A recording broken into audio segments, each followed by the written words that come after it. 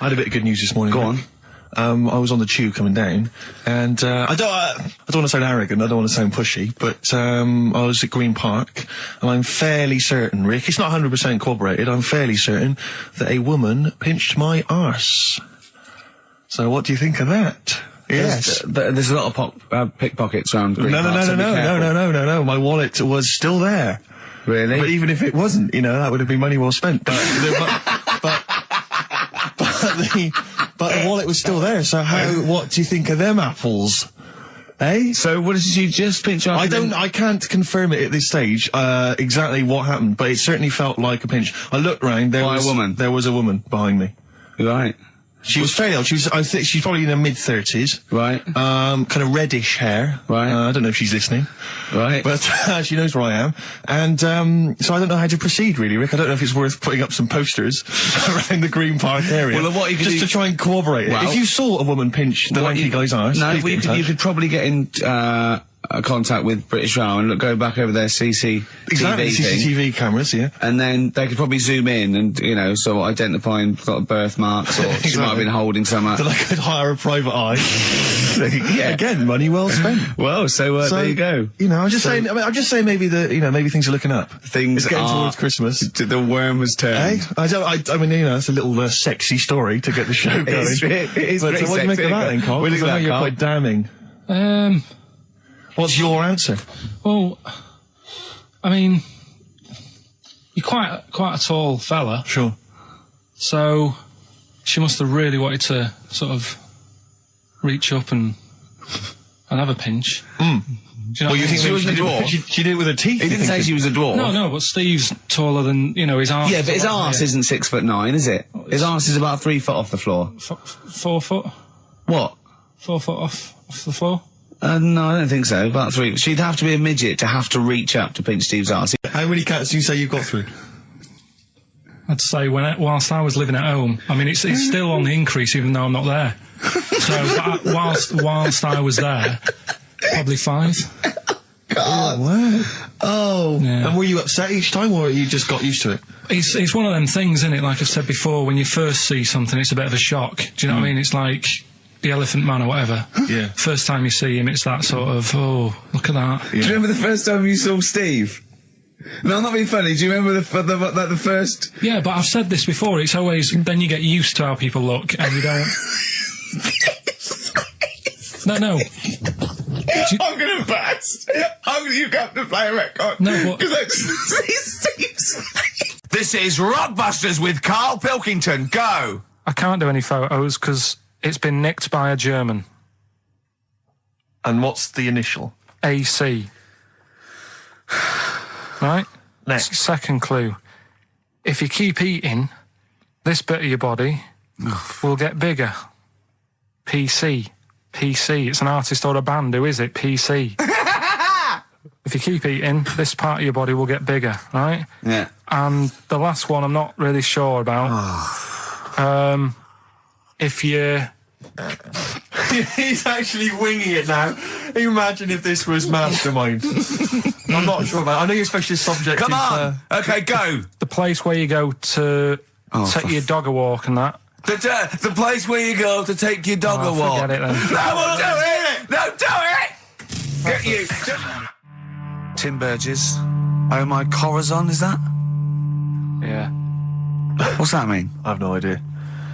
Phone in if you know. No, don't bother. Oh, email then, at least. Okay. I'd like to know these things. Sure. We were doing Rockbusters just before the ads and the record. Rick, I know you were enjoying it. Yeah, come on, get this clue out, Carl. There's 3. What is it? Right, the first one was... No, we don't got the first 2. What's Can't the do third? any photos because it's been nicked by a German. Yeah. Second one, if you keep eating, this bit of your body will keep getting bigger. Yeah, it's different every time. Go on, what's the third one? Where you take your dogs for a walk and that, or you might go there on a Sunday. What? Sort of... oh, Jesus. Rick, please, Rick, just be quiet for just a moment. Right, okay, do this clue. Right, start from now. This is the 3rd Rockbuster clue. That was a Freudian slip. Yeah, God, we'll get done. Oh. Right, go on then, go. Where you take your dog a walk, or you might go there on a Sunday and that. People sort of might taste that area. right? Oh, you are. It's rubbish. AP. Right. Well, the other one's AP as well. Isn't it? AP.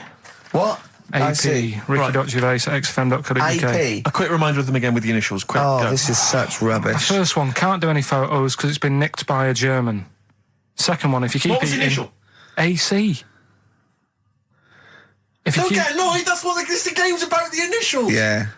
if you keep eating, this bit of your body will get bigger. That's PC. Right. Right? And where you take your dog maybe on a Sunday and you go for a walk there and that, have a taste of it. That's different. AP, just email in and you win some stuff. Ricky.Gervais at xfm.co.uk. What rubbish. I wonder why we stopped this game. No, there's this lad who called Mark, right, who I used to go to school with, who used to call me that. And his mum, right, was like obsessed with cleaning. And I was never allowed in their flat. He makes the place look untidy. So she used to, I don't know if it was just me or all his mates, but I used to turn up and she goes, yeah, he is in, but you know what you've got to do? And I used to have to go round the side of his flat, and he had a computer, right, which I used to play. I didn't have one at that point, but he had one. And I used to have to go round the side of the flat and stand at his bedroom window with his window open, and I'd be sort of leaning in playing the game. You are joking. I'm not, his mum. You had the weirdest upbringing I've ever heard. The things you were willing to do. It's the strangest. What is this town like? No, I stopped going once Was I there got my always own. music? Right? There's the horse in the house there. Oh, look at these two kids with big heads and webbed feet. All right, Ronnie. All right, Reggie. What was it like? She was obsessed. It's like you've grown up in a cartoon made for children. Yeah. No, his mum was really obsessed with cleaning. When Can I play it through his window? I used to... Put these Mrs. marigolds on. Ramsbottom, can I play it through Mark's window? Alright, you know what you have to do. She used to be up till about Is 3 in that the morning. Pilkington again? What do Have you washed your hands? What up till 3 in the morning? She Washing? used to be up doing the tiles in the kitchen. Washing until 3 in the morning? It's at 3 in the morning. And for ages and ages, that saying that out on the tiles, I used to think that came from, like, his mum. Because she was out, like, cleaning them late. So, till I was about 13, I thought that saying, out late, on the tiles, Yeah. was... And now you're not confused by anything. Well... There's no misunderstandings in your life now, is there? So what was he allowed to walk in and out of the house, was he? No, he was all right, and he used to come round to ours a lot, and my mum used to get these pies from Hagenbach's, right? So I don't know what that is. it's at that bakery where they used to chuck the cakes out the back. I'll tell you about. Yeah. And Oh, he and used to you come at round. 6. You at 6. He loved it, but I could never go round to theirs, or if I did, it was like, well, yeah, he is in, and I'd go, all right, and then I'd walk round the side of the flat, stand outside, Why did you ever knock at the door? Why don't you just go around and knock on the window? just to check he's in, because he wasn't always in his room. If You he say was it in was the a- lounge, he'd have to go to his bedroom, and then that's You where say he To would meet check. you. This is the strangest. And you'd play a computer game through the window. You say it was a flat. It wasn't like a 5th story one, and you had to get in one of those kind of cleaning contraptions and, like, Nice. winch your way up. All right. Now, whilst I was in Cornwall, I wasn't online. Right? I didn't have the internet, so it was like, oh, what am I going to do? And I didn't come back till yesterday. And I thought there's loads going on that I don't know about in the monkey world and stuff. I was hoping to get some from the zoo that I was meant to be going to. Of course, that didn't happen. So I said to my dad, do you know anything about monkeys? Or have you got any stories with monkeys? Brilliant. This is what Trevor McDonald does. Turned out... 9:45, he goes, got nothing. Dad, anything happened? You got anything politics? Anything politics, Dad? No. This isn't monkey news, I'm just giving you this free. Yeah, brilliant. Turned out one of his mates used to have a chimp. Right. What do you mean one of his mates used to have a chimp? Well, two of his mates. Mind you, Oh, one sorry, wasn't yeah, his mate, one wasn't his mate. I was thinking it sounds a bit far-fetched living in Manchester, like. But if there was 2 of them... He had a chimp, had to thump it in the head. For doing what? Answering back? Oh, God! Tried it on with his wife. Had to thump it in the head for trying it on with his wife! I love it. It's a proper fist fight in a pub in Manchester. Oh. I'd call him up, but he's one of them who, like, swears all the time. Right. Oh. I mean, it'd be good to get him on and just... Let's interview him. Can we not interview him pre-record? We can bleep out the swear. I'd love to hear his do a story. lot of work, that. Yeah, well, Well, we're not scared of work, No, are I we, mean, Steve? I'll get myself if you can't be bothered. Yeah, you know, so... Have a word, I'll sort it out. Yeah, try and sort that out next if we week. sort that out, yeah. Well, don't tell us the rest of the story then. Let's let him say in his own No, words. but there was another one as well. When you say you can get him on, but he swears a lot, you mean the monkey? I'm assuming he's more coherent than your dad's mate.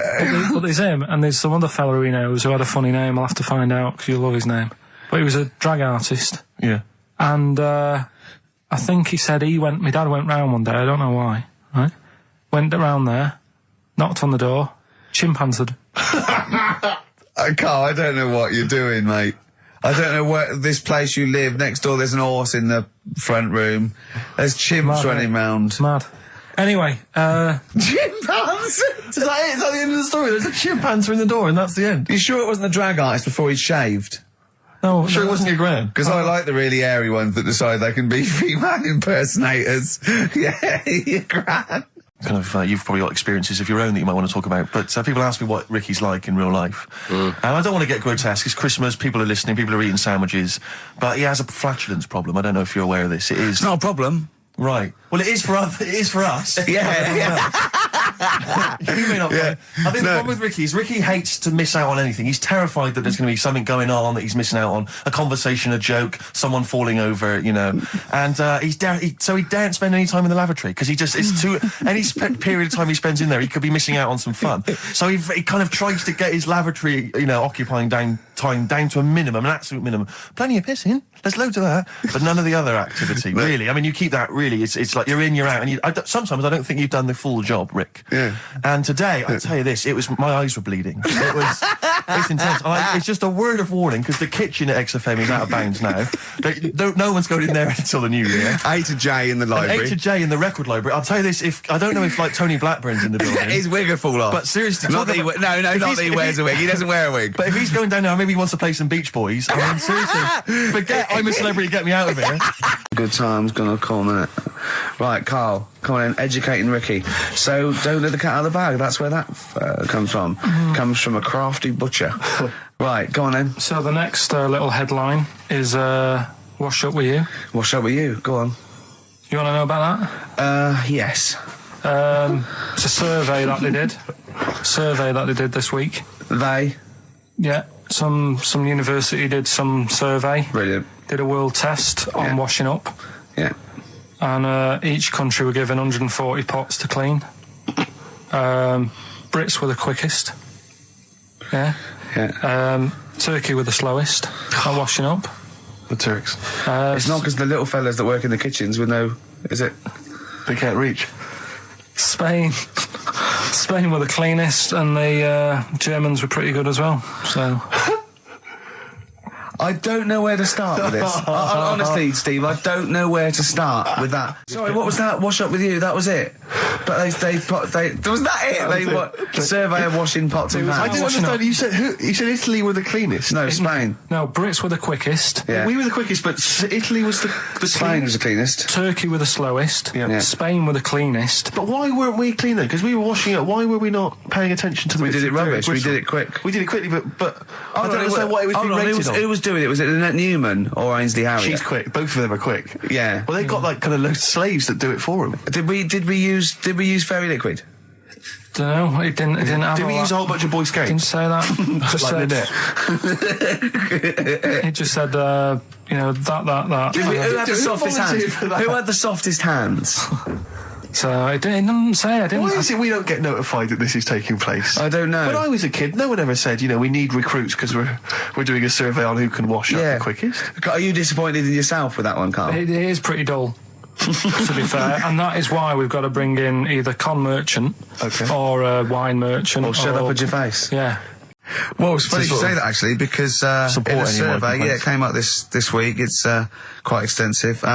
Mancunians take more sick days than anyone else. Mancunians take more sick days than workers in any other city in Britain and Ireland, according to Manchester-based employment firm. Survey by Peninsula found employees in Manchester take 11 sick days per year, whereas closest rivals Edinburgh and Dublin take an average of 9. Liverpool, Newcastle, Birmingham and Cardiff, only 8. Is Reading mentioned there or no, Bristol? it's not even in there. They don't take days off. London is only 7. So the point is, I mean, I don't know you can take anything from it, but if you're an employer and you had a Mancunian and a Liverpudlian and they were equal on everything else, but you really couldn't afford them to be away, Liverpudlian's going to probably be away for 8 days. Sure. The Manc's going to be away for 11, phoning in sick. And so what can you, I mean, just analysing the data though, what would you extrapolate from that? I really don't know. I mean, call in if you've got any clues, or email us in if you've got any. I don't know why I think maybe, I don't know, Mancunians... I don't really know many people from Manchester. Well, I only know one, but I know he was off sick because he put on wet trousers and he got a cold, I think. Yeah, well, he just said he didn't come in for... he left early as well once. Yeah. But I don't know. I mean, that's the survey, I don't know. I mean, it's evidence because it's statistics, so there you go. It's guaranteed evidence that's proof.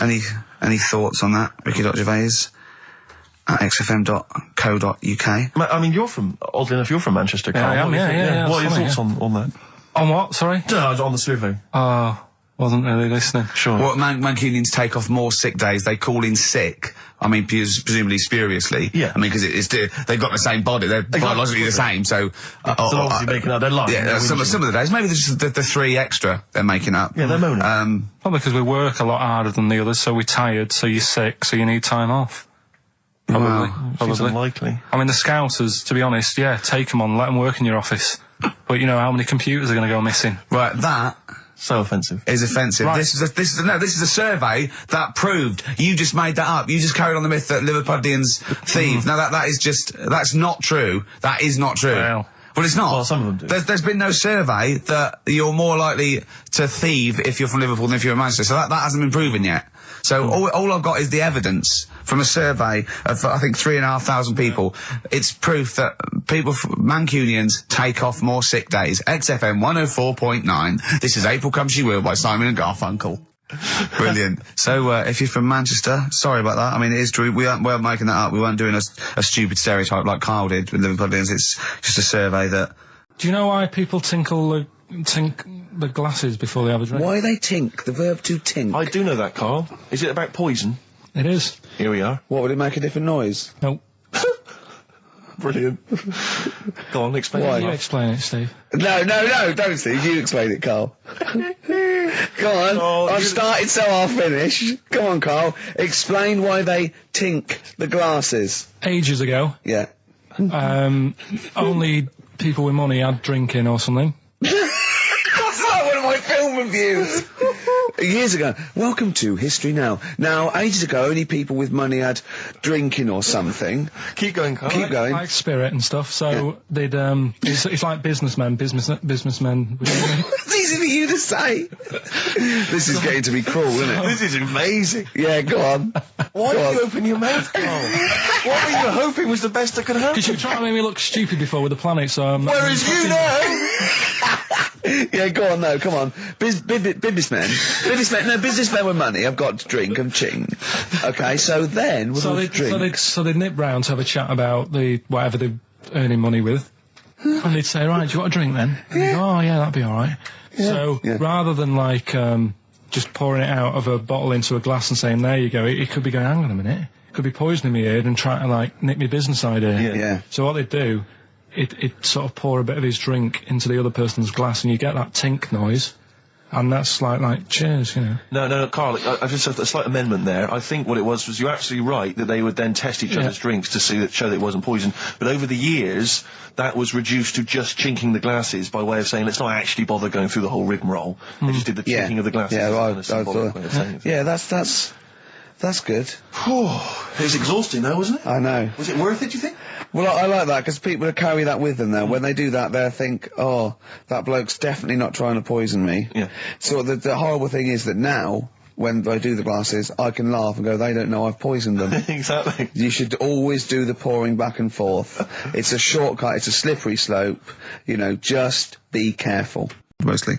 The problem with those adverts, like when I was growing up, they'd sort of give you ideas, because remember the Charlie's one, right? And we were on holiday, right? And I met these 2 lads who are knocking about with, like, mates and that. And that advert came on, and we thought it'd be a good idea to wind his mum up, because this advert had just been on saying, you know, kids are going missing in Wales, right? Yeah. So we said, oh, this will be a good laugh. We put the kid in the wardrobe. His mum came back from shopping, We said, oh, he's gone missing. We haven't seen him for hours. That's terrifying. I know. That's appalling. How old were you? About 13. And what was his mum? She must have been. Yeah, she was going mad, and that's when we thought, oh God, we've gone. Will we say anything? Will we pretend we don't know where he is? Open the wardrobe, he'd suffocated. Yeah.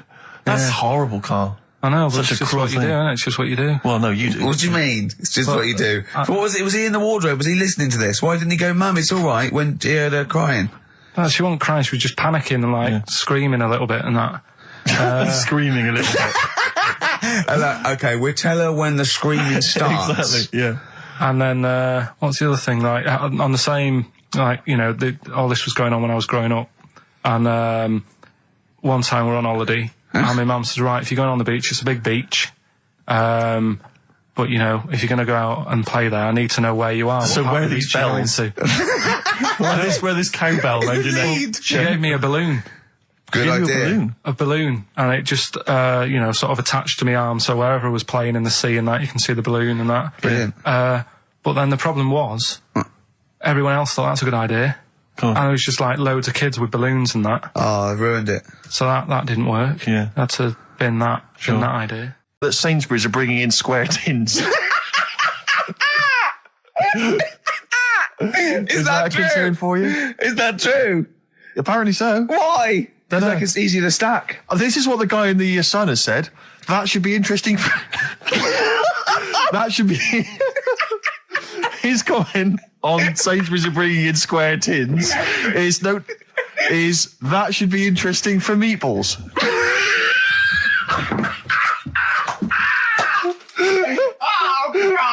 Ricky's just collapsed on the floor. Let's just play a song, Carl. I don't think even you can top that.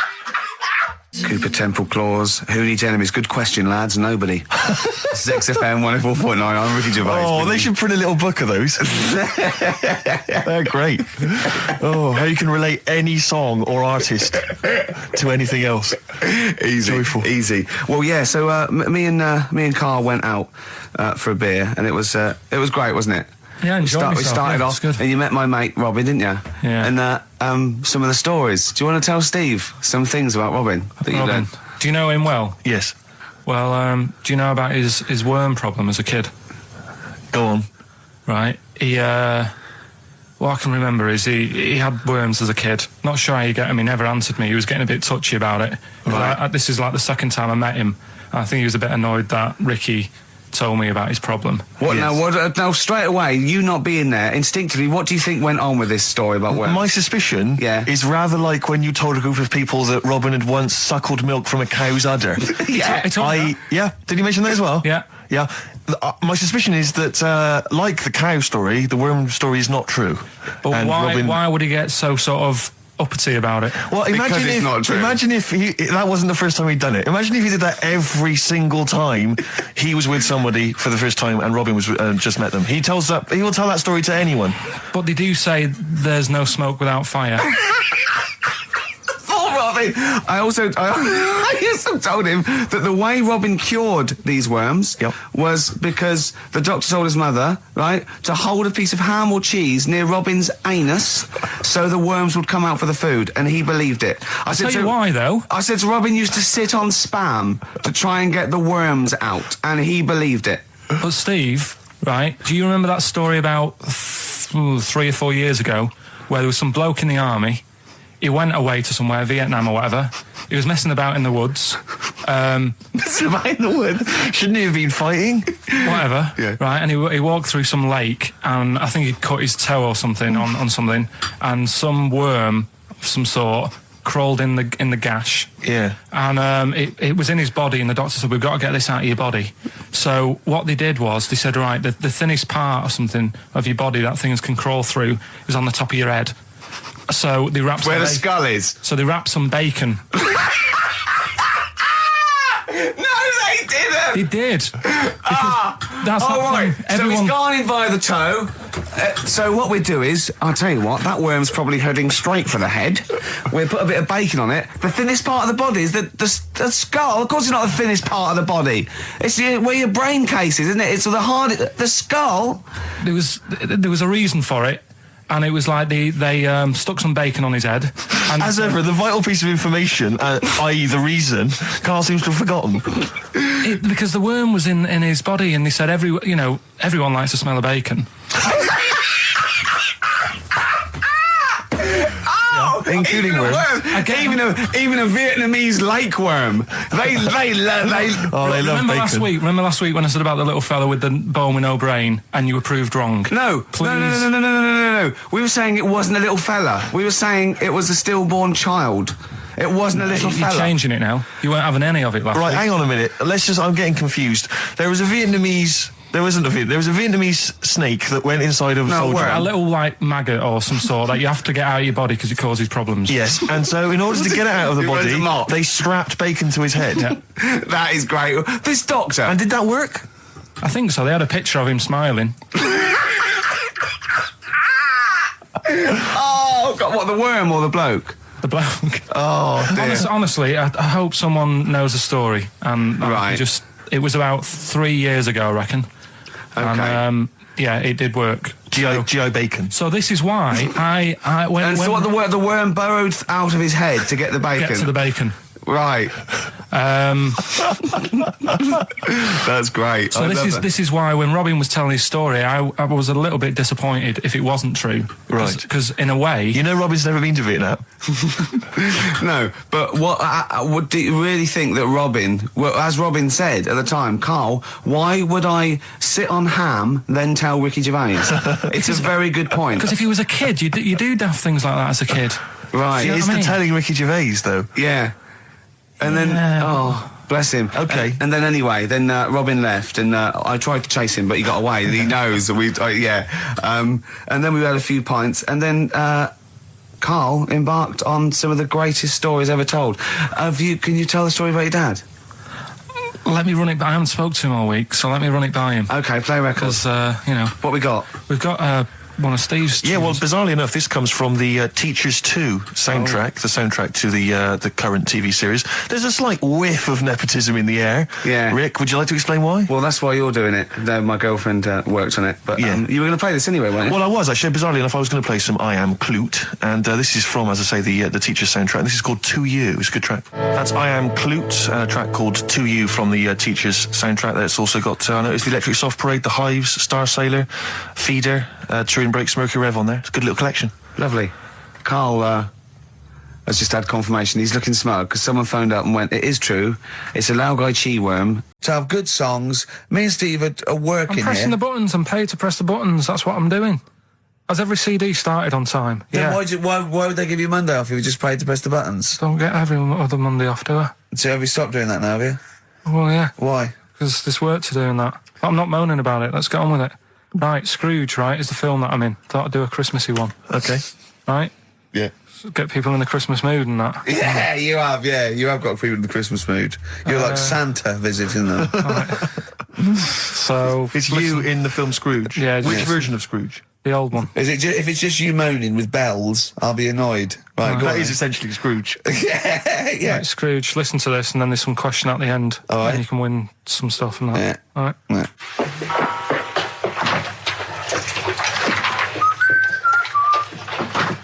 You're late. Only 20 minutes. What do you mean by coming in here this time of day? I've just been doing some Christmas shopping, haven't I? Probably do some more shopping on Monday because it's my day off, isn't it? Yes, I know it is. You don't have to tell me. You got to see what I've bought, Suzanne? No, thank you. I don't mind showing you. It's only a Christmas present, isn't it? Just bought some more condoms. Why? Well, I bought some last year. Got 2 boxes. They all got used, so... I'm very glad to hear it. How much do I pay you? Why are you asking? The presents I buy has got nothing to do with what I earn. Like I say, if I won the lottery, I wouldn't go mental on her. Do you know what I mean? I probably wouldn't even tell her because I think she'd want to travel around the world and all that, and I'm not into that, to be honest, so I'd probably keep it quiet. Why?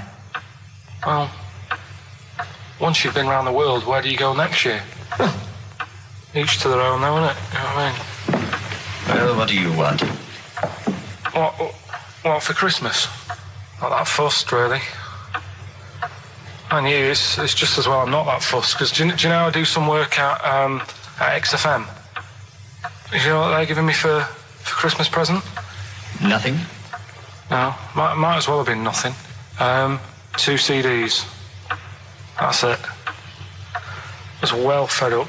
I'm sure you will. They give you a list of about 30 albums and you get to pick 2 off the list. So I've gone through Kings of Leon album and the best of Bob Marley. Mr. Marley has been dead these 7 years. In fact, he died 7 years ago this very day. Did he? Do you know what sort of donuts Bob Marley likes? It's not my business. No, it's not a proper question. It's an old Peter Kay joke. He likes the ones with jam in.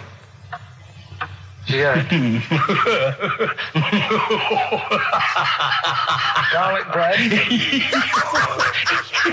It's good, isn't it? Excellent. Oh!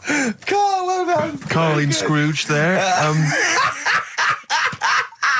The only man more mean and depressed generally than Ebenezer Scrooge. Oh, dear. Oh. What's the question, Carl?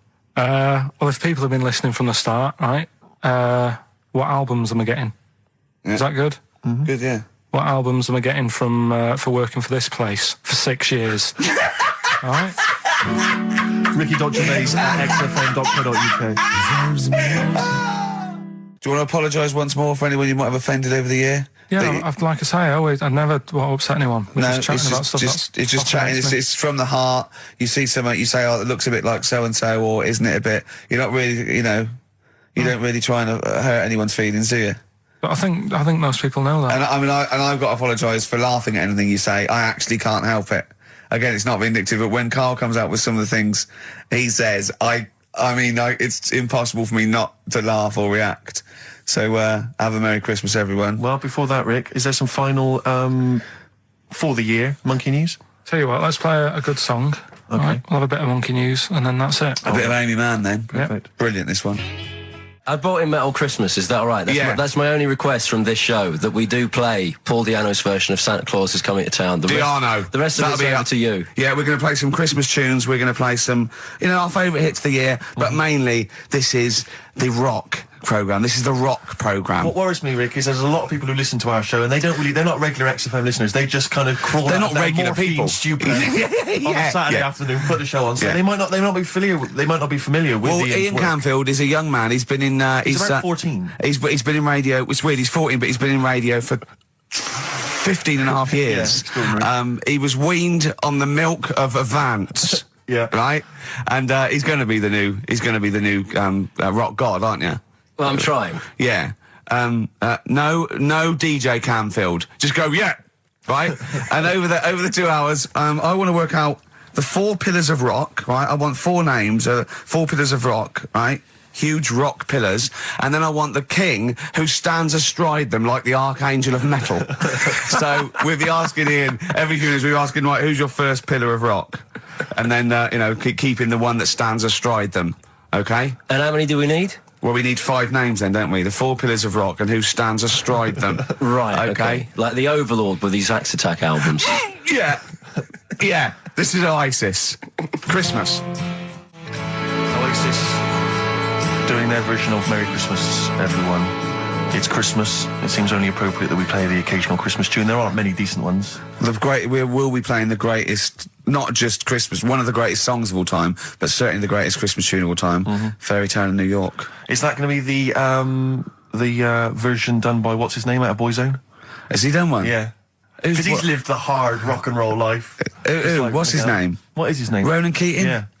He wasn't bad on Room 101, actually. I think he's lightened up a little bit. Good luck to him. Yeah. Yeah, no, as well. Yeah. A lot of people ask me, Canfield, I'm sure you can, you've probably got experiences of your own that you might want to talk about, but people ask me what Ricky's like in real life. And I don't want to get grotesque. It's Christmas, people are listening, people are eating sandwiches, but he has a flatulence problem. I don't know if you're aware of this. It is. It's not a problem.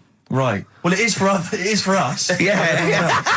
You may not. I think the problem with Ricky is Ricky hates to miss out on anything. He's terrified that there's going to be something going on that he's missing out on, a conversation, a joke, someone falling over, you know. And so he daren't spend any time in the lavatory because it's too any period of time he spends in there, he could be missing out on some fun. So he kind of tries to get his lavatory, you know, occupying time down to a minimum, an absolute minimum. Plenty of pissing, there's loads of that, but none of the other activity. Really, I mean, you keep that. Really, it's like you're in, you're out, and sometimes I don't think you've done the full job, Rick. Yeah. And today, I tell you this, my eyes were bleeding. It's intense. It's just a word of warning because the kitchen at XFM is out of bounds now. No one's going in there until the new year. A to J in the library. A to J in the record library. I'll tell you this, I don't know if like Tony Blackburn's in the building. His wig will fall off. But seriously, not that he wears a wig. He doesn't wear a wig. But if he's going down now, maybe he wants to play some Beach Boys. I mean, seriously, forget I'm a celebrity, get me out of here. Forget you might have survived in the jungle, Tony. But you go down there, mate. Tony, would you rather eat a plate of maggots or go and get Beach Boys? Exactly. Saying A to J. Oh, pot pickers. Exactly. Jesus Christ. It is absolutely extraordinary down there. Oh, so I'll just be warned. But it's Christmas. It's Christmas. Why would Blackburn be listening to this? I don't know. He's probably doing a bit of Christmas shopping. Sure. And he's out and about with probably got his little, personal stereo on. Yeah. And he goes, I'll listen to the boys at XFM. Exactly. And Camford, what do you think of it so far? Yeah? Yeah. It's not Vance, is it? Okay, who is secured as one of the pillars of rock? I'll tell you what, I want some ads, and after that, the Fairy Tale of New York. Oh. XFM. The Pokes, featuring Christopher Cole, and A Fairy Tale of New York. Brilliant, on XFM. An Honest Mistake by The Bravery on XFM 104.9.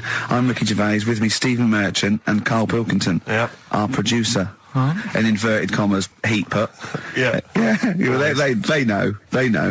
How are you doing, all right, Karl? Yeah, didn't they also write something about me, bald round head? Yes, perfectly round little bald man head, they said, so... Because you need to know that when you listen to the radio on that. Really matters what my hair's doing. Your hair, have you given it a little sort of polish? Because you look like a cue ball at the moment, and you've had a shave in it. I've never seen such a round head. It actually looks like a plate with ears. Yeah, well, for those that have never seen Karl, I actually, if you remember, I think he looks a little bit like Mr. Spoon from Button Moon. He does. If you've ever seen that show, and also he looks like, when they say they find with a little 4-foot human, and it's actually 500,000 years old, and they give it a name, and it's the first, Australopithecus into. Right? He looks like one of them as well. Perfectly round little. He is the missing link. He looks half human, half monkey. Because he's got a slight slouch as well. So yeah, it's like those pictures where you see it going from an ape to a man. He's one of those in the middle. Yeah, and of course his monkey hands, his hairy little wrist to those skinny little things that you can get oranges out of holes with. And it's unbelievable. Why are you so all shaved and polished and everything? Got a wedding. What? Got to go to a wedding today, so thought I'd, clean myself up a bit. Yeah. Shouldn't you be wearing a suit or something? No, I'll go home and put something on. Oh, okay. But, Suzanne said, make an effort. I sort of had a shave and that, and then I came out of the bathroom, she said, your head looks a bit sort of eggish. She's right. She always worries about when I have a shave, because I just, That's your girlfriend, Karl. I know. Saying that. Just think, so don't worry about Heat saying it. The funny thing is, it's Boyd Hilton, I think, of Heat that wrote it. And he's got a little bald head. Yeah, no, don't slag him off. Yeah, but on the end of his review, does it say, written by Baldy Boyd? No, because it doesn't matter, it's a magazine. Don't worry about it. Looking forward to the wedding? A bit boring, isn't it? But you've got to do it. They're probably listening. Should we do a shot? No, it'll be a great day for them, but I know what will happen. Suzanne will see, all the fuss and that, and then she'll get ideas, and have to let her down and all that. Why is it you don't want to get married again? I always forget. It's just... Who's it for at the end of the day? I've been with Suzanne for 11 years, right? Sure. We're happy. Well, I am. That's what counts. You're never happy.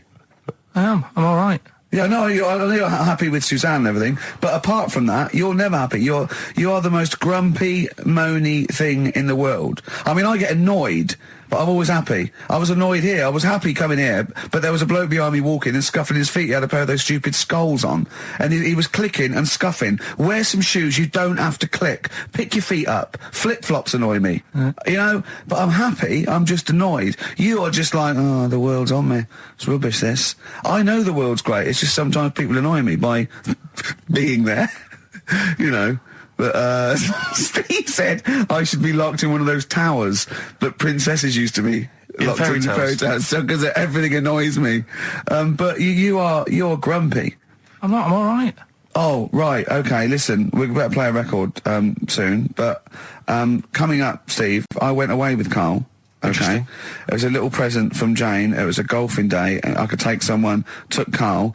It was a brilliant day, absolutely brilliant, but it ended with us sort of drinking and chatting, and me saying, right, I'm going to bed, because Karl said the most ridiculous thing he has ever said. Think of that. That's something.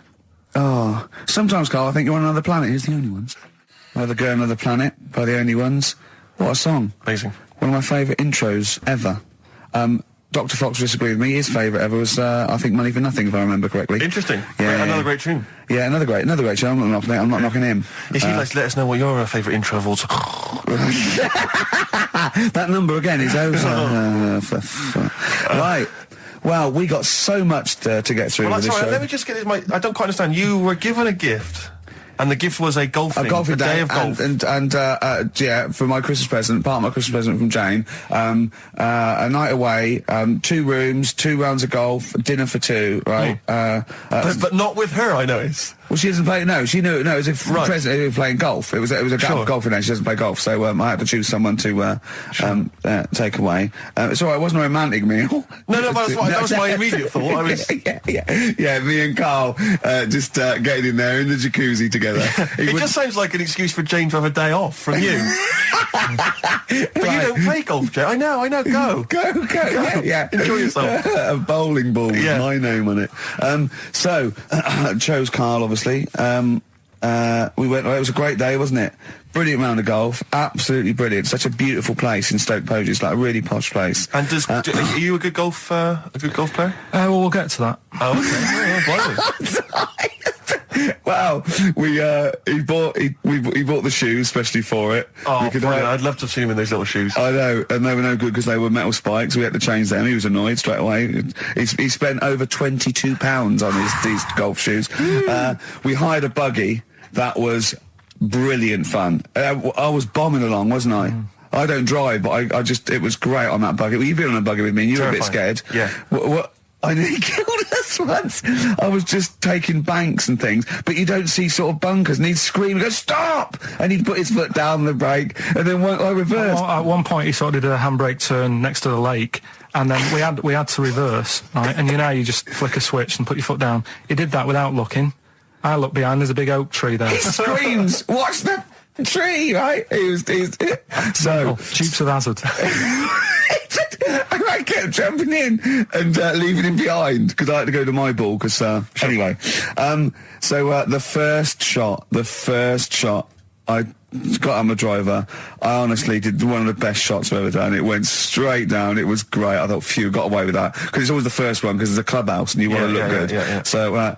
He tees up, and I've been saying, buy some balls. He just got 6 balls. I was going, what if you lose me? I won't lose 6 balls, right? He tees up, right? Whacks it. It goes miles, like right angles, straight into the woods, right? He turns around, he goes, go and buy some more balls. So I'm laughing, because it's like impolite to laugh, but he broke the ice for me, and I was falling around, and then his second shot, I go, you're off a 3 now. If you take another shot, he went, oh, right. So it's his third shot, he puts the ball down. He hits the ground before it and misses the ball altogether. And I was on my back, wasn't I? Unbelievable. Actually rolling about on his back. I was rolling about, and we were terrible. I went round 107, he went round in like 119 or something. Sure. It was just rubbish. How long did it take? 5 hours. Of course. And there was no one around, luckily. But it was fantastic. So then we go and have our meal. What annoys me, I said, right, I'll go for a run. He went, I'll have a bath. I said, I'll see you at 7:45. At 7:55, I have to call him. He's not ready, so he's let me down there. I can't stand lateness or laziness. You hate lateness. Yeah, and he's let me down. Do you know his excuse? He fell asleep in the bath because there was no light bulb. There's no light bulb in the bathroom. So instantly he fell asleep, and he was late. No, do you know what I mean, though, Steve? If you're sort of, like, nice and warm and what have you... I was tired anyway. I've been stressed out for 4.5 hours, right? My life flashed in front of me a few times in that buggy. So it's all sort of wears you down a bit. I thought, right, I've got a headache. You're going for your run. I'm going to have a bath. I walk in, put the light on. For some reason, it didn't come on, but I thought, it's all right. I'll just, you know, doesn't matter. You can have a bath in there. It's summer, so it's light anyway. Well, there's no windows in the bathroom, so... Yeah. So you were in the darkness? So I'm in the darkness. I nod off because I'm shattered. He calls up, hassling me. So I said, well, yeah, it doesn't normally take that long for me because... You know, I haven't got, like, long hair. I've got a dryer and so I can sort of one wipe. Yeah. He's already 10 minutes late, though, when I called. Well, 10 minutes. 10 wow, minutes. This is late, next. Doesn't matter. Dinner wasn't until 15:15, so we had, like, another 20 minutes anyway, so it doesn't really matter. Yeah, but we said 1:45. So he's calling up, hurry up. So I said, yeah, all right. So I get out and dry and, like, my tackle and what have you. Calls back again 30 seconds later. You know? No, I don't, I don't like that. You're not going to do that, no. Give it a wipe. 30 seconds later, come on. So I end up going downstairs to the meal area. Naked. With a wet shirt on and wet socks. I've got headache as it is. Meant to be a relaxing weekend. But anyway, so we have our meal, which is really nice. And then we're sitting in the bar. I'm having a cigar by the fire. Yeah. Like, we're having a rather nice Pinot Grigio. Yeah. He's there going, I've got headache. Is this 1955 that you live in? I know, yeah. It's so right. We are knackered because, you know, he's not used to work. I've seen him moaning, falling asleep. He's not used to it at all. And you've been on your feet for over half an hour. Yeah, right. So, we didn't even walk around the golf course. We had a buggy. Yeah. It wasn't even exercise. So we get onto conversations. Talking about, he's asking me stuff about evolution. Tell me that. Why did the giraffe? What's that rubbish about the giraffe getting a long neck? I said, well, it didn't try and get a long neck. It was selected because, you know, anyway, I went into evolution for him, and he said, but why would evolution do that? I went, well, you think that evolution didn't do anything? There's not this consciousness, there's not this will that a giraffe has to stretch its neck to reach the leaves. One had a long enough neck to survive and pass it. He was going, yeah, but why did evolution... this isn't. But by the way, this isn't the most stupid thing. This is warming up. This is about 8:45. Right? He said, why didn't evolution make a giraffe good at carpentry so it could build a ladder? Right. Yeah. Okay. All right. Okay. So he's thinking around it. He's trying to pick holes in evolution. Yeah. We get on to, I said, well, things are, I said, we can see the speed of evolution in lower life forms like bacteria, viruses, they evolved. That's why, soon we won't have an antibiotic that can kill some certain bacterial strains. And he said, and this is about, 11:30, then I said, I'm going to bed, right? He said, in the future, they reckon that you'll be able to wake up and eat a yogurt you can have a chat with. I don't know what that means. Let's put a song on, right? And we'll come back to it. So you're going to explain that? Yeah. You've got an explanation? Yeah. The Verve and Sonic on XFM 104.9. And Ricky Gervais, with me, Steve Merchant and Karl Pilkington. So let's just get this right. What did Karl say? He's just specifically giving those words again. He said, they reckon, and I said, I'm going to bed. He went, no, really? I said, no, I'm going to bed, Karl. There's no point now, because, I mean, it's just like you're talking gobbledygook. You know what I mean? I might as well talk to a pot plant. Yeah. He said, in the future, they reckon, I don't know who they are. Sure. I don't know, people who post things on the internet that he reads. I think the Telegraph. Anyway, complete the sentence. They reckon that in the future you'll be able to wake up. I love it. There's always a little scenario, an embellishment, like this little. Oh, hello, darling. It's your yogurt. Hello. You'll be able to wake up and eat a yogurt you can have a chat with. All right. Well, thanks for that, Rick. I'm looking at you. I'm going to throw that over to Karl. Right. It's when I was away on holiday, right? I don't normally buy the Telegraph because it's too big and that, innit? So, but they were giving it away for free on the plane, so I thought, ding dong, might as well have it. Mm-hmm. And I saw a couple of things in it. I thought that would be interesting. I saw this thing about the future, and it was talking about evolution and what have you, right, which I always find weird because I always think that maybe we've sort of done it wrong anyway. Do you know what I mean? I sometimes think by definition, evolution can't get things wrong. Things change, that it's not successful, it can't pass on its genetic material, but if you're around, it's working. If you're around, it's working. Slugs are as evolved as they need to be. Slugs are as evolved as you and me. That's true enough. Yeah, no disrespect, but it works. It works. Sorry, around. Anyway, what's your point, Karl? No, I mean, I think we probably would have been better off staying as a fish.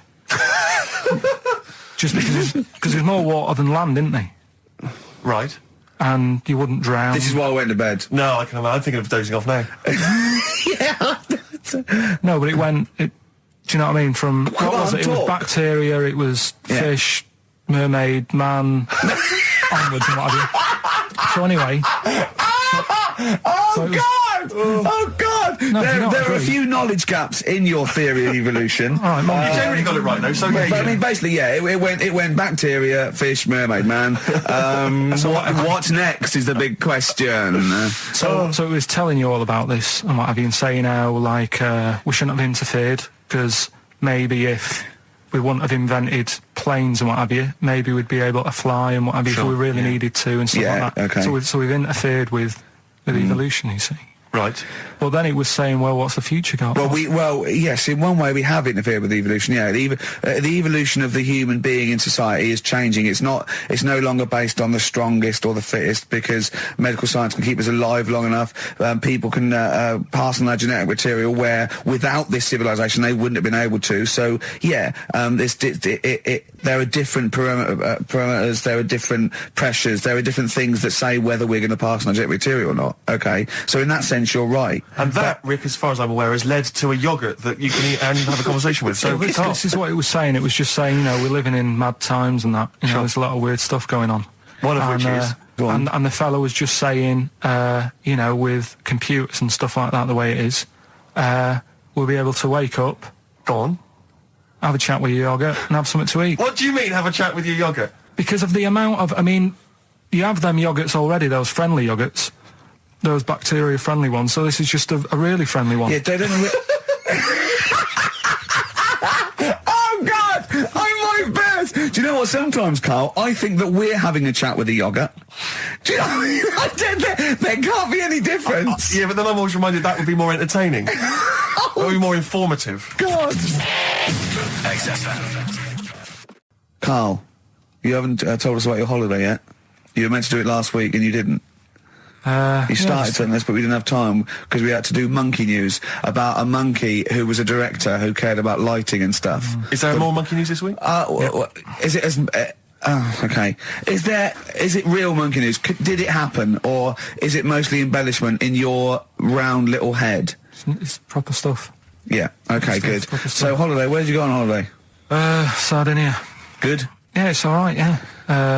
Nice food and that. It's important, isn't it? Yeah. And nice beaches and what have you. Excellent. Always like a nice long beach to walk down. Yeah. But so we're having a nice walk, right? You know how nudists do me head in. Sure. Right. Not a problem though, is it? It's not like being scared of spiders where they might jump out under the kitchen sink at you. You know what I mean? It's not a big problem having your head done in by nudists. Yeah, but it just annoys me. It sort of ruins the day a little bit because it makes me feel uncomfortable. Right. Take your clothes off if you feel uncomfortable. That's much more relaxing. Yeah, but well, anyway, right. So I'm walking along the beach, right? Lovely long beach, what have you? You know, watching the sea, picking up shells and that. And what are you wearing? What's your natural beach club? When he says picking up shells, I imagine he's on all fours going like that. You know what I mean? Looking at things, just like washing his nuts in the sea to get them tasty. Yeah, going into the sea and then kind of shaking himself and all the water flows off. Yeah. I've just got, you know, flip-flops on, pair of shorts, and like a little light shirt. Sure. Mm. So anyway, walking along, and Suzanne goes, "Oh look," right? And there's this woman, German, I think, coming out of the... How can you tell she was German? Underarm hair? I'll get to it. Forget the underarm hair.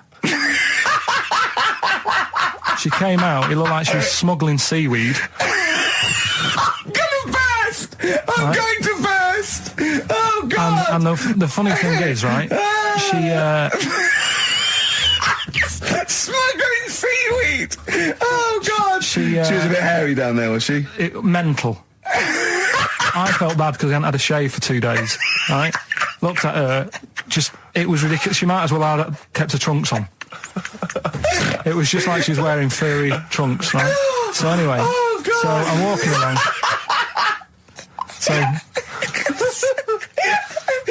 go on then. So Suzanne's like, "Oh, look," and I'm like, "Oh, not again," you know, because every time we go away, there always seems to be one of these. Is she by herself, this woman? Well, the weird thing was, she was with her husband, right, but he had shorts on, he was happy, right, but every time, like, because I walked past her, and he sort of ran off, because he's embarrassed. Do you know what I mean? There's nothing normal about it. What can he do? He can't go, "All right, mate," because he knows it's odd, right? How old is he? Sorry, how old was she? It's hard to tell when someone hasn't got clothes on. Sure. Do you know what I mean? They always look older, don't they, when they haven't got clothes on anyway. But I'd say she was about 40, 41. Okay, right. So I walked past, and the annoying thing is, she got there on a bike, right? No clothes on, little pair of boots next to the bike. So if you can wear boots, just pop some shorts on. You know what I mean? That takes more effort for me, putting boots on. So put the shorts on, right? So anyway, so the husband kept running off. I walked past, and I'm getting annoyed because I'm saying, well, we've got to walk past them again on the way back. I like the fact that they're scuttling away when Karl walks past. Like when you lift up a bit of sort of iron sheeting in the woods and loads of mice run away. Yeah. It's like whenever Karl goes, that nudists run away. Yeah. Oh, right, okay. So we sort of come walking back and what have you, and you know, I have another look and what have you, and he runs off again. Why are you another look if it offends you so much? Oh, you might as well just have a look. You know what I mean? It's just putting it on show and what have you. But the interesting thing was, I just wondered whether the husband... If the husband would have knew, you'd looked at his tackle. Because remember, when you went to see those two strippers and it was a woman and a man and they whipped their shorts off, you said you looked at his tackle first. I think any bloke would. Wow. You would. You just check it out. It's natural, isn't it? You just go, oh, right. So it is normal or whatever. Because you don't know if... you know what I mean? You don't know if what you've got's right until you see someone else's. No, do you know what I mean? Yeah. But anyway, so, but he got us talking, because I was, then, as soon as I saw her, sort of, day's been ruined a bit, so I'm walking up the beach. It's been ruined! Walking up the beach with Suzanne going, how does it happen? Do you know what I mean? Why do people do this? What fun are they getting out of it, and what have you? And, I just was thinking, is there any chance that fella, right, didn't even know that she was a nudist until they went away? Do you know what I mean?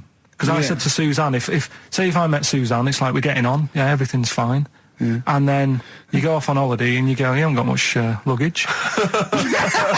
And she's like, no, it's fine, this is plenty. And I'm thinking, that's weird. And then we go down the beach and she whips her knickers off. I'd be annoyed, but there's nothing I could do. Do you know what I mean? Sure. So I'm just wondering whether that's what happened to this fella. Every time someone came walking up, he was like, oh, God, this is embarrassing. And he kept nipping off. Yeah. Finding something else to do. Look at some shells. So I'm wondering, Rick, if at some point, maybe today or in future shows, we should get a nudist, you know, one of those official nudist spokespeople, you know, because all these nudist organisations, get them on the phone, justify themselves to Karl, because, you know, in his mind, they are, what would you say, weirdos, freaks? I don't quite get it. I was reading something in one of the supplements last weekend, and some journalist went round to some, whatever you call it, some resort or whatever for nudes and that. And it's Were just... they playing volleyball? Well, the annoying thing was, bowls. Karl, I got a little email via my agent, sent from someone here, okay, sent from someone at XFM, okay, and I won't say it was, she just said, I thought this might be good for Ricky to use on Saturday, and obviously what happened is, Suzanne has sent you an email in the week, it was Wednesday, and you've returned it, but I think you've returned it to the wrong email address. You returned it to someone here who, of course, immediately forwarded it to my agent for ridicule on the show. Don't panic, it's nothing that bad, okay? It's an email from Suzanne talking about your tea that night. Was Suzanne out on Wednesday night? Was the an England game or something? Yeah. So you were alone. You were home alone, were you, Wednesday night? Yeah. Did you enjoy your meal? Was it a quiche? Go on. Right. From Suzanne to Karl. Take the quiche and put it on the baking tray. Cook for 30 minutes on 190. Take lettuce and put on plate. Take 3 tomatoes, wash and chop into quarters. Place on lettuce. Take an avocado, chop in half. Remove the stone. Peel skin and slice. Place on salad. Put salt and pepper on and a dribble of olive and balsamic vinegar dressing. Right? In brackets, small bottle behind the cafetiere. Right, in case he's reaching for bleach. Yeah. That's it. Should have put everything else away. Right? Then sprinkle a smidge of parmesan on top. Remove quiche from oven, cut into quarters and put on plate. Eat. Oh, wow. Does she have to do that every single time she's out? No, it's just that I'm not that good at cooking, right? And to be honest, that was a lot of hard work. I didn't bother warming it up. And I did without the avocado. Why? Too much messing about. He didn't even do that with instructions. It was too much. But yeah, I'm not that good at cooking. And Did you that's not cooking though, is it, Carl? That's heating up a quiche. That's cooking it is making the quiche. Yeah, but I'm just. Could you have figured that out if she hadn't left that note for you? Why did she have to tell you what the olive oil and balsamic vinegar was? Because I've put sort of cooking oil on my food once, and I said, oh, it's a bit. It's ever since, right? Years ago. I'm gonna die. Years ago, leaving Mr. Magoo at home. It was ever since I put sausages in the toaster that. What do you mean? I nearly set the flat on fire. Because do you know, like when you're grilling food in a pan and all that? Yeah. Sort of sausages spit and it goes everywhere, doesn't it? And it makes everywhere greasy. In the toaster. So I thought, well, just want to warm them up. Yeah. Bung them in the toaster. Yeah. What happened? And she sort of caught. Well, they got stuck and they got caught on fire. I imagine. She came in just as I was sort of plunging it, and Matty came in from work. Said, "What are you doing? I said, I'm in sausages." Well, the oven isn't on. I know they're in here. What? You turn it off? Panicking and that. But I've never been into it. I've never been into cooking and that at school and stuff. I didn't bother doing it. Oh, every time Suzanne comes home, she must think, please be the house still there. Yeah. Please not let me hear a fire engine as I come round this corner. Oh, God. She comes and goes, oh, God, thank God. I bet she's always happy to see you when she gets home and you haven't burned the place down or introduced some howler monkeys or something. Unbelievable. What I find extraordinary is there are people who are in sort of care in the community who don't need instructions on how to prepare food. Oh, they do. They can do it. Yeah, you show them once. Yeah, they do. Whatever you do, don't put sausages in the toaster, Johnny. Do you know what I mean? Yeah, and they've learnt it. They don't put sausages in the toaster. Yeah. What they put their fingers in. But, yeah. Carl, I got a little email via my agent sent from someone here. Okay, so sent from someone at XFM. Okay, and I won't say it was. She just said, I thought this might be good for Ricky to use on Saturday, and obviously what happened is Suzanne has sent you an email in the week. It was Wednesday. And you've returned it, but I think you've returned it to the wrong email address. You returned it to someone here who, of course, immediately forwarded it to my agent for ridicule on the show. Don't panic. It's nothing that bad. Okay. It's an email from Suzanne talking about your tea that night. Was Suzanne out on Wednesday night? Was the an England game or something? Yeah. So you were alone. You were home alone, were you, Wednesday night? Yeah. Did you enjoy your meal? Was it a quiche? Go on. Right. From Suzanne to Carl. Take the quiche and put it on the baking tray. Cook for 30 minutes on 190. Take lettuce and put on plate. Take 3 tomatoes, wash and chop into quarters. Place on lettuce. Take an avocado, chop in half. Remove the stone. Peel skin and slice. Place on salad. Put salt and pepper on and a dribble of olive and balsamic vinegar dressing. Right? In brackets, small bottle behind the cafetiere. Right, in case he's reaching for bleach. Yeah. That's it. Should have put everything else away. Right? Then sprinkle a smidge of parmesan on top. Remove quiche from oven, cut into quarters and put on plate. Eat. Oh, wow. Does she have to do that every single time she's out?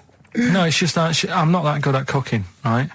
And to be honest, that was a lot of hard work. I didn't bother warming it up. And I did without the avocado. Why? Too much messing about. He didn't even do that with instructions. It was too much. But yeah, I'm not that good at cooking. And That's not cooking though, is it, Carl? That's heating slicing. up a quiche. That's cooking it is making the quiche. Yeah, but I'm just. Could you have figured that out if she hadn't left that note for you? Why did she have to tell you what the olive oil and balsamic vinegar was? Because I've put sort of cooking oil on my food once, and I said, oh, it's a bit. It's ever since, right? Years ago. I'm gonna die. Years ago. God, leaving Mr. Magoo at home. It was ever since I put sausages in the toaster that. What do you mean?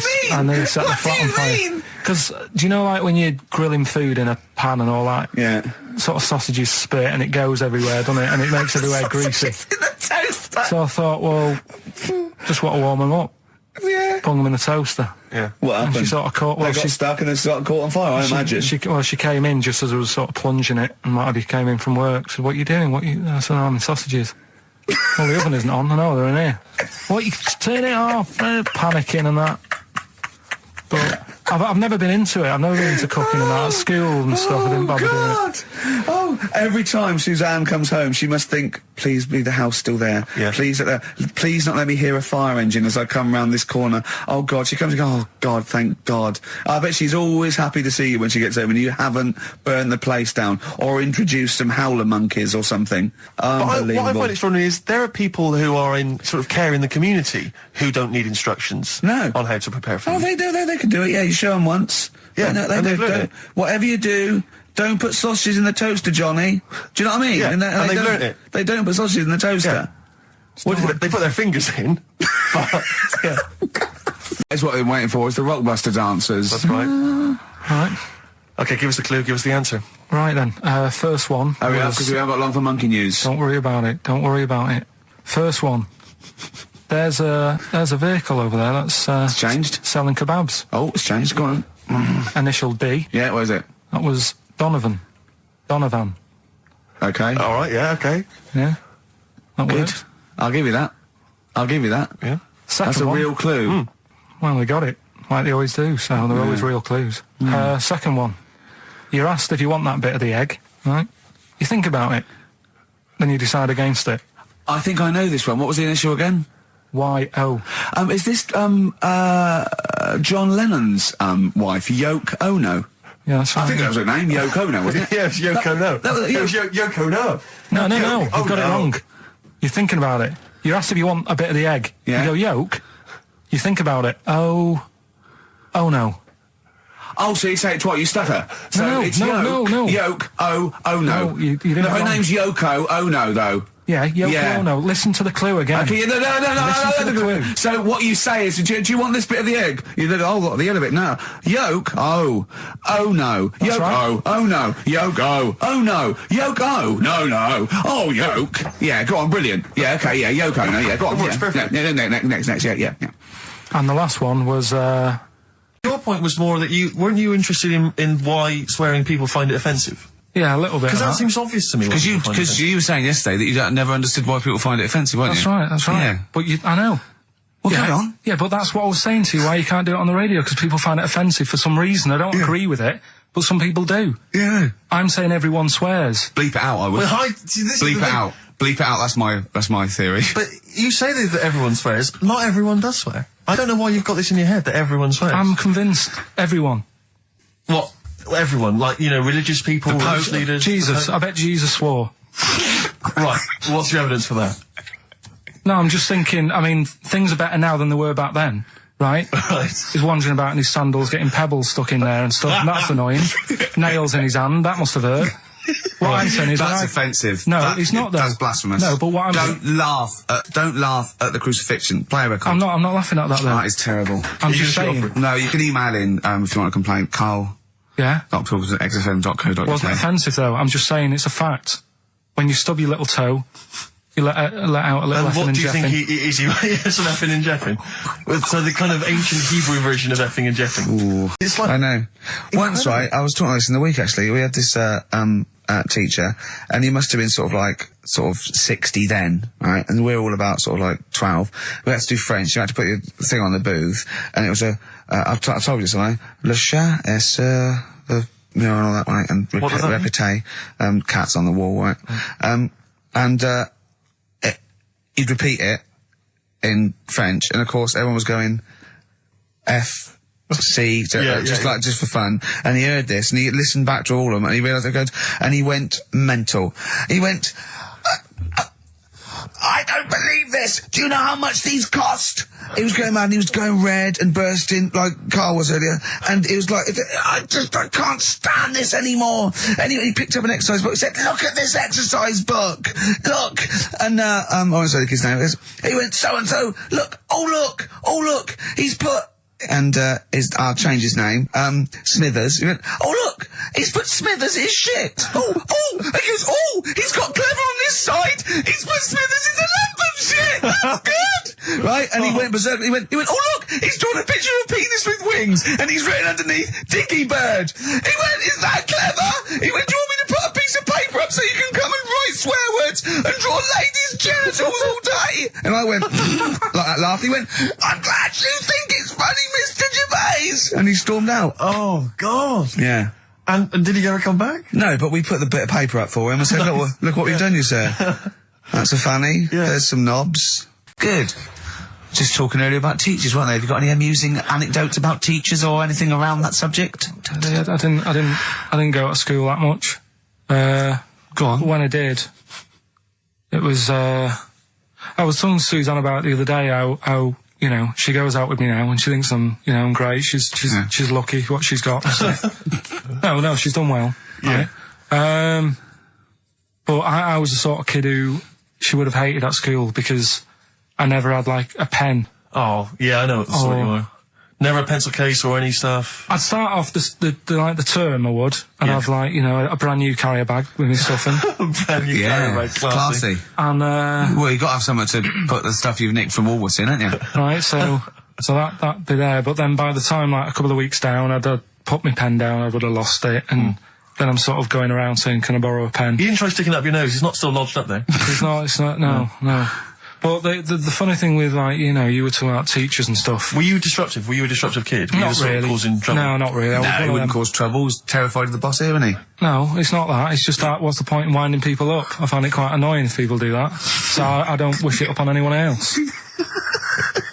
Why'd you wind Steve up then? Sometime? I don't wind him up. You do. You have done, but no, come on, let's not argue. We're getting on well then. Come on, Carl. And like the teachers, because I'd lived on this estate, right? Loads of stuff used to get nicked and go missing and what have you. Blackboards, and their way, no, like the telly and the video, Oh, really? And stuff like that, and the projector thing and all that. So the way they used to try and find it, right? My little conspiracy, because you know I'm good at them. Yeah, What they used to do is set your own work and say, right, draw like a bird's eye view of your house. Right? But draw everything you've got in your house in it as well. So if you've got, I don't know, if you've got anything in the loft, make sure you draw it. Right. So kids would come in with overhead projectors. Well, that was the idea, I think, behind guns. it. Yeah. They were and the aircraft guns in the shed. So the picture you did for your home, presumably... Got nothing from me. Nothing. I didn't do it. I'm not. He used to hand it in, empty house. I'm not a grass. Yeah. And nor the illegal immigrants living in the kitchen. Just a picture of your Auntie Nora. Yeah. What's that? Is that? Have you been stealing tennis balls? Yeah. No, that's not a split tennis ball. That's my Auntie Nora's. But what about all the stuff? Didn't you have to draw all the stuff that your father had nicked? All this, you know. Listen, I used to work for a magazine when I lived in Bristol, and I remember the editor said to me once, he said, we got half a page to fill. Do the usual, phone up a hotel and ask them what the weirdest objects they've ever found left behind in a hotel room are. This was something they did every year. They just they would phone up the local hotel. And I found out, I can only remember 2 of them, but they have stuck in my mind. These were found, I think it was the Marriott Hotel in Bristol. Yeah. They were found by cleaners. A chicken. A live chicken? Yeah, a live chicken in a hotel room. And that was just left behind. And a false leg. I mean, I don't know who leaves behind a false leg. I mean, presumably you'd notice if you didn't have your false leg, because you'd be lying on the floor. But I just remember, I don't know where else you'd find those 2 objects, except perhaps Paul McCartney's farm. I've always thought to myself, who left behind a false leg? Maybe the chicken pecked it off. Well, possibly. The person with it just like went and goes, so much different, I keep falling over. Yeah. I don't know why, and where's my chicken? Yeah. She probably called later and said, did the cleaners find chicken and false leg? I'll check.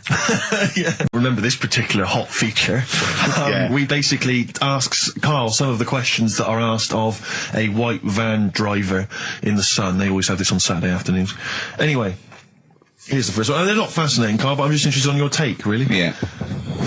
What do you make of Cilla Black quitting Blind Date after her husband sent a message from beyond the grave? Are you familiar with this story? I didn't know that. What's that? She went to see a medium, and supposedly her husband passed on information through the medium, which was incredibly vague, but persuaded her to quit live on air. Well, it's about time, isn't it? If even dead people are saying, enough's enough. But I'll tell you what, though, talking about ghosts and that, do you know how I'm into them? Yeah. Right? How weird do you think this is, right? Well, it's not true. Before you say it, play a record. No, go on. Go on. Right, it's this woman. I don't even know if it's ghost, really. It's just a bit weird. Sure. Yeah, sure. There's this woman, and she's not a woman, she's a kid. Sure. Okay. Sure. She's walking down, like, a street in her area. It's a nice day and everything. Everything's normal. She's walking down, and a woman comes up, cycling past, right? The woman on the bike looks at the kid, absolutely terrified, right? Got a really scary face on her. Yeah. The kid's thinking, why is she doing that? Yeah. Right? So anyway, she thinks nothing of it, goes, I think she was playing in the park or whatever, goes and has a nice day. About 15 years later... Oh, right, yeah. She's, I don't know, I think she was going to work, right, on a bike. She was riding her own bike? Riding her own bike, cycling down the road. Oh, yeah. Looks at the kid. That's the thing that happened, like, 15, 20 years ago. Right. It's her on the bike looking at her as a kid. Right. Not another child. No. So it's her, she's seen herself. Carl? I mean, I don't know where to start. Firstly, where's this information come from? But I mean, why do you ever... I mean, I don't know what part of that you think can be true. I mean, honest, I'm speechless. I don't know what to say. What are you talking about? Bit weird, though, isn't it? But it's not true. It didn't happen. Nothing happened like that. She said it did. Well, she's wrong. She said she saw herself. She saw herself as a kid, didn't she? Did she carry on and as an adult when she was a kid. Did she stop and talk to herself, or did she ride on by and think, that's a bit weird, there's me as an 8-year-old. I won't stop, I'll be late for work. Yeah, if I'm late again, the boss said he'd be in trouble. Yeah. Well, and where is this information? Did it happen to someone you know?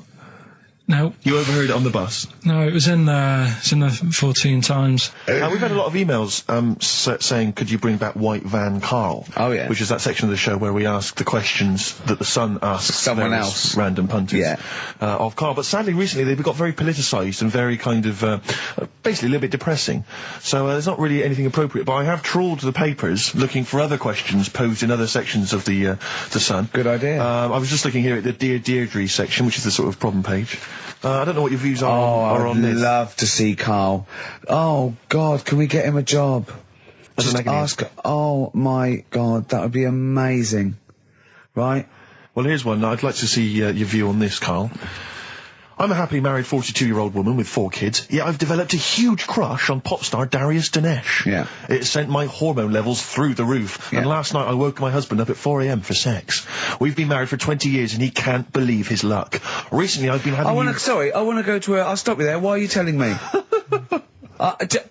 Right, carry on, sorry. Recently, I've been having erotic thoughts about Darius morning, noon and night. Yeah. I haven't felt like this since I was a teenager and mad about Donny Osmond. My husband is amazed at the change in me. We had sex twice last night and again this morning. Again? Why are you telling me this? Yeah, go on. He's just boasting. This is not a problem. It's not a problem. What's the problem? No problem, just wanted to tell someone. Thanks very much. I watched Darius on TV last night, and when my husband came home, I dragged him into the kitchen and we made mad, passionate love. Right, they did it then, twice last night, once this morning. That's 4 times. 5 times she's mentioned it so far. Yeah. She's doing all right. My husband, this is a great bit. My husband thinks it might be his new moustache.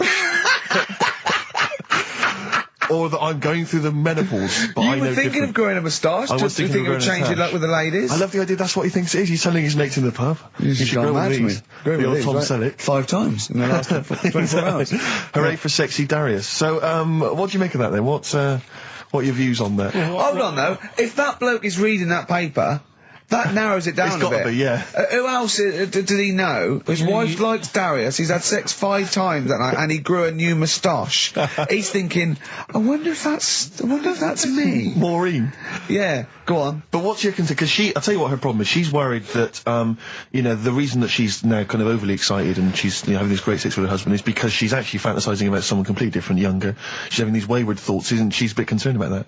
What's your concern? What are your thoughts? I reckon she's going to start shoplifting soon and coming out in hot flushes. Go on. Just, they're both happy, aren't they? He's getting what he wants. she's happy, I'd say, yeah, whatever, get on with it. Do you think that she should confess? She wants to be honest with him. I wouldn't, because not that many fellas like Darius. Right. So if you're sort of thinking, oh, she'd rather have him than me, I don't What do you think Darius would think of this? He'd probably be happy with that. I mean, what would you do if you got loads of phone calls, right, from women going, Karl, whenever you're on the radio, I just have to do it. I just have to do it. Your voice makes me... I'd say, alright, well, you know, it's alright. I'd be happy with that. Would you? Yeah. I mean, just in case anyone is doing that. What would you do to sort of like egg them on a little bit to help them out? What do you think? What sexy things would you say? What do you think is your quality? What do you think people would find, you know, pretty horny about you? Is it your sort of mank wine, do you think, that? Good evening, Steve. Got some here, brought in. It's just a normal soup. It's Rooster's Pride. What flavour soup's that, Steve? Oh, I know you brought that in. It's all a genuine article, and it's cock soup. Oh, please, can I have a close look at that? Maybe there's some more humour I can draw. What, you want a closer look at my cock soup? Just a cock soup. Let me just... It says here, delicious, appetising. 3 to 4 servings. Oh, you know what I'm thinking of when you're talking about the soup? I'm thinking of innuendo. I'm just thinking of a man's cock. Penises, yeah. Let me just... It's the darkness. Right. This is going to be so annoying. No, it's not, honestly. Well, it is, because you're going to think it's science and it's going to be trite. Alright, well... Go on. Right, little story first, right? There's this funeral, right? And this girl was at a funeral.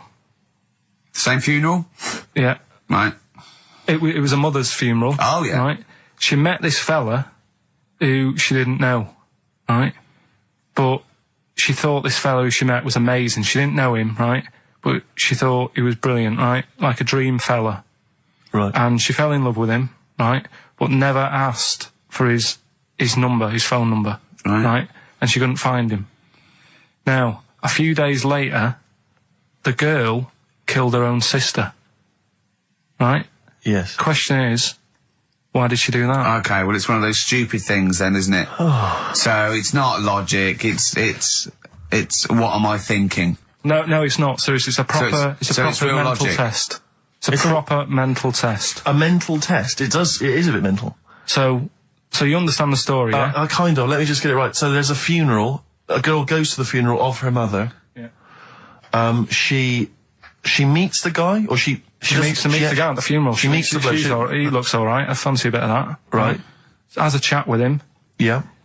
But doesn't get his name, doesn't get a phone number or anything. So to cut a long story short, the things are answered, right? So the reason she kills her own sister, is this something to do with finding out something about the man she met?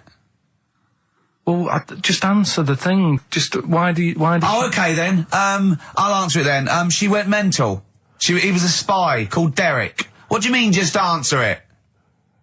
Anyway, I'm testing Steve. Right, well, she killed her own sister because, her sister, had stolen some money from her. And was sleeping with her husband. Is that it? Well, I don't know. It's an answer. What's the answer on the paper? So, well, come on, come on! Well, the answer is... No, an answer is... that she was hoping that the guy would appear at the funeral again. He'd go to the funeral. Right, that's not a proper psychological test. It's one of those stupid little shitty things. It's like a man goes into a field and dies. Why? His parachute didn't open. That's what I'm thinking. I'm surprised you learn anything. Oh, I love that. Romeo and Juliet. Oh, Juliet's a fish. He said she was hoping that the guy would appear again at the funeral. If you answered this correctly, you think like a psychopath. This was a test by a famous fella, right, who used it on killers, and most of the killers got the answer right. Did you also think that? Was that the answer that you gave when you first read it? No, I didn't know. But I wondered what you would have got. Good, so that's proof I'm not a psychopath. Yeah, but that's the point, but it's a psychological test for looking at something very, very specific. What's up with that? Well, what was the best that could happen? That he'd got it right, so he is a psychopath. What annoys me is you're not happy with that test, but before you wasted 3 minutes trying to balance a pear on my head. What were you getting out of that? Let's play a song and have some money.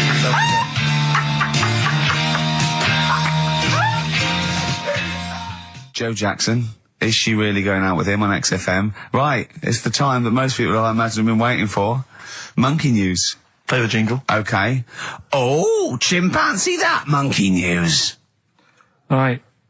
Come on. Come on. Should be ready, Carl. That's amazing, isn't it? It's like Nicholas Witchell. The bomb. No, that's not the first. Come on! No, it's always difficult, isn't it, to sort of find something that's good each week, right? Last week, we did the chimp. It is for us, yeah. We had the chimps who were running a health spa. Yeah. Right. We've covered the one who nicked a car to go on to Spain. Yeah. To sort his future out. All shite. The hairdresser, I think we've done that one, the little monkey hairdresser. This week, we're looking at monkeys, that they're using. Do you know, like monkeys? They know how, like. I've lost the will to live, Steve. Oh, well, I don't want to do it. Right? Well, come on, come on. What are monkeys good at? What are monkeys good at? Yeah. Well, running small businesses, cutting people's hair, and driving cars. Yeah, they love Spain. Oh, and foiling bank robberies. Yeah, they're great. Well, something else they're good at, right, is like weighing up the situation.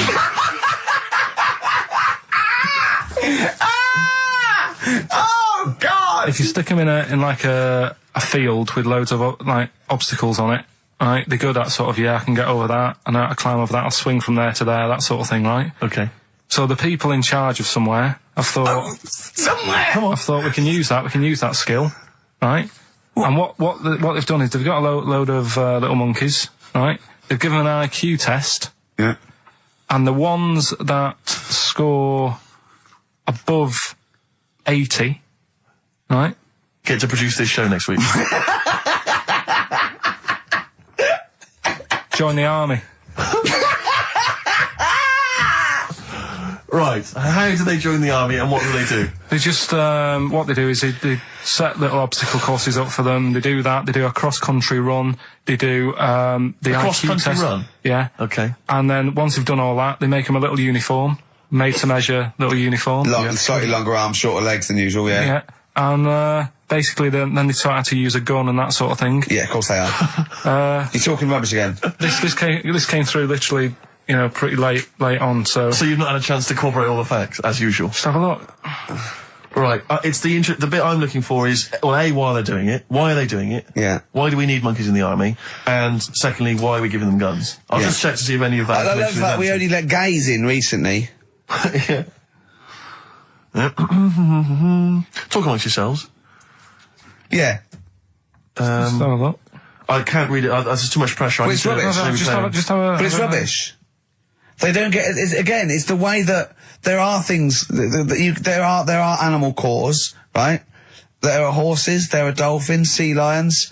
There are lots and lots of animals in the army, but they don't have to pass an obstacle test as such, and they're not taught to fire guns.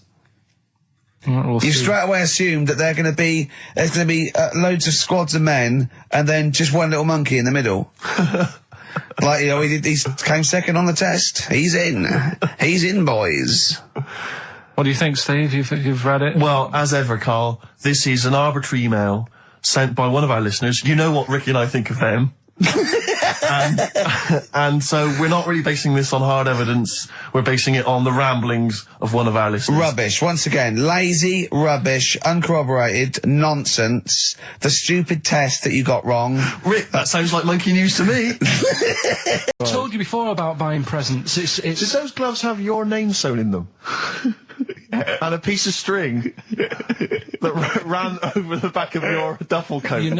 I've never been into getting presents and that. I had the problem at that Christmas one, that time with the Victoria Plum. Yeah, we'd hate that. We'd hate to bring that back. We've done that. Because you talked about the book, because it's kind of to do with your dad, isn't it? He's a very bad gift buyer, was that the problem? Well, yeah, my dad just wouldn't bother. It was my mum who sort of made an effort, and she sort of worked out half of what I wanted, then she left it to me dad to get it off someone, see if he could get one cheap or whatever. I love the fact that usually people talk about, like, drinking heavily or violent abuse, right? Yeah. But here's what he's been left with and scarred with from parents is bad gift buying. Yeah, and that's the Victoria Plum incident. In the greater scheme of things in the world, that's not a bad thing to have, is it? Right, there was this, this is what it's like about getting presents and stuff, right? With my mum and dad. Go on. My mate, Colin, right? He Colin Makin? No, Colin Bailey. Oh, right? yeah. He had a little Sinclair Spectrum, right? Computer, which was like the thing to have at that time, right? Yeah. You used to always go round to his house. The deal was... Not the one you had to play through the window because you weren't allowed to. No, that's another lad. Oh, right? yeah. This is a different lad. And the deal was, he came to our house, and my mum gave him a pie. And then I'd go round to his, and I'd stay there for a few hours playing, you know, Hungry Horace and stuff like that on it. Sure. Right? Now, my mum and dad knew that I really wanted one of these computers, right? So I waited about a year. Came round to Christmas Day. I thought, I reckon might have one. Turned out they bought me the wrong one. They bought me a ZX81 instead of a Spectrum, right? And Christmas Day, I'm there trying to load the games up. It's not working. I'm thinking, what's wrong, right? And the thing with me when I was a kid, I used to get quite sort of agitated. This is the moment, right? I found out that it needed a RAM pack to make it work, right? Looking in the thing and it's saying, and make sure you put your RAM pack in the back. And I was like, oh, where's the RAM pack? And my dad's going, I don't know, I've got you the main bit. That's it. So I was that wound up, I just was sick, right? Just sick. I didn't feel sick or anything, I just was like, oh God. Went to the sink, just sick. Because I was that on edge about it. I said, come on, we've got to get one. And my dad's like, Tandy's shut, we're not gonna get anything today. Ruined again, Christmas Day.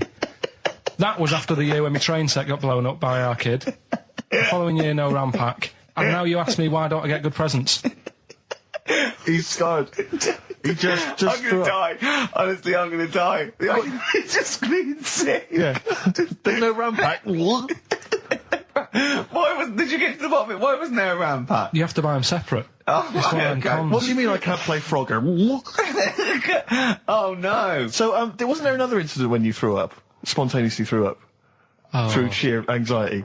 I do get it. It's not so much now because I've relaxed a bit, but as a kid I used to be quite on edge all the time with certain things. Do you think that's what happened to your cat that kept being sick? That it didn't get the food it wanted and it just threw up? Do you remember that? Yeah. God, so they shaved it. Yeah, but again, you see, the cat thing, I mean, it's mad. I was thinking about it the other day, right? I used to think I had quite a normal upbringing. You didn't. Right? And someone was talking about Your mother once told you not to go to school because it was windy, Carl. It was not a normal upbringing. The cat was being sick, so she shaved it, so it was easier to clean. Right, well, my mum and dad went on holiday, right? And I stayed at the Rosses down the road. Oh, yeah. Only a kid, must have been about 5 or something, right? And I was always running around in the house. I had a lot of energy as a kid. What the Rosses did, they had this cat that was dead violent, the most violent sort of angry cat I have ever witnessed. A tiger? It was honestly, Steve, if it was bigger, it would have been, because it was just always having a go at you.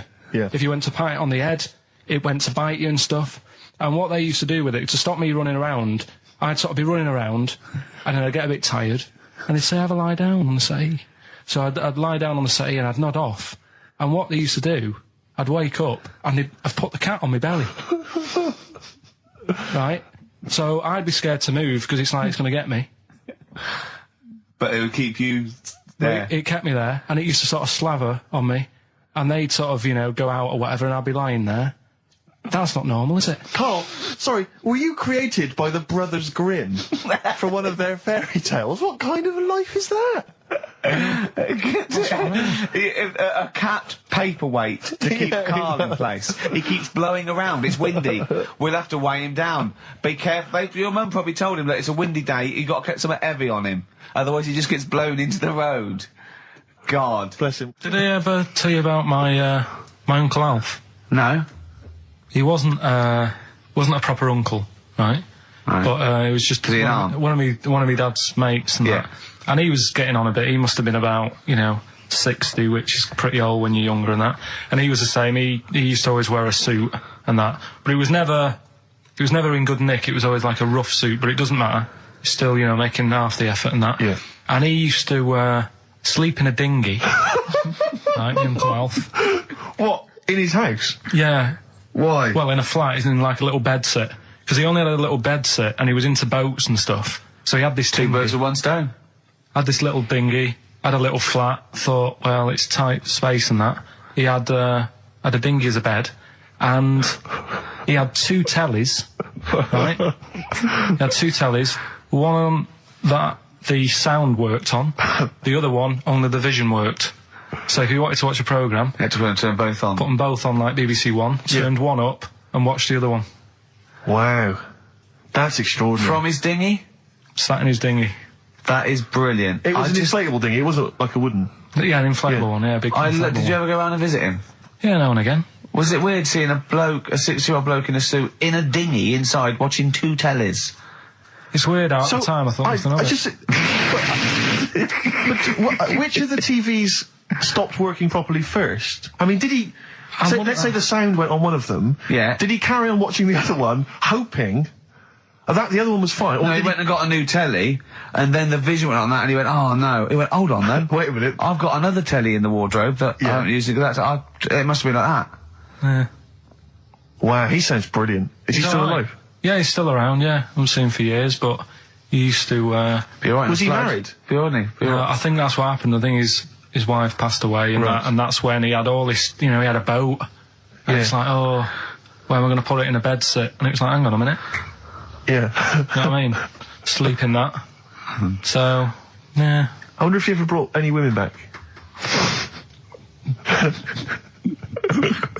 Just the idea of bringing them back, getting down to it. Shall we move into the bedroom?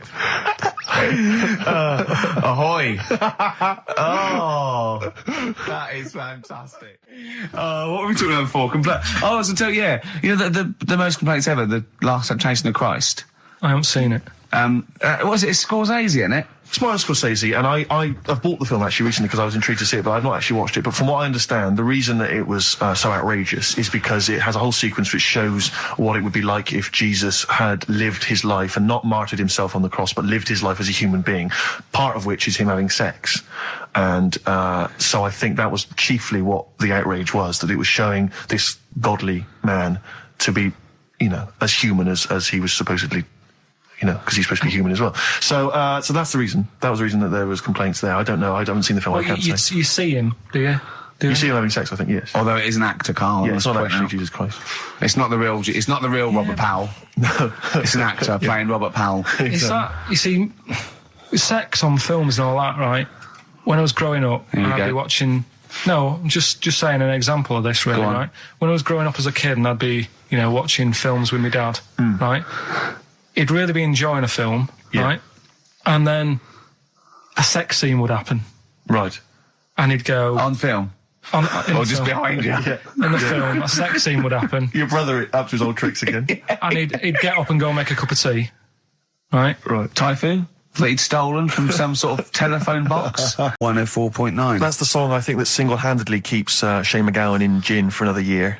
It must do well, though. I'm sure it does. I absolutely love it. I still love it. I saw it on Top of the Pops too. And it's just brilliant. I mean, he wasn't great at miming, but it didn't bother me. Sure. It was miming to a different song, probably. Yeah, in his head. It was great. I had a little visit in the week, Rick. I think you missed out. A little Christmas visit from, I know he's a friend of yours. He's a friend of he's a friend of the nation. Go on. TV illusionist Darren Brown. Oh, yeah. Yeah, he's bought a new pad. Yeah. And he just came around to tell me about it. Yeah. And it's interesting because... Somewhere to keep his guns. Exactly. And he... I can never know kind of how much, he's just playing with your mind, experimenting. But he was telling me about the place, and apparently... Say he loves you? He's got a B-day in the house. Now, we were discussing B-days because... Never understood that. I've never got my head around it. To this day... He's not meant to. Well, no, but I've never... I don't think I've ever met anyone who's used a B-day. Oh, Darren Brown does. He's known as the cleanest arse in Modern Magic. Yeah. I think, Rick, I was the subject of a Christmas con in the week. What, you mean you bought something for £4, then saw it for £3.90 as you walked home? That would make me livid. Because I've seen you really livid. I'm absolutely furious. When I bought my PlayStation, I saw I could get it for a £5 cheaper down the road. I was absolutely fuming. And you'd already walked to about 19 places, I remember. I actually left you after about an hour. Yeah. No, I do. I'm furious because I got to get a bargain. I hate feeling that I'm being ripped off. Yeah. And I'll tell you this, I'm loving online shopping. Oh, the savings I'm making, Rick. Really? It's crazy. Really? Getting 15, 20 quid off some things. Is it really? Oh, amazing. But these things, I might point out, are like Jaguars and Mitsubishi cars. Exactly. Yeah, but it's worth shopping round. No, this was not so much a con. It was a con, but it wasn't so much one of those just a missed bargain. Yeah. Doorbell rings, answer it. It's a couple of girls. They must have been 13 or 14 maybe. Now, I've always had a problem with teenagers. I'm intimidated by teenagers. In case they call you a dork or something. Well, I mean, I told you before, I was walking down the street once, and there's two guys coming towards me. I mean, real losers. Do you know what I mean? Glasses, the spots, greasy hair. Do you know, really pathetic. And I was sniggering to myself. I was thinking, look at those losers. And as I passed them, I heard one of them look at me and say to his mate, look at that geek. I was furious. I was thinking, I'm allowed to call you a nerdlinger, but gee, I don't expect it back. I was really furious and upset. And so, as I say, these teenagers are at the door, and they were quite aggressive, quite aggressive girls. And they had a piece of A4 paper, and they went, "We're doing a sponsored thing." Yeah. But I didn't quite catch what it was they were doing that was sponsored. I think they sort of fudged it. They went, "We're doing a sponsor." Oh yeah. And I went, right. And they went, "Do you want to sponsor us?" Boy, they picked on the wrong person. I was a bit intimidated. I don't know why I said no. I was worried maybe it was part of some kind of, hidden camera show, Yeah. And so I said, yeah, all right, I'll sponsor you. So they handed me this form, and I always thought you were supposed to have quite an official-looking form for any sponsorship thing. But this was literally a piece of A4 torn out of a notepad. It was the back of a Gareth Gates poster. Exactly. And, with some blue tack on it. Yeah, well, and it said, and I looked at it, and I didn't really absorb it, but it had things like, Mrs. Jones, Mrs. Smith, £5. Yeah. And then no one's actual address, just Finchley Road, nothing too specific. Yeah. So I wrote my name on and put down £3. 'Cause a lot of people were giving fivers, but I thought, I'm not made of money, it's Christmas. I've got to buy gifts and stuff. So I gave him a fiver and asked for change. Yeah. Well, I gave him £3. I said, I'll sponsor you for £3. Best of luck. And they went, can we have the money? And I said, well, aren't you supposed to do the thing? And the woman the girl just looked at me, she just went, no. So I gave her £3. But what difference did it make? Well, I'm assuming, though, that it's not going to any charity. It's no sponsored thing at all. But then, I'm not being funny. The charity that it's not going to, you wouldn't have given to it anyway. It's true enough. So all that's happened is you're £3 down. But I'm £3 down. Yeah, but if it would have gone to charity, it'd be £3 down. The fact that it hasn't gone to charity doesn't matter because you wouldn't have given it to charity. Yeah, but if it had gone to charity, Rick, I'd have felt a little bit superior, a little bit smug. That would have kept me going for another 6 months. Whereas now it's just gone to a couple of weeks off the street, who are scamming people, possibly old people, Rick, and that's who I feel sorry for. They've not got a great deal of money. That's why I'm not worried about myself. I've got a bit of cash. What about the old people? Yeah. Although you are £3 down, which probably still hurts, doesn't it? It's still stinging. That's why I just like to tell you now, get off my chest. It's Merry Christmas. Thing, yeah. Just be careful. If you're living up in North London, be careful. There's two girls that are going around. I expect, they might come to your door. But they might be wary. Be genuine. No, I don't think so. No. They were common. They were very common. Do you know what I mean? Was the giveaway things like, Santa Claus had given £10, exactly. Tony Blair had given £1? Yeah, I know what you mean. Yeah, I think you were conned, mate. Yeah. Right. Won't Get Fooled Again by The Who. Ian, I'm going to ask your expert opinion. Is that not one of the greatest rock songs of all time? Yeah, if you'd have played the proper version of it. I know, but it's 6.5 minutes, and we usually do, but we just thought, it's Christmas, people want to... but him or Jonah Louis. Yeah, but we could have played like the full 8 minutes rather than making the show sound like strolling round your local Asda with the Christmas songs with a little bit more racism. That to me sounds like fighting talk. You want a rock challenge, Canfield. You can't handle the truth. Trouble with that song is, don't know the bells. It could sound like he's saying something to do with bell ends. Well, yeah. What? Heaven forbid. What? You think he meant that? Did he? Probably. No. That's The Darkness on XFM 104.9. Bellend. Yeah. What other rude words are there? Cock. Yeah, that is rude. Yeah. Especially at Christmas. Especially at Christmas, yeah. It's a time for families. I know. Now listen, time for family. Now, Ian.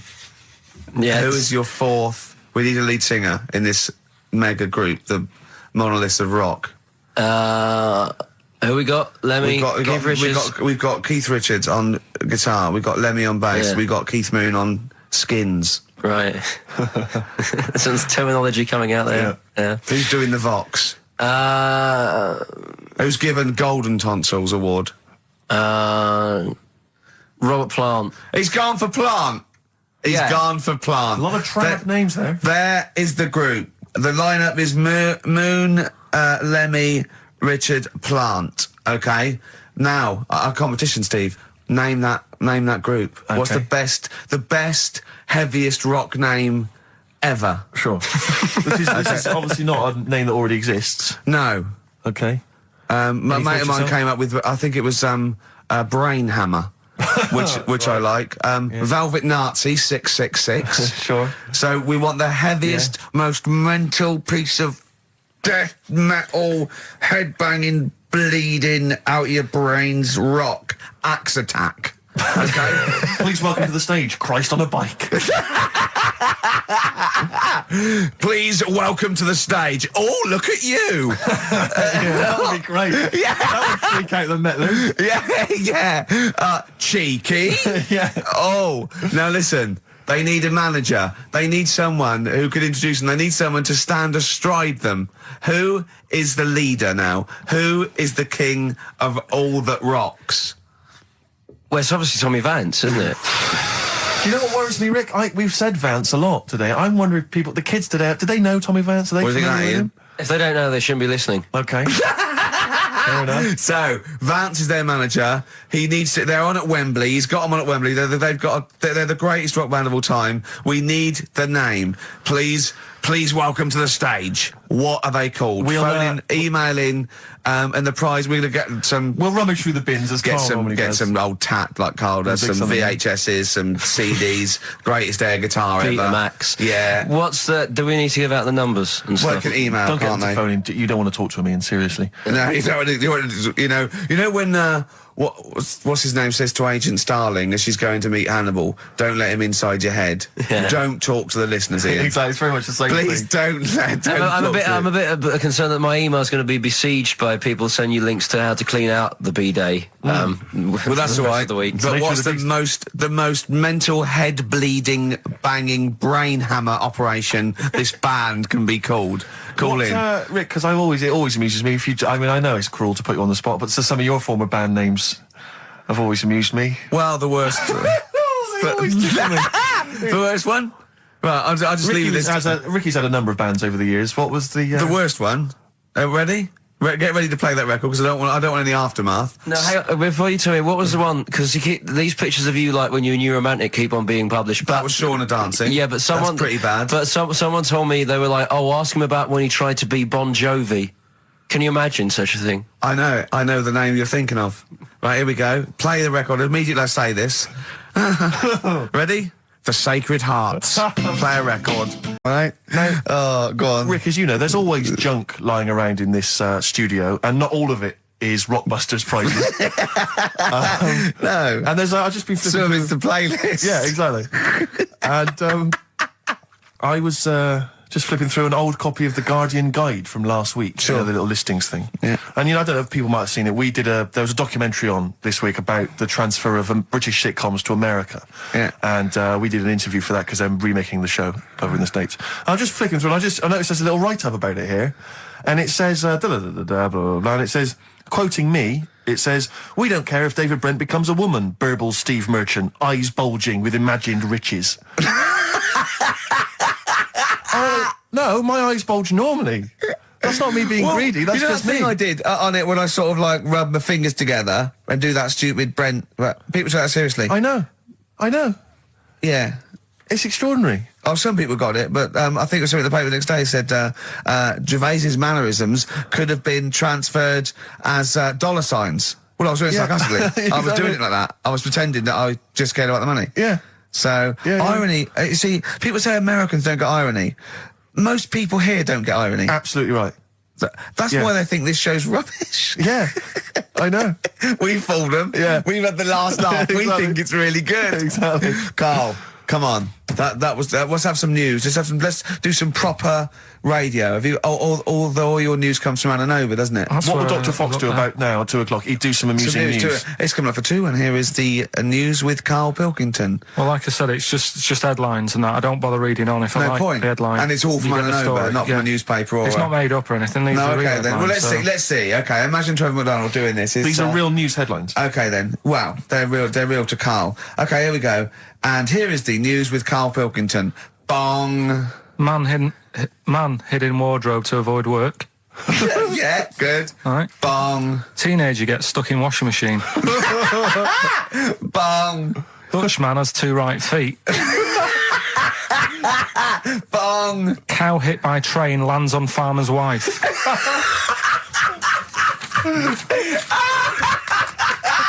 That is the real news to you, isn't it? That's brilliant. I was just thinking the cow flying through the air. Yeah. And the wife going, oh no. Yeah. Oh dear. Dutchman has 2 right feet. Yeah, he's having some operation or something, and they put the wrong foot on him. He's got 2 right feet or something. Well, maybe it was only a right foot that was available. Good dancer. Yeah. Oh dear. What in real news, I was I followed that thing with it was that fella that got into the palace when Bush was there. Right, an undercover journalist. Yeah. I mean, it would have been a problem if he was a terrorist, but it's sort of like, and as the palace said, you know, all our tests are to expose terrorists, not journalists. Yeah. I just think it was no big deal, really. Yeah. I think it was much more big a deal for the journalists than anyone else. It was like, well, okay, all the journalists in the world can pop up as long as no terrorists get in. Yeah. We're all right. Exactly. Yeah. A bloke just got through a terrorist. No, an ice cream seller. Yeah. That's all right. It was like they're waiting hand for thinking, I can't believe it, it's Baz Bammingboim from the Daily Mail. Yeah. And I think that's Gary Bushell. That's fine. That's fine. Don't worry about it. Yeah. But it was just that all he did wrong, though, was just lied on his CV. Well, I think he did. But everyone lies on their CV. Of course. Of course. Everyone gives references. I don't think I've ever done a CV. I tried to lie. I did one once. When I was at ULU and I was an events manager, I applied for a job at Radio 1 for events manager. Didn't even get an interview. Yeah. So I just stopped the CV lark. Sure. And I just, you know. The one knocked back and that was exactly. it. Exactly. No, yeah. So, you've lied on your CV, have you, Carl? Yeah, loads. Yeah. It's just, It's like someone from Little Britain. Yeah, no. Yeah, loads. Yeah, go on. Come on. There was one when, there was a job going at Granada. In fact, this isn't even lying, and I still didn't get the job. Go right? on. But, well, you don't get a job just because you don't lie. It's not, have you lied? No, you got the job. Yeah. No, but there was they ask you loads of stuff, don't they, that you think, well, that's got nothing to do with the job. I don't know why you're bothering me, asking me certain stuff, right? Qualifications, things like that, yeah. Yeah. But, well, it was languages. Yeah. Right? What did it say? It just said, you know, put your name, put your address, languages, right? And, what? Oh, yeah. You don't speak any other language, do you? Well, I just thought English, quite good. You didn't? No, I did. Honestly, asked Suzanne. I think you told me this before. Did you really put English quite good? Yeah, honest to God.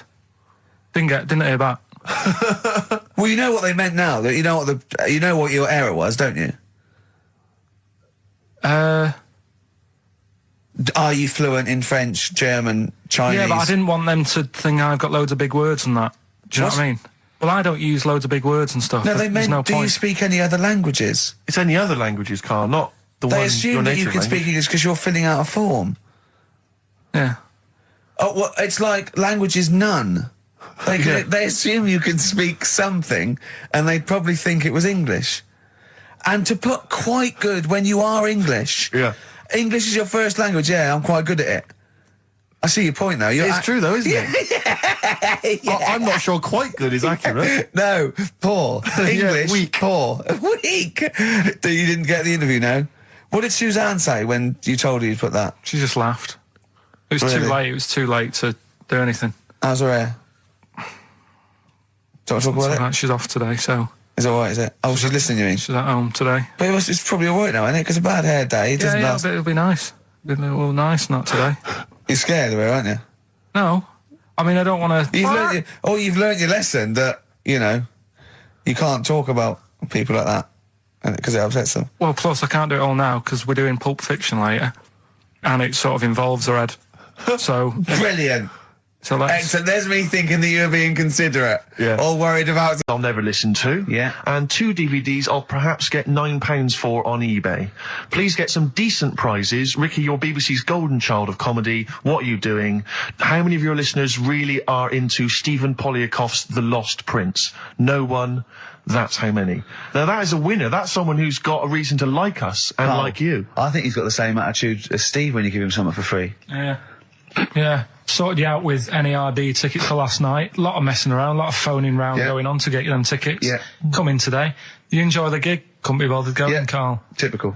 Yeah. I didn't say I couldn't be bothered going, Carl. You just assumed that was the case. You're right, but Well, the point is this, Carl. Once you've given me the tickets, they are mine to do with as I see fit. the thing is, what annoys me is, right, I bet he hasn't even listened to them CDs. He might find something on there. That's his point, I think. Yeah, to be fair. But I don't want to give them stuff that's too good, because then they'll listen to CDs instead of XFM.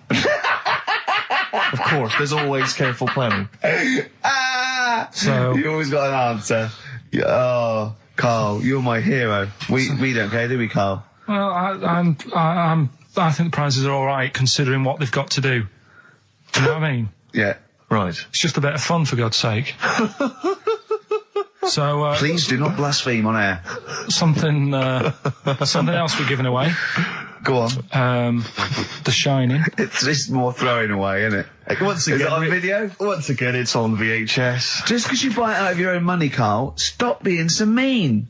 And I want to watch it tonight, because it's one of those films that... So you're going to watch this video, and then you're going to send it to someone as a prize? Yeah, it's one of them films that... Sorry, you just said yes to that without blinking. Oh, yeah.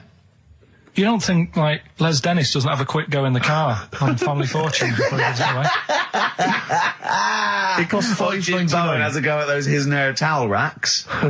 It costs $5.99, Carl. Okay. Letter to Hermione by David Bowie. Well, we're all getting stressed here. We're going to run out of time again. We haven't had enough answers. We left it so late. We had so much rubbish to pack in. You did it on purpose. What? What do you mean? You did it on purpose. I love Rockbusters. I think it's the highlight of the week. But I remember in the early days of Rockbusters, we used to get reams of emails. Do you know how many we've had today?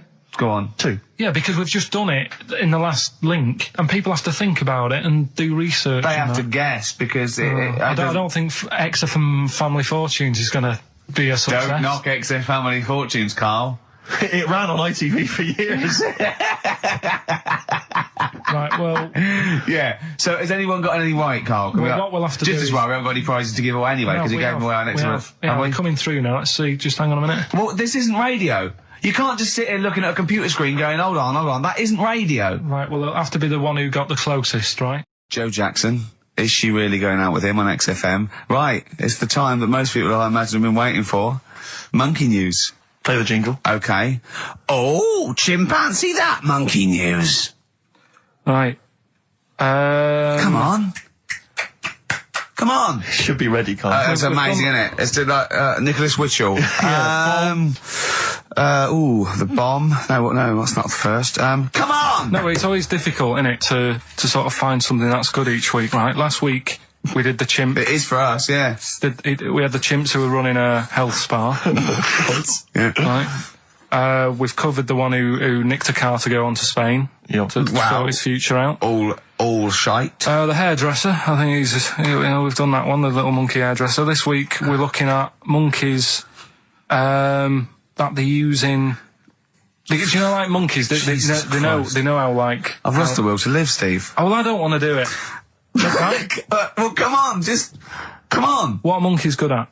What are monkeys good at? Yeah. Well, running small businesses, cutting people's hair, and driving cars. Yeah, they love Spain. Oh, and foiling bank robberies. Yeah, they're great. Well, something else they're good at, right, is, like, weighing up the situation.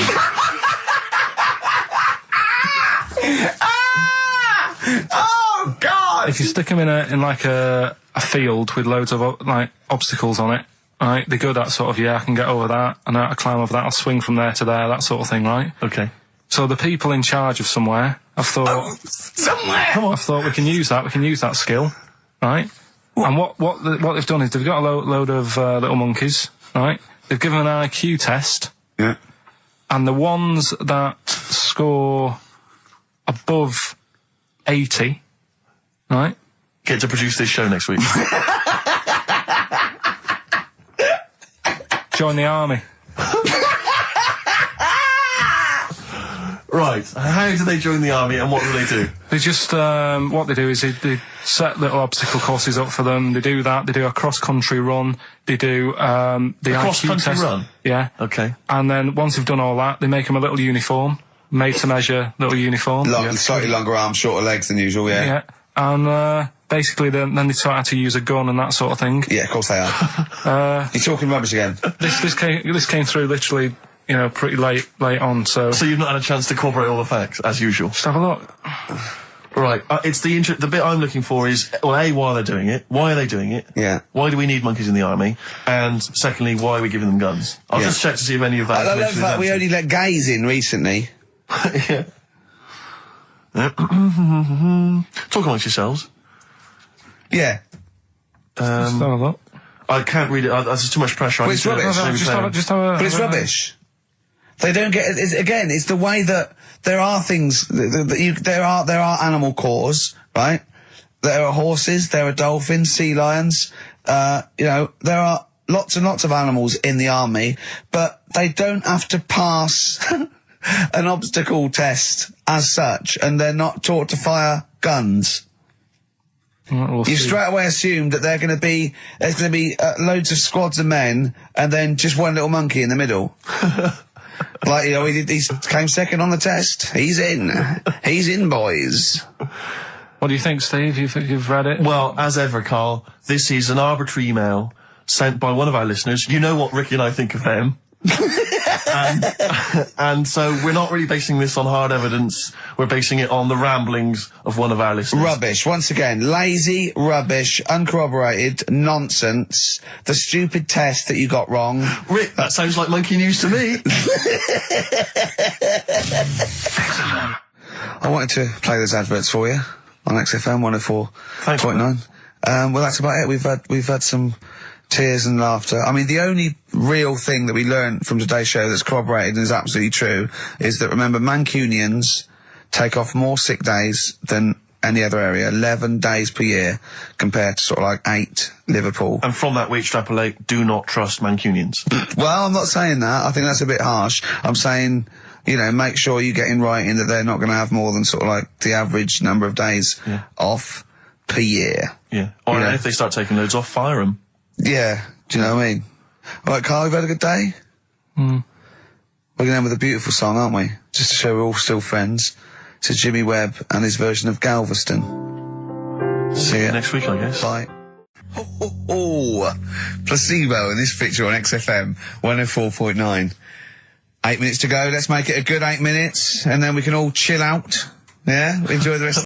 They did tests on the brain, and it worked out that they've got something smaller in the brain. The gay ones have got something in the brain that makes it smaller. And they said, right, well, that's probably how it's going to work on males. On like males and females and like humans. So you took from this that gays have smaller brains than straight people? No, there's something in the brain. Right, so if someone's saying, you know, oh, I'm a gay, or they're not sure or whatever, they will now be able to find out. So you can go to the doctor and to find out if you're straight or gay. Is there any gay in my brain? Let's have a look. You've got a little bit of a gay in you, yes. A little bit of gay in there. Yes, you've got the, you've got a little bent cell there.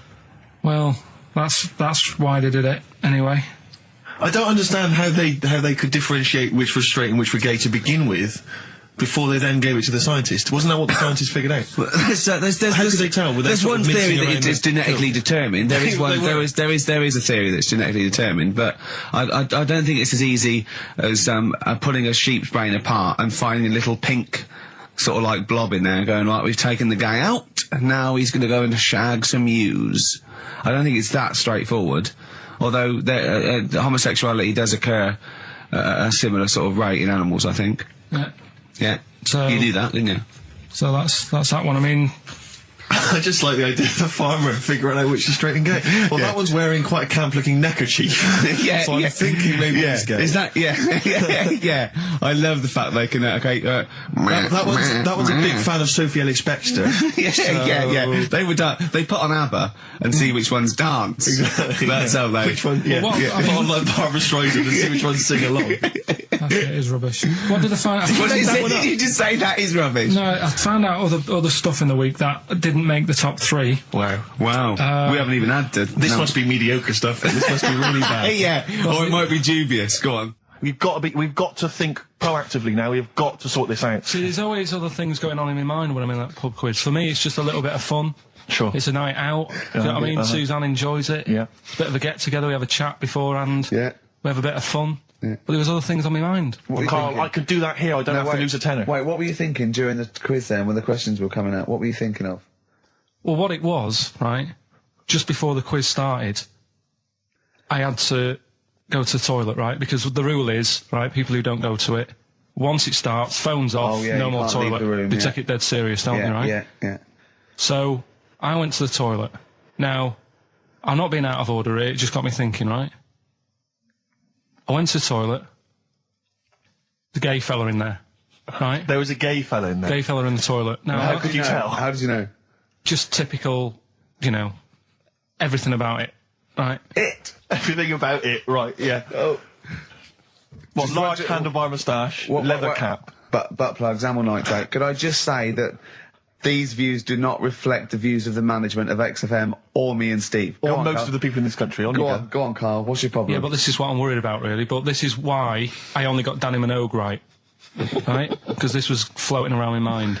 Went to the toilet. Gay icon, now, isn't she? Go into the toilet. They have like men's cubicle and they have women's cubicle. Yeah. Now, without sounding out of order, is it wrong for me to think gay men should have their own little cubicle? Go in. They should have their own... Well, not cubicle, you mean an actual toilet, I suppose. When I was at the urinal, normally, there's a fella there and then you go, all right, and there's no pressure. But I couldn't go. I was thinking, should I wait? If I go into the toilet, it'll look obvious. Yeah. I had loads of pressure and but this was going on. What were you worried about? I'm so sorry. What were you concerned about? Viewers? I'm so sorry. Well, it's like, right, listen, when I was a kid, right, and it's all right for you to go into women's toilets when you're a kid, it's like, oh, it's a bit cute, right, as long as you're not, like, over 15 or something, right? Right. But when I was a kid, I went into a toilet, and women, when they use their little cubicles, they don't shut the door. Some of them just sit down on the toilet, right, and you see everything. And,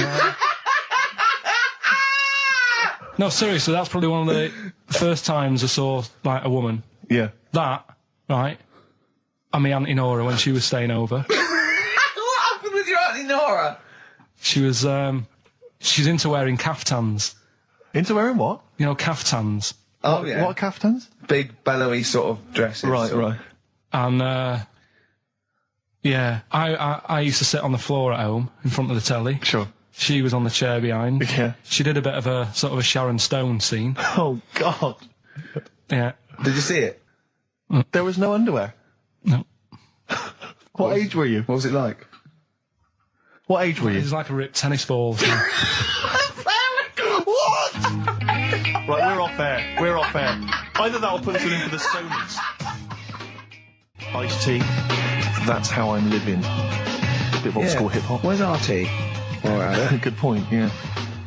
Go make me a cup of coffee or something. Well, before you do that, can I just qualify something? I'm a little bit concerned about your toilet discussion. What exactly is your point again? I was just a bit bemused.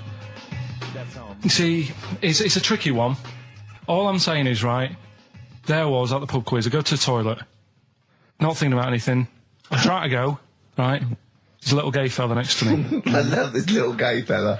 Now, the weird thing is, there's nothing stopping him having a little glance, right? Because he's allowed in the fella's toilet. Yeah. Now, I'm not allowed to go into the woman's toilet and have a little look round. Right. So all I'm saying is, should they have another toilet area? What, for gay people? Yeah. And so this would be gay men and lesbians? Is that going to complicate things? Well, I mean, I can only assume. I mean, to what point? I'll ask you a question, right? If you're intimidated, that's a shame. But most gay men aren't looking at your knob. You know that. What do you mean? I can only say that 99.9% of gay men who use a urinal standing next to what they assume is a heterosexual man aren't looking at his knob. And what they're doing then? They're emptying their bladder. No, but the thing is, I can't talk. You're saying like, about would you have one toilet for lesbian women and gay fellas, right? Well, does that mean? Would it be mixed? Would it just be? Would it have a man on one? That's heterosexual man. One little picture of a woman, there, and then what? What would the little icon be? A man and a woman. A man and a woman. Just having a chat. Yeah. In pink and Doc But you couldn't mix them because then what would happen is you'd get people who are going, oh, I'll play up to this a bit. What, pretend to be gay? And yeah, you know, sort of grow a moustache and shave their head. And pretend to be a lesbian. Right. Yeah. So, I see. So, you know, people pretending to be gay so they could go in and have a look at the lesbians? Yeah. Right. So that would mean that we need 4 cubicles now, wouldn't we? Yeah, no, this is fine. 4 cubicles. So every pub now... How many toilets do we need at the moment? Every pub's now got 4 toilets. Oh, Carl, bisexuals. Yeah, no, interesting. Bisexuals, how many toilets do we need now? Call the council. Do you use any? Huh? No. No, because they're interested in everything, aren't they? Because the little bisexual fella will be looking at your knob. Right, with them, what you do, you just have a door, you open it, and there's one urinal there, so you can't get a queue. They have to sort of wait. I just thought that, well, why can't there just be a thing between the urinals so no one can look at anyone else's knob? Wait a minute. Just to go back to Ricky's point, what stops, even if we've got the toilet for gay men, what stops the gay men who want to have a look at your willy going in the regular toilet and pretending that they're straight? Most men don't wear gay across their head. Exactly. They don't have a tattoo. There's no branding yet in the British house where they have to declare. So we're going to have to expand this. So we've all got to carry identity. Do you know you can see a gay, can you? Coming a mile off. No? No, I'll just hold it in next time. No. Can you tell gay men? Do you know a gay man? I'd say, probably... If you did if you lined some people up and said, point them out, I reckon I'd get... But hold on, we're not talking about people dressed in leather with the arse cut out and an handlebar moustache. Yeah. We're talking about, you know, the everyday, non-seen... of course. Yeah, but I mean, suppose I put you in a room and there was 10 naked men, right? Yeah.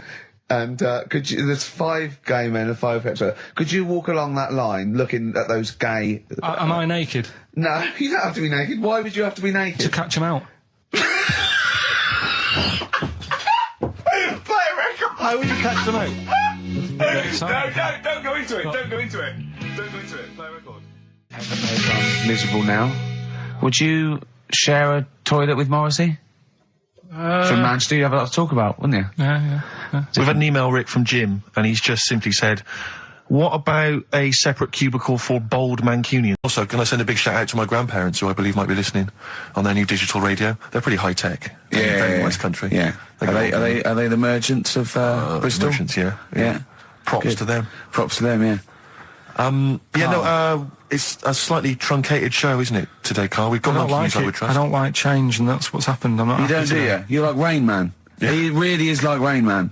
Anything change, he's got to get in a little routine. You can't... I don't like to... I'm not like Suzanne's mum and dad and what have you, where routine cannot change no matter what. Like what?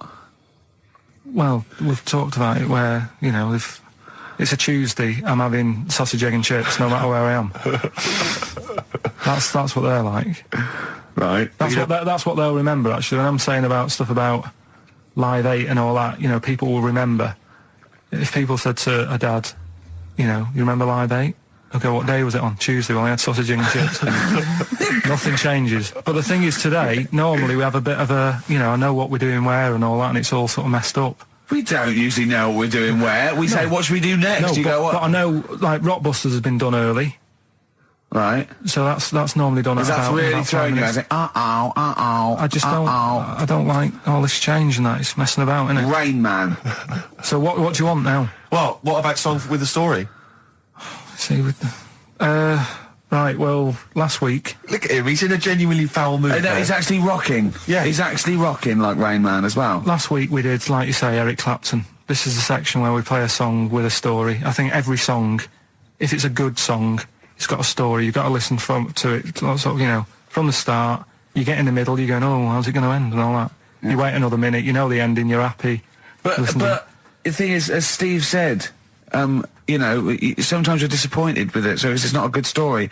And as Steve said, I'm not sure you're finding what you need in a song for a story. Why don't you read a book, a novel? If you want a really good story that engrosses you, why don't you read a book? You're not going to get it from a pop song. I haven't got time for a book. Song's 3.5 minutes. And that's it, is it? And that satisfied you? Well, yeah, it gets you thinking for a few minutes, then you move on.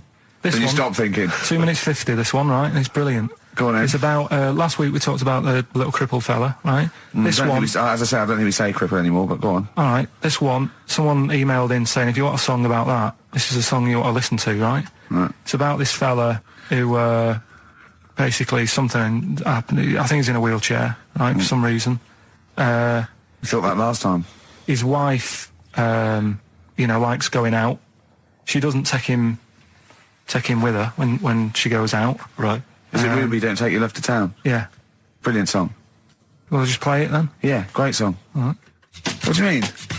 Oh, just, it's a good story. It starts off well and that. You're feeling sorry for him, but then he says, where's my gun? Yeah. Because she's a slut. Why? Because she's going off. Yeah, but what does he expect her to do? What? Just because he paralysed his legs fighting for his country, presumably in the Vietnam War, it says that crazy Asian war. So he's gone, he's fought for his country, he's taken a bullet, he's come home, he can't walk, he should be a hero, and then his wife's going out putting it about downtown. Why do I never meet women like Ruby? XFM. Forever Lost. The magic numbers on XFM 104.9.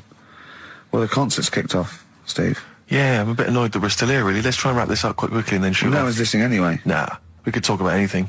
Well, we do. Yeah, true. It makes no difference to We us. could do a lot more swearing than we normally do. We could do even more. Oh, right. And I wasn't going to give it to me. You wouldn't appreciate it. That's just sparkling wine. Oh, brilliant. Oh, I love that. Yeah, you won't. He doesn't know the difference. I'm seeing Carl on Christmas Day, because he's around Christmas Day in London, so I'll get a little gift then, Carl. All right. That'd be good, wouldn't it? It'd be a nice little... Okay, answers. We must give the answers. You would have to go to bed at 6, though, so we can play. Right, here's the last clues of the year. You had, there's a load of letters there asking for advice. Put them on Claire's desk. Go that on, was no idea. F. That was for foreigner. For Rayner. I don't know what you mean. Claire Rayner. She took advice. She gave people advice. So that's a foreigner. That is shit. Right. I'm sorry. That might be Christmas. That is absolute garbage. A lot of people got the right answer. I know. Yeah, well, that annoys me even more. Number The two. second one, ask your man. Foreigner. Yeah. Foreigner. Second one, ask your mam if you should. That was S. That was Shalimar. Shalimar. Right? No, bizarrely, what was the clue there? Ask your mam if you should. No, we got a lot of people saying Smashing Pumpkins as the answer to that. But I don't know who's saying that today, Mum. Smashing Pumpkins. Merry Christmas, Mum. Smashing Thanks Pumpkins. very much. Nice bollocks. Yeah, exactly. Oh, that's great. That's great. Right. Smashing Pumpkins. Your dad bought for me for Christmas. Yeah. And the last one, Lovely plums. What, my Victorias? Oh, God. right, we've got to wrap it up. Come on, then. A couple of people were arguing in the supermarket at the fruit and veg counter. That was B, that was Banana Drama. They were like having an argument. What do you mean Banana Drama? What, no, wait. What group is Banana Drama? What group is Banana Drama? So, you're a fool. You're a twat. When you say that, but you accuse Carl of that, you're also accusing lots of the listeners, including the winner, Nicola Rogers, of London, and she wins those great prizes, and she got them bang on, so... Banana Drama. so can we finish there now? Yeah. Yeah, What do you mean? What do you mean? Can we finish there now? Just play the ads and go. What? No, what are you talking about? We're going to play Johnny All right, River all day. Play that then. Goodness me, Carl, look at you. We haven't got time. Merry Christmas, Carl. Merry Christmas, Carl. Enjoy the show. Let's give him a little kiss. Oh, a little kiss. Oh, no, I with tongues, it's Christmas. Oh, don't. Stop messing about. Get up! The featured film's not bad, I have to say, actually. You've excelled yourself there. Again, it's just one of those things where I think, what kind of XFM listener would want this particular goodie bag? I know before Christmas, Carl, you explained that the reason we were giving away... He's disgusted, because he just said, I do a lot of work to get these prizes. And I went, no, you didn't. I saw you. He went over to a drawer and went, I'll give that one, and that one. That's what work you put in. You nicked some... There's about 12 Jerry Halliwell videos, one of which we're giving away. It's Rick, like, you've given it away. Oh, no. Yeah, if you'd like Jerry Halliwell's body yoga DVD, then, you know, that's one of the treats you can win. But it does, like, if you remember before Christmas, he said that he was giving away a kind of bumper pack of gifts that you might want to wrap up and give to various people. One for Uncle, one for Auntie. But obviously Christmas has passed, so I don't know really what your excuse is this time. You eat a lot over Christmas, don't you? Get a bit fat. Fair point. Yeah. So, Jerry Body Yoga is one of them. The recent, on DVD, the recent series of Wiedersehen Pet. Yeah. That reaction. Could you give me that reaction again? Well, Rick? no, just give me that reaction again. No, yeah, brilliant. And actually, I have to say, this isn't bad at all. This is the very best of the Stone Roses CD. Well, you can't knock that. You can't knock that. In fact, I'll tell you what, we should play Elephant Stone at some point. Yeah, we'll have that. Go on. Madness. I think this is actually tunes from them and not from the musical, although it is tied into the musical. He went to see that musical. Really? Yeah, on New Year's, you know what it's like on New Year's Day, there's nothing to do. Sure. So you go and see some people doing Madness songs? No, I took Suzanne out for a walk, right? Yeah. Went round Covent Garden. Right. Past the place where it was on. The stage door was open, you snuck in. Well, I said Madness are alright. And because when you think about it, Madness songs are quite sort of musical anyway, aren't they? So you can't... They're quite musical. Do you know what I mean? He means they're like a musical, like a musical. Knees Up Mother Brown. I thought it was alright, enjoyed it. Blur the musical would be good, wouldn't it? Blur the musical would be excellent. Yeah, little Cockney Sparrow. So what, you bought tickets there and then and just went in? No. They're not selling, are they? It was fairly quiet because we only paid the lower price and we got upgraded for free. Nice. So you enjoyed it, did you? I'd loved it. And would anyone like to come on stage with us? Yeah. The little bald fella. Yeah, go on, I'll give it a go. And what home are you from? Where are you? What are you doing tomorrow? Well, I'm going. No, you're coming here tomorrow. Come here tomorrow. Is he not doing well? That's a disappointment. I don't know. I mean, it was New Year's Day, so maybe that's why it was quiet. Okay. Well, if anyone hasn't seen this or didn't receive it for Christmas, Bono said, all is quiet on New Year's Day, Carl. Yeah. Also, we've got to give away Minority Report by I like that. Steven Spielberg that. with Tom Cruise, which is on VHS. It's a good rip-roaring sort of film. It's not bad. That's probably the best thing we're giving away, but as I say, we can always leave some out if you don't want. I'm arresting you for the future murder of Sarah Marks. Brilliant. That's the sort of excitement and drama you'll be getting in it. It's not brand new. Taster there. I got that off Paul Anderson. He said here's something to watch over Christmas. So you've actually watched this already? Yeah. All right. I've rewound it. That's probably added to it, though, isn't it? It's touched by the great man himself, Karl Pilkington. And it's all right, I'd say. It's worth a watch. Can I just ask Karl how he got on over Christmas? Because the last time I spoke to him, you hadn't bought a present for your girlfriend. I had to say I was on tenterhooks all Christmas. Well, you changed it. After that show, I felt bad, even though I shouldn't have done, because... because you hadn't bought your girlfriend a Christmas present? I said to you, I booked a table at a hotel in Covent Garden, had Christmas dinner there, which was nice, right? It's good food and everything. Didn't feel like enough to me. Well, then I went out and treated some stuff, and then... No. A couple of days before Christmas, he went... I took Suzanne to that hotel we're going to go to for Christmas dinner. We had tea and cakes. And I went, oh, you treated her? He went, no, she paid for it, but I was just showing her what it was going to be like. That was her extra treat. She paid for it. I love that. Brilliant. Yeah. Well, it was like 150 quid for a meal for two, which is pretty dear. So I'm not going to buy her cakes as well. I love that! All right, love, have anything you want. You pay for your own pudding, I'm not mental. Yeah. So you treated her to some other stuff? Yeah, some bits and bobs. What, and then she chose them and you paid for them? What, the presents? Yeah. No, you chose them and she paid for them, but, you know, it's the thought that counts. I got them on the way home that Saturday. Well done. And what did you buy? Shops. Well, just some bits. It might be personal, Steve. Well, I don't care. Just some bits. Yeah, but bits and pieces. Leave out the personal bits. What bits? Just little things. And then yesterday, right? A monkey wrench and a new washer for the shower. Yeah. Some recordable CDs that you need for your job. Oh, dear. Now, when you gave those presents to her, did her face light up? Right. I don't want to tell you what they were, right? But she wasn't that impressed. You're going to tell us what they are now, tell us what they are. You even know what they are. She told you on Christmas Day. Hold on, wait a minute. But it doesn't matter what they are. It does matter what they are. It doesn't. It does, Carl. It's you, mate. Of course it doesn't matter. Oh, God! Have you just remembered? Yeah! Right, but there's no need. I've got to tell him, Carl. I really want your permission, because I don't want to be I know it's not, but we know it's not that embarrassing. It's really quite sweet. Yeah, but in a way, right, the way I look at it is, right, Christmas, even when I was a little kid, right, is not... Please let me tell him, Carl. Well, let me just tell you first, though. Let me tell you why I didn't go all out on the old present front. All right. Justify yourself. Right? First of all, I've covered it up since then anyway, right, with that present, because I bought her some shoes yesterday, and she did say, I'll give you the money for them, but when I get home, I said, it's all right. I said, you can have them, right? So not only did I buy her some food on Christmas Day, I I got her shoes. She's probably had a At least he like a horse. Yeah. It's not like, yeah, there you go, there's your shoes, there's your food, right, bed down, see you later. Yeah, but what I'm saying is she's done... fed and clothed Yeah, did you comb her hair? She's done well this year, right? So... The thing is, done well this year. It's like you're a single parent living on a council estate with a smack problem, and you still managed to buy them some Lego. When I was a kid, it wasn't about what you got. I remember one year when I was about 8. Right? This is going to make me cry, isn't it? This? No, it's not. I'm just saying the way it is. Right? I woke up at about 4 in the morning. And I was like, oh, what I forgot? And I couldn't sleep. I was that on edge. It's the excitement of Christmas, isn't it? It's like, oh, what's wrapped up? I need to know. Sure. And it's the fact that people are saying, no, you won't know until tomorrow. Yes. Sure. That annoys you and winds you up. Okay. So I got up at 4 in the morning, opened my presents, and then went, right, I know now, went back to bed, had a great sleep. Yes. Right? So it's nothing to do with the excitement of what you get. It's the excitement of not knowing what you've got. And then what happened when you got up to go down with the presents? What you're saying to me is that you could wrap up a brick because the thrill of Christmas is in hoping and being excited about what it is, not the actual gift itself.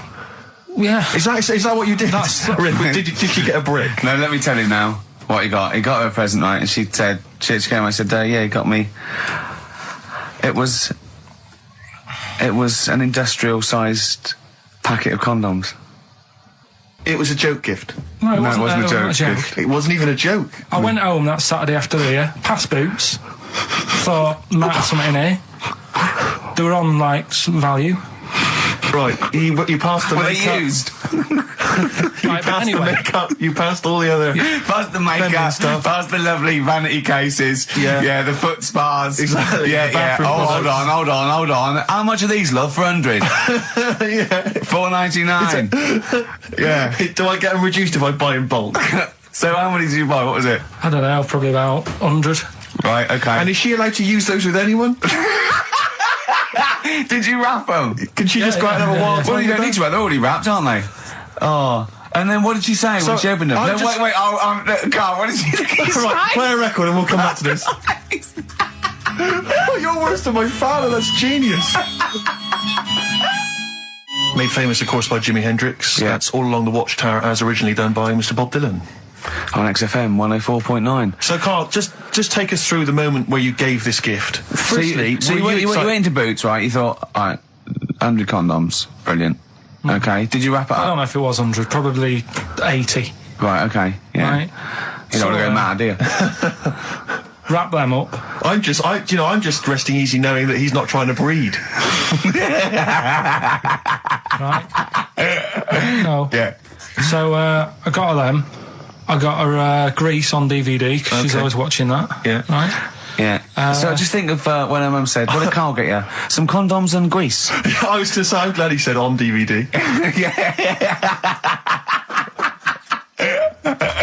And, she was surprised anyway, right? Because yeah, I bet she was. No, when she got she was thinking like jewellery. No, right? that showed her. That surprised you, hasn't it? All right. Oh, so hang on, wait a minute. You thought it was a holiday, didn't you? Yeah, look at your face. You don't know me at all. So hang on. So did you give these on Christmas Day? Right. What happened is. Have you ever read the? Carl, over to you. This is the time where we play, well, the world famous quiz, isn't it? Rockbusters, isn't it? Yeah, which is Blockbusters, but with music. See you later. Cryptic clues and that. Do you want to say? Not really cryptic, but go on. We've got a number of DVDs to give away, including some teachers' DVDs. We've got a bunch of CDs here, and also Ricky Gervais's live stand-up DVD, Animals, which is not good at all. I really would not encourage people to buy that. It is weak observations, poorly performed. I would recommend The Office Series 2 on DVD. Rubbish in that. I'm awful in that. You can actually see me forgetting some of my lines. That's true. Go on. Right then, so cryptic clues. Just an example, might be new. I reckon people will be staying in today because it's raining and that, so might not have heard it before. So, like... or they have and they're not listening. Yeah. Well, whatever. Good. You gave up on that, did you? Three. Well, give us an example of the sort of thing. That Jeez. All right, maybe don't. Listen, I'm a broadcaster. Words are my tool. Go on. All right, forget that. Come on, Baldy. Right, three clues then. Here's the first one. It's a band or an artist. Yeah. Right? I'm going to the northeast. What are you going there for? Good point. Good question. Right? Yeah, if it had been why you're going to the northwest, that's a different matter. Go on. Going to the northeast. What are you going there for? Right? Yeah. S is the initial, so it's a band or an artist it starts with. You and your father have probably come across this sort of dilemma in the past, and I'd be interested to know what your take is on it. Let me see, this is from Lee Matthews by the look of it. He says, he lives in a suburban area where the local teenagers also live on the same road, and they're running riot. They're smashing wing mirrors off the cars, they're crashing into parked cars on their skateboards, and they're just generally making mayhem, night and day. What can he do to stop this going on? The parents of the kids don't seem to give a damn. Anyone who complains to them, they just say, oh, piss off. The police are useless because they never catch them in the actual act of violence, which is what they got to do to apparently convict them. So they don't know who to turn to, really. It's rather like when a little old lady went and got the A-team, and he was dressed as an elderly Chinaman. Exactly. She knew who he was. Colonel Decker didn't have a clue. Yeah. You see, it's weird because now it has got out of hand. Sure. Do you know what I mean? Like years ago when I was growing up on the estate, you had problems, but not like you have now. Do you know what I mean? Summers were nice as well, weren't they? Well, right. And police are getting shorter and younger. But you yourself kind of admitted in the past that you were something of a tearaway. You didn't do anything like these kids here. The thing is, I was scared that if I got caught doing it, my dad would go mad. Yes. And I remember smashing a car window by accident and legging it in the lounge and sort of pretending to go asleep on the settee. Right? Genius. And I heard a knock at the door. He chloroformed himself just to be unconscious when his dad came home. And there was a knock on the door, and I thought, oh God, this is a fella he saw me. I was chucking a stone in the air, seeing how high I could throw it. Of course you were. Did it keep landing on your head? That would explain a lot. And it came down. Chucking a stone in the air, love it. To see how far I could throw brilliant. it. So, I wasn't bothering anyone. Did you invent that game? Right, Did you get the stone for your birthday? Go and play with your stone. He gave one to Suzanne. Carl, go and play with your stone. The thing is, right, and it came down at a funny angle, and of course it did. It ate the back of this car, and the back window is the most expensive because it has that heating thing in it, in case you got a frosty window. Yeah. So I thought, oh God. So I legged it in, got on the settee, went to sleep, knocked at the door. Genius. It's a brilliant plan. It's a brilliant plan. I couldn't be guilty. I'm asleep. So I love the idea. So the thing is, our lounge used to sort of, you could see in from the door, right? So this family who saw me do it, saw me asleep on the settee, and my mum said, go and get the door. And I sort of went, oh, as if I'd been asleep. Yeah. And went to the door, like, rubbing my eyes. And the fella said, what did you run off for? I saw you. I was like, oh, no. And I didn't see my dad. I went out. It was when he was working sort of evenings. So I went out so I didn't have to see my dad. And then the next day I came home from school, and my dad said, 45 quid. Ooh. That's all he said. That's all he looked at me. And then you fell asleep and he went, wake up. You know what I said? No, 45 quid. Now the thing Carl. He didn't have to do £45, Carl. Now I know you were saving up for a brick, but you can't have it. Yeah. Just equally, if you're doing a bigger crime, a bank job or a murder. Remember to take the stocking off your head, because they wake you up and go, why have you got a stocking on your head? Just go, oh, I had a weird dream.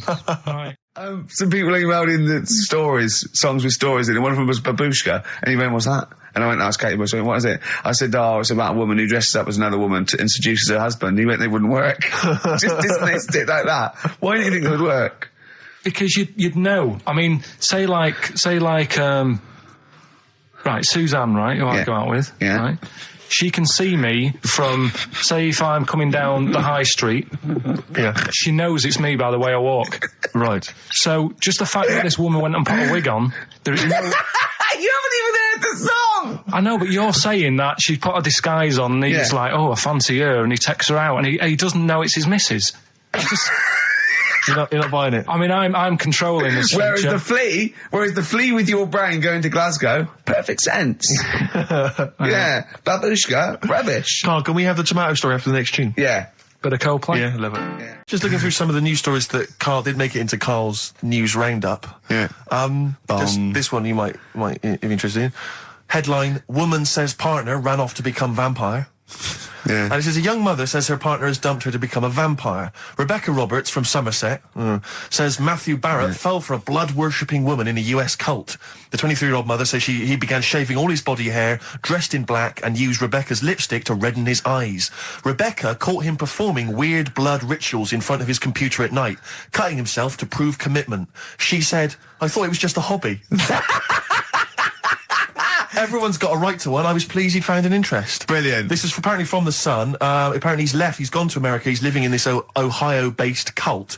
But it's the last bit where she's been asked whether or not, if he came back, would she take him back? Sure. And this is where I wonder if the journalist, you know how journalists are supposed to just report the news, be objective. Yeah. I wonder if maybe the journalist here has maybe had some interference. Made the quote better for them than go on. Because it says, I never thought this would take over his life. Now, if he came back, I'd say fangs, but no fangs.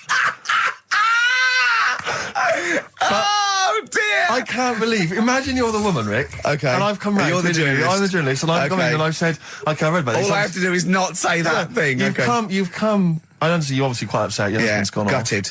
Off. If he came back, would you take him back? Definitely not. Right. Really, what would you say to him then if he came back? Just get lost. Right, but I'm really pissed off with you. Would you perhaps say something a bit more pithy?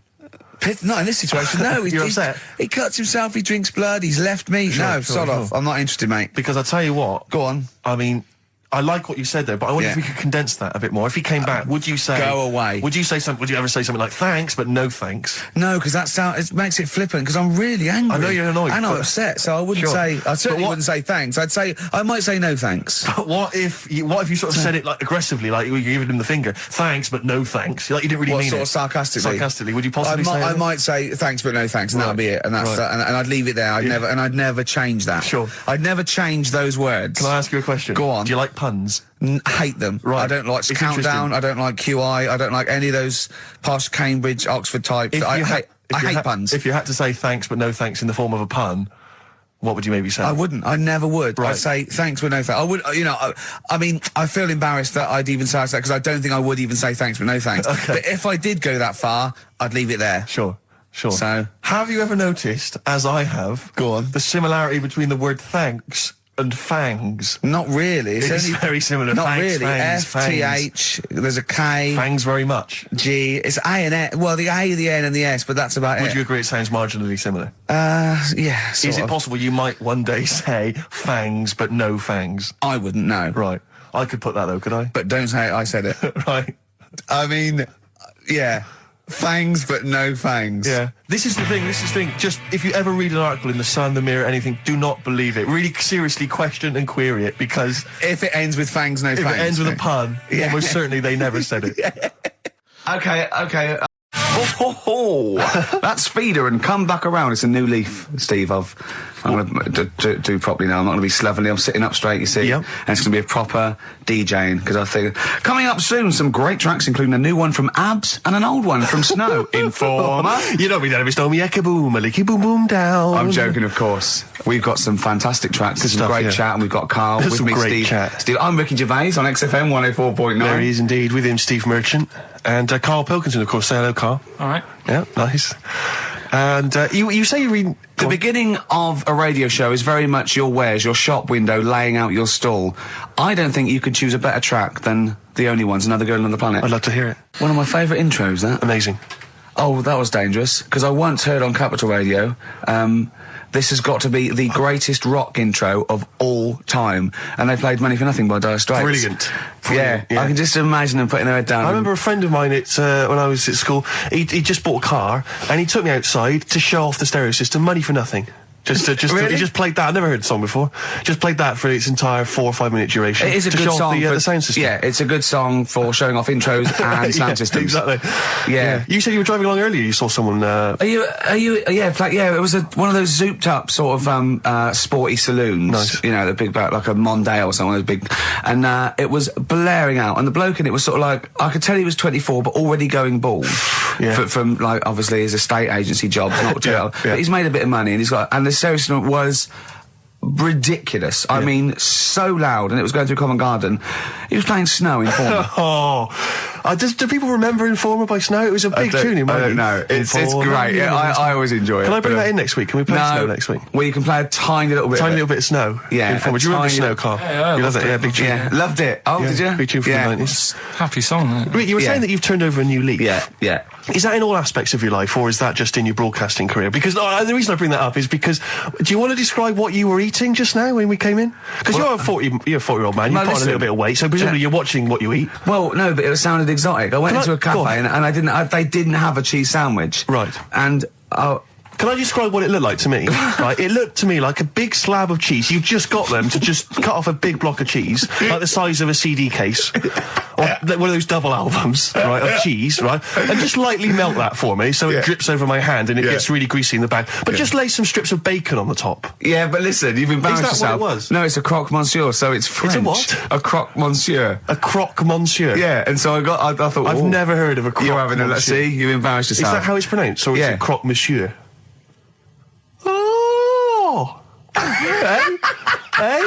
You didn't expect me to be bringing out the French. Tu aimes la musique pop? Oui, je t'aime la musique pop. Le plume de ma tante. Où est le syndicat d'initiative? That means my aunt's pen. So what was it then? It was a croque. Yeah, and it was just too greasy. It was just too, and it was all wobbly. Yeah, and we might take it for granted the people that know who we are, know who you are, know who Carl is. Sure. Now, if you're a regular, then you know exactly who we are. But for those of you who don't, I'm Ricky Gervais. Ricky Gervais, a BAFTA award-winning actor and writer. Steve Merchant, all those. A friend of yours. Yeah. And this is the important thing. Karl Pilkington. Absolutely. Our producer. I say producer, he was the bloke who was lumbered with a job. When I said, listen, I used to run the desk in the old days when I was like, I used to press the buttons and run the desk and everything. And now I said, listen, I've been on the telly. I do not press my own buttons. And Carl said, well, I don't really work weekends. And they went, well, you do if you want to keep your job. Absolutely. And we were lumbered with him. And then we discovered that he's not just a little dork, a little manky sort of idiot. Sure. He's got nice shirt. He's got, you know what I mean? He's got something else. Absolutely. He's got He brings another dimension, yeah. Yeah. And, he started having a little chat and we discovered that he had quite a lot to say. Well, I think you're absolutely right, and I think I was wondering we should maybe play another tune. I just wish we could maybe tape the bits we're not on air, just because that's when Carl comes into his own. Yeah. He just said to me, I don't know what I was doing, I was sort of like pottering around, dancing around, doing something annoying probably, and he just looked at me, I don't know, and he was looking at me, and I looked back, and he went, have you ever used a Y-front properly? Genius. It's a great question because the answer is definitely no. Definitely no. Does anyone use their Y-front properly? And by that I mean get your winky out of the little sort of slot provided, as opposed to like put it to one side or pull them down or whatever. Has anyone used a Y-front properly? I don't think I've ever done it. I don't think I've ever done it. I've never seen anyone in a toilet doing it, Rick. You should be looking. I wish I hadn't said that. I caught ya. Really? Yeah. That's actually how you prove people are gay. Yeah. Get them into this conversation. Yeah. Yeah, it's a trap. Yeah, it's a trap. It was the trap. Yeah. I'm not gay, by the way. Yeah. You didn't prove I was gay. I double bluffed you. Because I knew the old gay trick. I thought it was the old gay lord say no thing. That is another method. Yeah, there's innumerable methods of doing it. That's how Oscar Wilde was caught. Yeah. Yeah. What happened there? Well, the judge went to him. Did you see that film last night? Gay Lord Say No, and he went no, and they went take him away. Yeah. Take him down to the cells. Yeah, take him to Reading. It is true. It originated in America. Yeah. So many of these things do. It's a brilliant point, Carl. I'd like to hear from anyone listening who's, and I mean, they'll just lie, wouldn't they, I suppose? Yeah. I don't even use sort of flies. No. Usually. I sort of pull my Y-front, my sort of tracksuit. That's why I wear sort of like elasticated waistbands all the time. Exactly. Just sort Speed. of Yeah. You got to get in there with the minimum of effort. Yeah, and out. Sure. Often I won't shake. No, no. To my detriment, because it often leaks out a little bit later, doesn't it? Ever been out on a date with a girl where it's just trickled down your leg and you wish it hadn't, and you're thinking, what if she gets my trousers off later? She might smell it or see it. What? What? I don't know. I don't know what I said there. Right. We used to sort of like come in and when we discovered Carl early on, we just thought this is comedy gold. Just let him speak his mind. But then we started thinking, we can't follow him now. So I remember Steve going, look, we've got to come up with some stuff. We need to chat. If anything we've got to say to each other, we've got to say that in the first 20 minutes, and then you just unleash Karl. Yeah, because it's just you can't follow him, and he's off on one. And they have stories of upbringings with bizarre creatures that lived in Manchester that were half human, half bat and frog and things. I'd love to take him back to Manchester in some kind of TV documentary. You know, when Karl went home. And just wander back, maybe try and find the amphibian twins or whatever those people were. They weren't. So there was two boys, both had big heads and webbed feet. They weren't related. They didn't hang around with each other. That was all the information we had. I went, why not? He went, that would have been too obvious. Yeah. Like they look at each other across a room and go, you think I'm coming to see you just because we're a similar species? Yeah. You're mistaken, mate. You make your own friends. One starts to walk over, the other one shakes his head and just mouths, too obvious. Yeah, don't do it. Too obvious. Out of one of his mouths. Yeah, that's what they're expecting. Yeah, don't do it. Don't do it, Webby. Yeah, but anyway, he'll be back shortly, I'm sure. He phoned me. His dad's ill. His dad's in hospital, so Karl went back to sort of look after his mum. And he was so sweet. He said, I'm back here just driving my mum around. He said, so unbegrudgingly, he just went, it's like old times. And I said, sorry to hear that. And he went, that's all right, yeah. I think it's going to be fine. And I said, how was your holiday? He went, yeah, it was good. Except it were a nudist beach, so he didn't tell me. Of course it was. I went, what do you mean? He went, well, sitting on the... I don't know why they have to do it. I don't know why they have to do it. Why do they have to do it? He went, Suzanne said they think there's nothing wrong with it, like being a transvestite. Right? I went, I love the fact that your girlfriend has to tell you what's wrong and right in the world. And he went, well, we're walking along the beach, fella coming towards us with knob out. I went, oh, what's going on here? Right? And he said, and because it wasn't all nude, he's walking round, he's stark naked, and he wants the freedom of that, but he's got a big rucksack on his back with his clothes on, so he has to get changed. He went, so what's the point in that? Right? And I went, he should just carried a book. He went, what, and covered it up when he went, oh yeah, good idea. See? He went, but I wasn't happy. He says, and that was the first day, so we didn't go there again. I can just imagine his little face. Yeah, just going, all right, gobsmacked. That's out, that's out. What's that doing out? Why has he got his out? I imagine Karl sort of dressed in a suit. In a sort of safari suit, done right up with a cravat. I'm not undressing. I don't want people seeing the flesh. That's for you, love, and no one else. But I love the fact that it's good when he goes, Karl, they don't think there's anything wrong with it. They're just happy that way. and he in his own mind just goes, like being a transvestite. He knows there's nothing wrong with that. I'm always a little bit suspect about people who like walking around nude. I think you meant transvestite. No, nudists. What? Hold on. Can you be a naked transvestite? What are you then? Yeah, I suppose you're a... When Eddie Izzard's naked, is he a naked transvestite? That's an interesting metaphysical question. Yeah. Because, I mean, was it last week that you had the classic? Was it, I can't remember, I'm paraphrasing, Karl, apologies. Something like, I'm here in Texas, I've fallen in a puddle, and my knee has got wet. Yeah. Whitney Houston. Yeah. And also, it was last week when there was a little bit of confusion over the one for Holly Valance. Right? Of course. I don't think it was confusion. I think it was your error. No, it wasn't. And it was Holy Valance, and you meant Pelmet. Then Becky, who called up that time and said, if you're getting mistaken with Pelmet, right, she sent me an email in a week saying, I've done a bit of research. Yeah. It was my fault. I've made an error. Yeah. It is a Valance.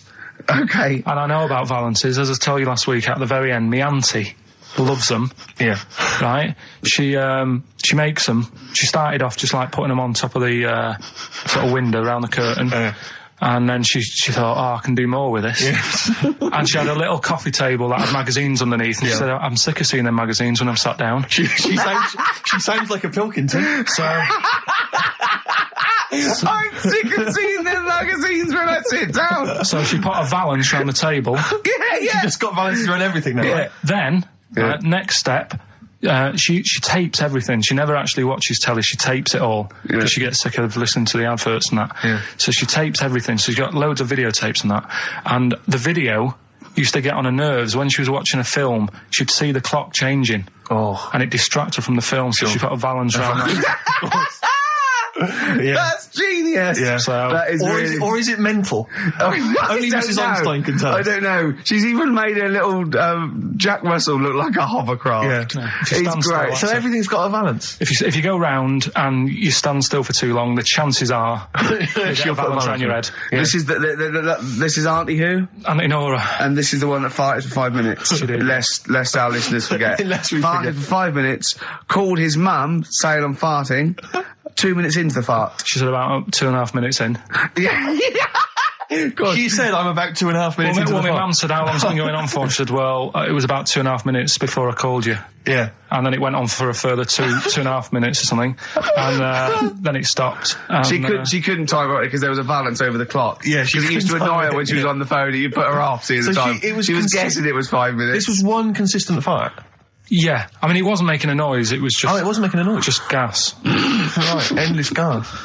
So, there you That's go. fantastic. Because you were on Zoe Ball's show talking. Oh, hello, what's going on here? Well, he was exclusively on our show. No, I was in the car. I seem to remember, Rick, he was a nobody Yeah. that got a chance to come on air and talk about that. And guess now what he's getting auditions for MTV? Guess what he was talking about on Zoe's show? Oh, hello. All the jellyfish stuff and all that. About getting believe it. Recycling material that you've done on this show. I phoned in, right, and I went, stop doing material Zoe's boy. He just hung up on me.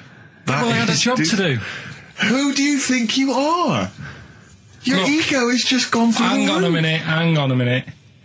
What? I had a job to do in the week. They asked me to drive the desk for Zoe, right? They didn't say talk. Zoe, if she talks to you, you can't just ignore her. Yes, you can. Well, Who is she? Who does she think she is? You made a promise to us, a pact, that you were our kind of monkey. Yeah. What can I do? If someone takes time off, I've got to do it. It's my job. Yeah, but you don't have to talk. You don't have to use... You're the head of production. We've given you this special gig. This is like taking you out weekends. Yeah, exactly. You know, if we find out you're getting too much excitement in the week, we'll have to just calm it down. Well, get another little... Well, that's it now anyway. It was only last week. I feel like kind of solid. I feel betrayed. It's like you were having an affair behind our back. Yeah. And you rumbled it. He was doing all the stuff. He was doing all this like, oh yeah, jellyfish and this, jellyfish Yeah, because that. she was asking. And I thought it was a good way of promoting this show, actually. Oh, did you mention the show? Yeah, I did at some point. Did you? What did you say? I just said more about that on Saturday afternoons. So you talk twice? I only heard you talk once. So you're talking all the time? Well, about 5 times in the week. In the full week. 5 times. Deary me. And one, it was just stuff. You could never be a monk, could you? Chatting away all the time. Right, what have we got? I blame Ball as well, to be honest. I feel Ball's slightly responsible for it. Yeah. She can't find her own, Gibbon to get on the show. She can't find her own kind of, loser, then don't start stealing ours. Outrageous. Well, coming up, right, maybe we'll get Fatboy Slim in. Indeed. Next. Yeah. Saturday, if you're listening, Slim, come in on the show. What's his name? Ernie or something? What's his name? Norman. Oh, yeah. Ernie! Yeah. I don't know. That's great, Ernie Ball. Yeah. He wouldn't change his name. That's it, yeah. That's great. Anyway, coming up today, we have got Educating Ricky. Right, okay. Is this the last one? You've promised it might be. I believe there's a book out that might help me with this feature, so we'll see how it goes. I was thinking of new features in the week. I've got, I wanted to come up with, I wanted to do Celebrity Fact Club. Celebrity Fact Club, alright. I've just got to get some celebrities in first, before we can kick that off, so maybe in the new year. Ball and maybe Cook. Zoe Ball, yeah. Ball and Cook, start off. Maybe, right. And I've also got, Cook and Ball stories. Yeah. That's nice. Good one. Cheers. Thanks, Carl. Yeah. Maybe you could sell that to Zoe's show. And I'm also thinking Through the Ricky Hole. Through the Ricky Hole, okay. What's that? That's, I'm quite... No, you just got the title again, haven't you? Yeah, okay, play record. So, Rockbuster's coming up as well, right? Yeah. Eminem, Lose Yourself on XFM, 104.9, and Ricky Gervais with me, Steve Merchant. But not Karl Pilkington. No, Carl, no. He's gone back to Manchester, innit? It's better than London. Yeah. You don't know it. Manchester's better than London. Instead, Claire Sturgis. Claire Sturgis round of applause for Claire, thanks. The posses. She's coming there in sort of the camouflage gear, and is that quite trendy? Is that what the kids are wearing? It's funny. Someone actually mentioned that this morning. Or are you on manoeuvres? Yeah, I am actually, taking time out this morning from what I normally do. Sure. I missed the second half, talking like that, of Celebrity Boot Camp. Coolio. Is it? The fella from Milli Vanilli? What, the one that's not dead? No, the one that killed himself, sure. Steve. Okay. No, I just want to clarify for people. A lot of people don't realise that one of them is dead. Right. I thought it was important to mention it. Actually, I didn't know. I'll be honest with you, I hadn't thought it through. No. It was a piece of interesting Milli Vanilli trivia that I had, and I wanted to slip it in. But it wasn't really trivia, because it was a question. You went, what? The one Rick, who's not dead. What I'm saying, Rick, is I could have found a more tactful way of bringing up the death of one of Milli Vanilli, because I think there's a lot of people out there now upset. Maybe Claire actually, didn't realise. people who didn't know. That's quite a shock. I didn't see. I mean, I should have sat people down. Who died? Vanilli or Milli? I think it was Milli. No, it's Vanilli. I don't know. No, but I didn't know. I'm guessing. Actually, I'm guessing. I'm not confusing Milli Vanilli and Scritti Politti, because I mean that is a danger. Oh no, you're thinking of the fellow out of Grumple Palumple. He was amazing. He was amazing. It's a great shame that he Grumple Palumple, they're not around us. Anyway, cool. We've got some great tunes lined up. We're going to play today. Our favourite singles. It's a favourite tune. Some of which didn't quite make it as singles, maybe, but tunes of the year. Because obviously Christmas very soon, and we'll be away for a short time. And, I think next week we'll be doing our favourite Christmas songs of all time. Yeah, I'm worried we're not going to fill 2 hours with that. I mean, how many times can you play Shakin' Stevens before? Fairies Out of New York. Yeah, exactly. I mean, that's the only one, isn't it? Really, that's the best one. That's the best Christmas song good. ever. But obviously, there's Joni Mitchell's "The River." That starts with a kind of Christmassy feel. Beautiful. I don't think if there's anything else. Not great deal. The Waitresses, Christmas Wrapping. Is that one? Is that brilliant? Is that good? Yeah. So This Is Christmas, John Lennon. Paul McCartney came out with Simply Having a Wonderful Christmas Time. Christmas time, yeah, exactly. Yeah, but so John's was Happy Christmas War is over. Yeah. Of course it wasn't, but hey, but I mean, at least he wanted to be. He was dreaming of it. He was dreaming of it. Yeah. Bless him. And to show how much John Lennon's dead as well. I don't know if anyone's... Yeah, no, they do. That's just another bit of rock and roll trivia. I like John's protest against war. He stayed in bed for a week. Yeah. I've been doing that. I've been protesting against war for ages. Yeah. I'm eating hamburgers absolutely. against war. Absolutely. I just go into Burger King on the way here. I went to the counter. But of course, that's not product placement there. And there's a number of other burger joints that people may wish to go to if I they often go to McDonald's. Yeah, I often go to McDonald's. But I went into Burger King because it's close. It's convenient, but then often McDonald's will be convenient. McDonald's is just convenient. Depends where you are. Just as convenient depending where you are. And I said, can I have a cheeseburger and small fries? Take away, please. And he recognised me. He went, oh, I've seen you on telly enough, one. Yeah. He went, there's your meal. So I went, thanks. He winked and went, I'll put large fries in. Brilliant. So that's so it's paying off. At last, true genius is being rewarded by the burger joints. Because I mean, there's been a couple of times where I've been with you and we've gone to a restaurant and someone's given you a free meal or whatever. And it's the way that it's like, you don't ask for it, it's just kind of offered. But I don't know what they're expecting in return. Nothing. I mean, do they think that you'll go away and you'll always think fondly of Chad who works in Burger King? I just think they think, oh, I don't know, they make I'm going to give him a little treat. Yeah. I know, I don't like it, but then I'm always grateful, and I never... Yeah. But the thing is, I'm slightly embarrassed. Did anyone around you hear what had happened? No. Because I imagine the resentment, just the whole room No, turning they didn't. on you. I had to go around telling them. I said, excuse me, did you hear that? He goes, no. He just gave me the free thing because I'm on the telly. And I went, I don't recognise. I went, you don't recognise me? I'm terrified now that that someone could be listening at Burger King HQ. You know, I'm assuming this is an unorthodox procedure. And that little fella's got fired. But they know it's Leicester Square now because I just mentioned it. So they know which Burger King it is. Oh, my God. I don't know. What was his name? Ralph Littleton. He had a name badge. Number 342. Well, I just hope Littleton doesn't get in trouble. So, what are we going to play That could be first? a sad Christmas for him. He's probably keeping his whole family afloat. Bit of Springsteen. Well, tunes of the year. I mean, I know people dismiss Springsteen, but as I say, the gig I went to see earlier in the year, I made it in the end. Just couldn't believe we were going to play Springsteen. Brilliant. I just think, leave aside what you think is cool and trendy and the fact that he's older now or whatever else. Really? Just leave all that behind and just listen to the tunes because, he remains a great musician. Lonesome Day? Lonesome Day is the current single and it's the first track on the album. Free chips. Absolutely. It angered me that is there a lot of cheap housing in Leeds? Would that ruined it for him? But it just was. I assume maybe she was squatting or something. But it was like, and it just depressed me because it was like, not only is he homeless, but he's got a homeless girlfriend. But the homeless people are finding love. Yeah. White Stripes and their version of Jolene. What did you make of it, Rick? I loved it. Good. I want to ask Karl a question though, because Karl sometimes in awe of this newfangled world that we live in. What do you think of the scenario? What do you think is going on there? Because it's a bloke singing to a woman, begging her not to take his man. What do you think's going on there? Say again. Well, that's a bloke there singing, Yeah, to his wife Jolene. Right. Yeah. Were you listening to the lyrics, or? You see, I got mixed up anyway. I thought it was about that one about the person who chucks himself off a bridge. So I was thinking more about that than listening to that one. So right, listen. Well, go on it. Right. Jolene, I'm begging of you, please don't take my man.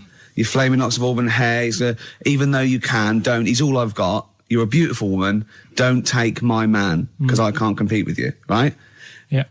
What do you think's going on there, though? Because, you know, it's Dolly Parton singing it. We know what's going on. They're fighting over the same man, aren't we? Yeah. What do you think's going on when a bloke's singing it to Jolene? What do you think of the scenario there?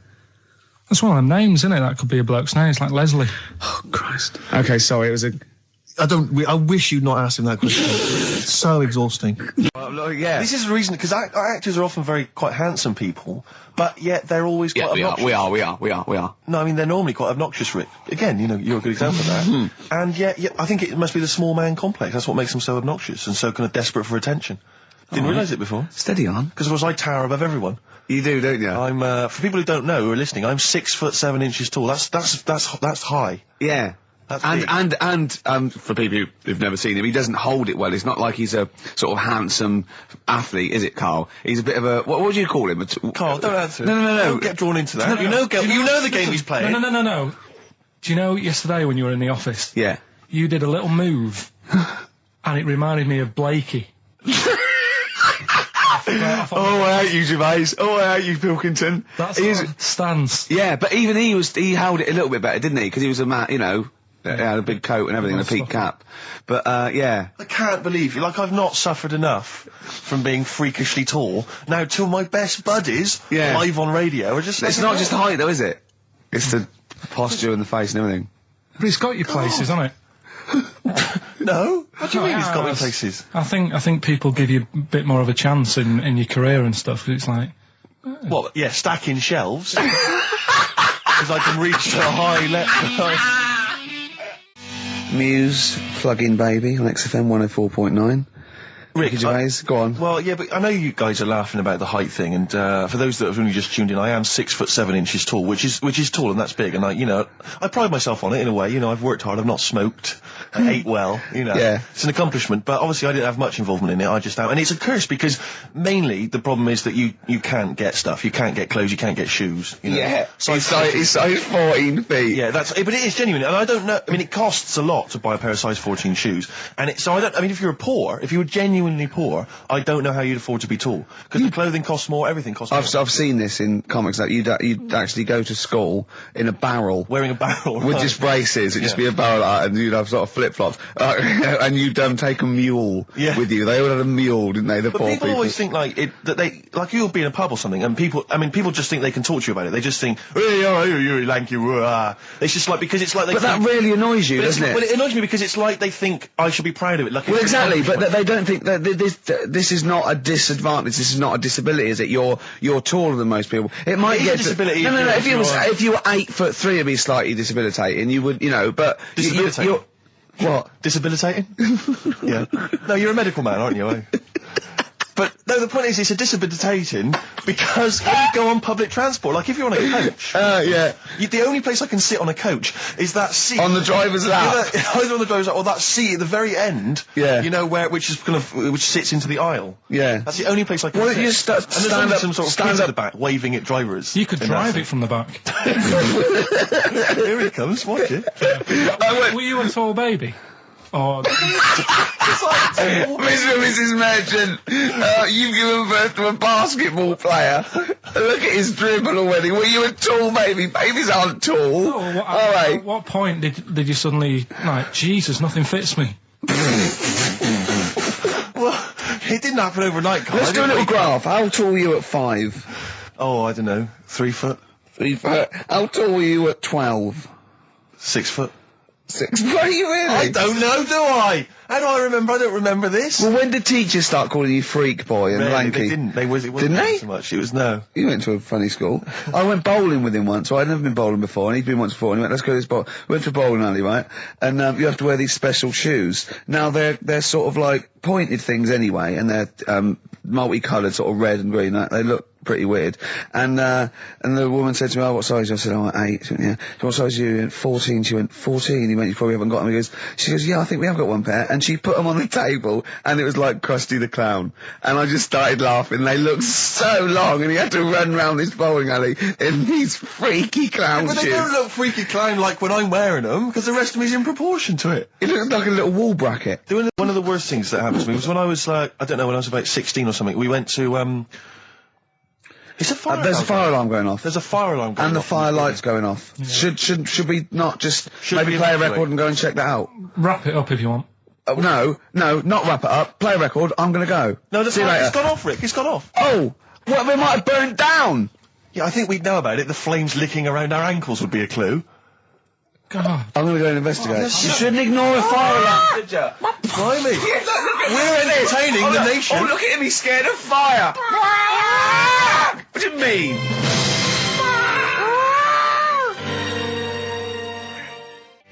Lars, and there she goes. I'm saying you don't mind the insults freak boy or goggle eye or... Swore off a duck's back, mate. Do you know what I mean? Or a new phrase that's been coined because of Steve's face, water off a frog's back. Who's saying that? Just a lot of your... A lot of friends and that. But I mean... My friends? Yeah, a lot of the people... Can you name names, or...? I can't really. No promises, you can't. I can't really... mess anyone up? I think it's the Kaggle. Looks good. It does look good. It's waterproof, Rick, and it's also stylish. I wear nothing underneath.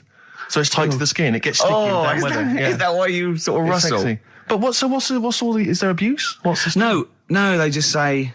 Because I'm pretty trendy guy, but I, as you say, I cut my own trend. You know, I make my own style. Oh, so just go back to insults briefly. Go on. You know, saying...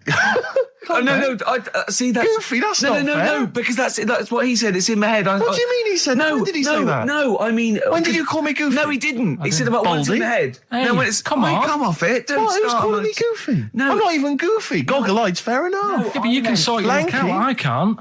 What do you mean I can... How could I sort my look out? I'm not even goofy. That's not fair. You've got the proper features. What? Just needs sorting out a bit. I can't help it if my hair's not good. I noticed the other day when Karl was sitting on your knee having his picture taken. Yeah. It's a long story, right? He's got a completely spherical head. It's slightly too small. I'm not being funny, because, I mean, you know, I'm not perfect. But he's got a completely spherical little head. He looks a little bit like a baby Hamburglar. You know Hamburglar off McDonald's? Sure. He looks like a little baby Hamburglar. And it's sort of quite put upon. Suzanne thinks I look like that thing in that Dulux advert. Do you know when the woman pulls the head off that? That little plasticine morph type. And then they make a new ad for it. And it's like a little head.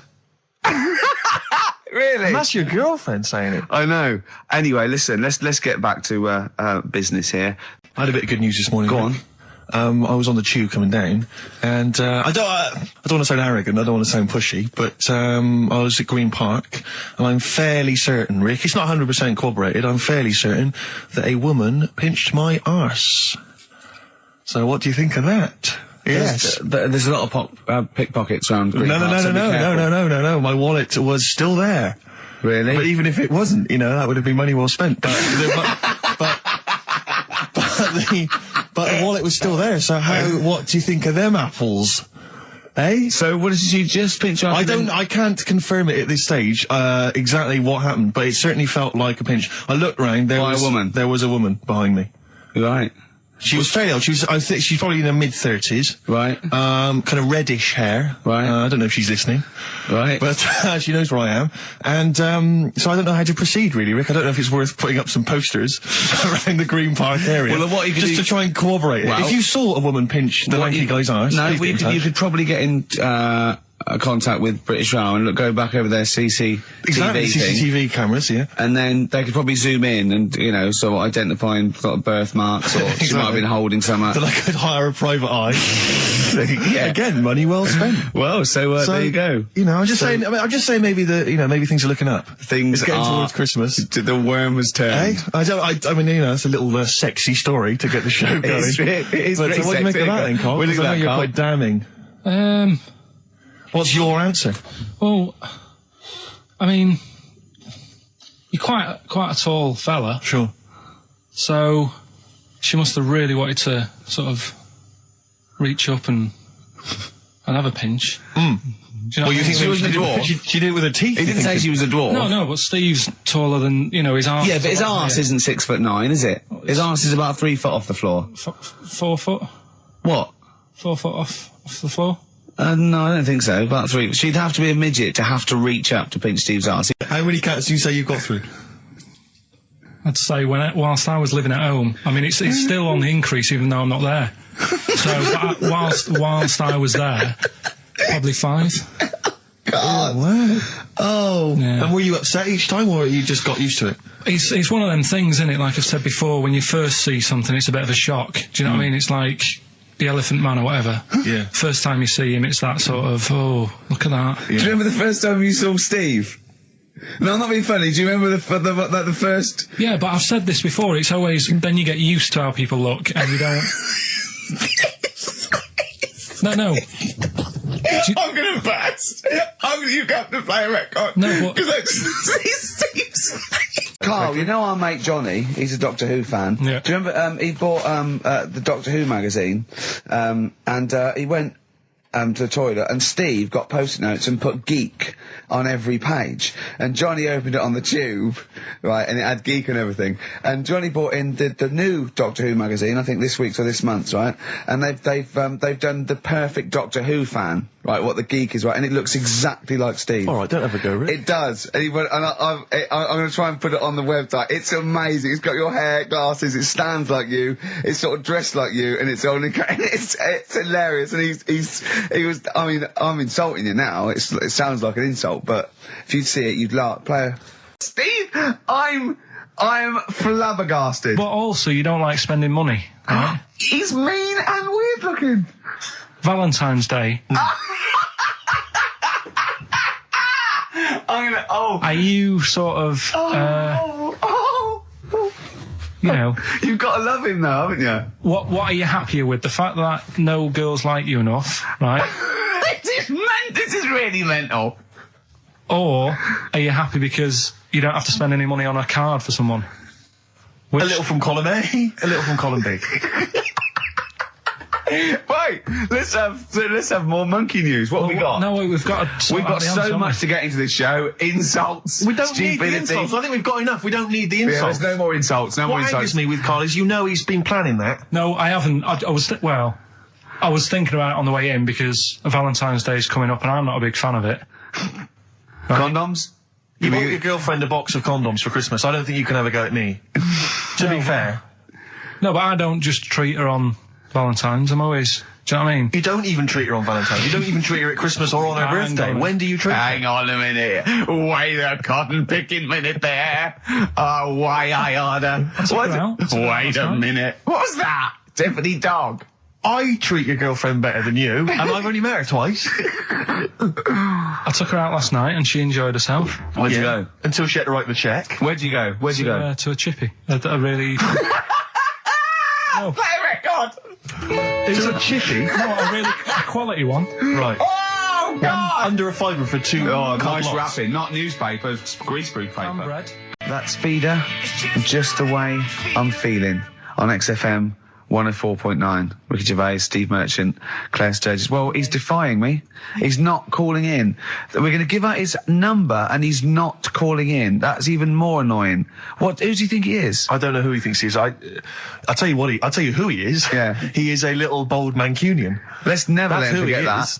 I don't know who he thinks he is, but there's the fact. Just, Carl, call in, because you're annoying me and Steve. He's been slagging you off as well, Steve. Well, go on. In the week, he was slagging you off. I mean, in the week, I was joining in and laughing along, but now I'm thinking but now I'm thinking that you're more on my side than he is. Thanks very much, Rick. I'm glad to see you've come round. He said he was. I was in the pub with him and Johnny. Oh, right. So there's a little audience. Good. And he went, have you seen Men in Black 2? I went, no. He said, have you, Johnny? He went, no. He went, there's a thing in it that looks just like Steve. And I went, what? He went, it's a thing, he's got really gangly arms and bulbous eyes, and it just works really fast in the Aliens registration thing. And I went, all right. I said, we'll bring that up Saturday. Since he's not here, what do you think of that? Well, The reason is, I think the problem I have is this, that if I was to say things like that about Karl, I'd destroy him. He'd be a broken man after I'd finished with him. Call in, Karl, or Steve's going to say a few things about you. I'm going to get a couple of home truths out there. I can't believe it. I cannot believe it. Yeah, we were, you know, at the time I was joining it, we were, slagging you off on other things as well. Sure. But now I'm thinking, maybe you were wrong. Maybe I was taking the mickey out of the wrong person behind their back. If you receive any phone calls from people you don't know, we don't know anything about that. Instantly, we don't know why that is happening. That is just going to be a weird, spooky thing. So, and don't bother telling the story about Men in Black 2 either, because I don't think people will be interested. Actually, on the subject of Men in Black 2, what? Have you seen that, Steve? No, I haven't, Karl. Tell me about it. You should see it. Go on. Why? Because there's this thing in it. Go on. What, a stupid, bald Mancunian tosser? No, weirder than that. There isn't anything weirder than that. Big eyes, it was gangly. Keep talking. You've got to see it, because you wouldn't believe the likeness and that. You've got to get the film out tonight. Right. It's not as weird, it had a normal voice, right? He's done yet, he's not even here! I'll tell you what, mate, it ain't worth coming in next week. Stay on the line, Karl. Play a record, Claire. Kings of Leon, Molly's Chambers. What do you think of that, Karl? Alright. There's a surprise. Another insightful remark. Steve is not a fan now. Not only does he know you've been slagging him off behind his back. No, I wasn't slagging Steve. If you get it out on DVD tonight, you'll know I'm not slagging you off. It could be your brother. I love the fact that it makes it worse, but he's thinking you're going to go, oh, he wasn't slagging me off. It does look like me. I do think I'm an alien. I love the fact that you hope Steve will go, he's got a point. It's a spitting image. Yeah. I am, seriously, Karl, I'm really angry. I'm so angry with you at the moment. You haven't seen it yet? No, I know, because I know what it's going to be, and I'm fuming. I'll tell you why I'm angry, because he doesn't do it in jest. No, but what do you think it's going to look like? What do you think this thing's going to look like? Going to look ludicrous. It's not going to look anything like me, but he's going to pretend it does. Go on, what? Go on. No, it does look like you. Yeah, of course it does. And you looked like the Human Z. Well, I mean, to be honest, you did a bit, Karl. You walk like him, you're bold like him, you got a sort of gormless face like him. Any more? I don't smoke. That does. I'm not arguing with you, I'm not well on that. Oh, you're not well. What exactly is wrong with you, you whinger? Well, it's just, do you know, like I always tell you about the restless leg syndrome I've got? It's like that, but all over. So you're just shaking around the house? I'm just, yeah. What do you look like, Elvis? What are you doing? You're shaking around the house. I'll tell you, with your bald head, you probably look like an enormous vibrator. Oh, God. That's what you probably look like if you strip naked. Oh, you'll have the Scottish widow coming round. Oh, dear. That's, what's her name, by the way? I heard you talking about that. That's, Amanda Lamb. Amanda Lamb, who's in the Place in the Sun programme. Is she actually a widow? Is she a Scottish widow? Hoots, man, my husband's dead. Do you want any money and a bit of my clam? Brilliant. All right, that's the sort of quality you've missed out on today. Well, anyway, you're going to be back next week. We need you back next week. Yeah.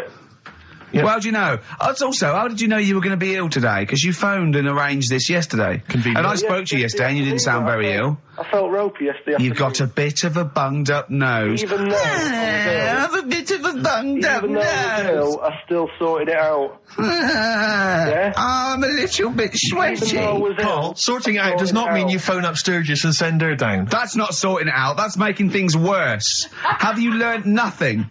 Thanks, Claire. If you're not part of the solution, you're part of the problem. Mate. Yeah. My leg's a little bit achy. Oh, wearing wet jeans. Oh, I put wet jeans on again. My lasagna it was frozen. Can you hear the venom and hatred in our voices today? I need the phone number of your girlfriend.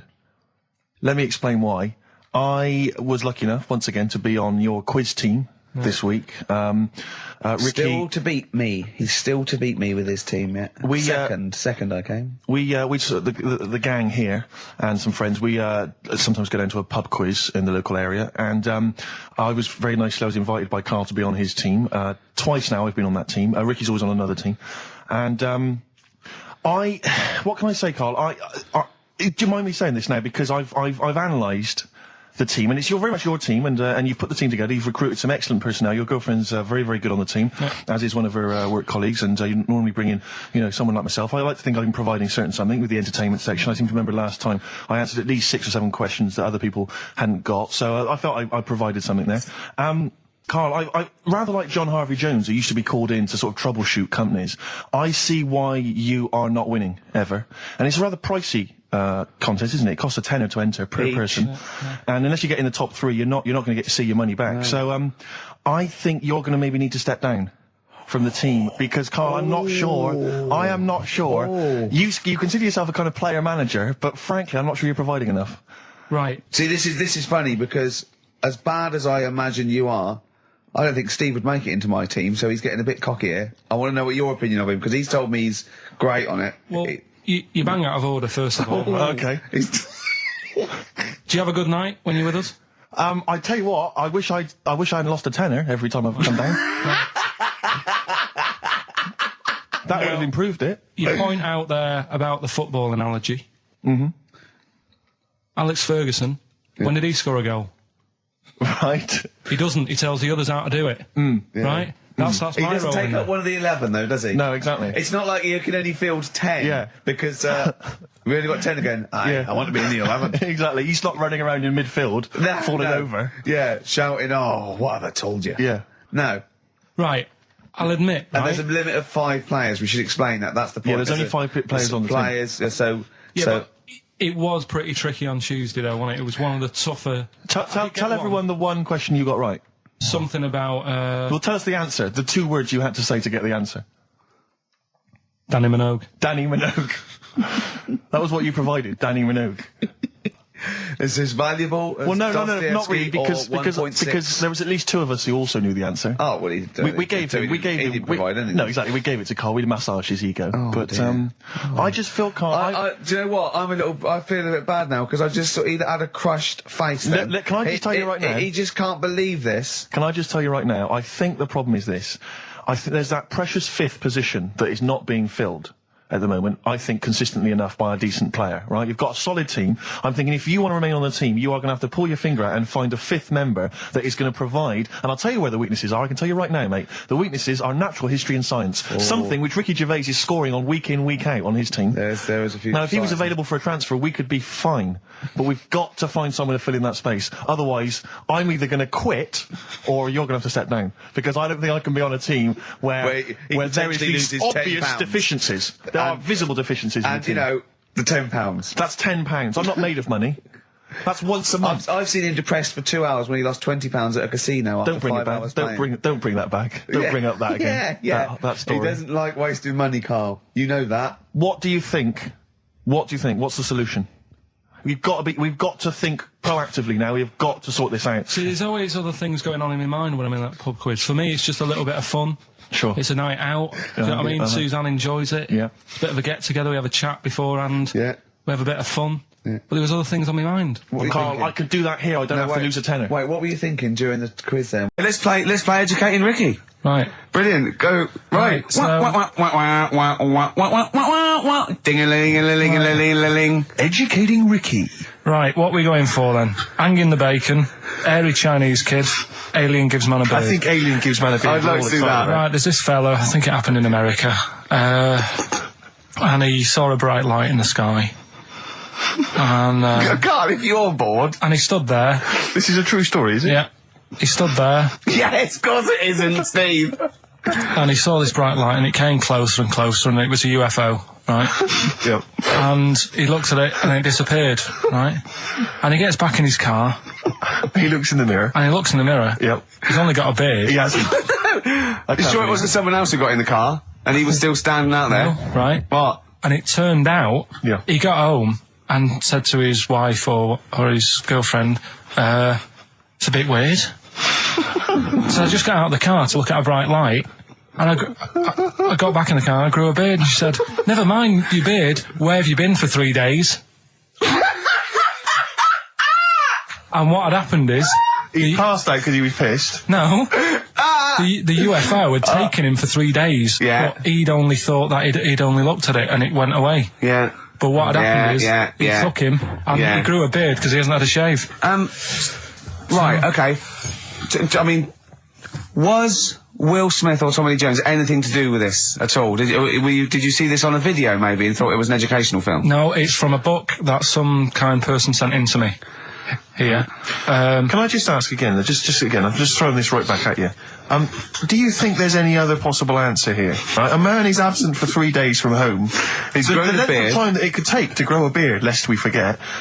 What if he hadn't actually seen a bright light in the sky? What if he was lying? What if he was lying? He got knocked unconscious. He'd had a car crash. Just lying. No, just lying. Or he was just lying. Yeah, he'd been on a bender, getting pissed for 3 days. And that with was his an mates. excuse to his wife. And they went, Dennis, what are you going to tell your wife? Well, wait a minute. Wait a minute. He's not going to believe I was out with you, lads. Just say you're only away for a minute.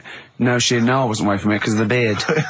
Oh yeah, look, it looks like you've been out for 3 days. Well, we have. That's exactly right. Okay, we've got to cover that then. Alien abduction. Great one.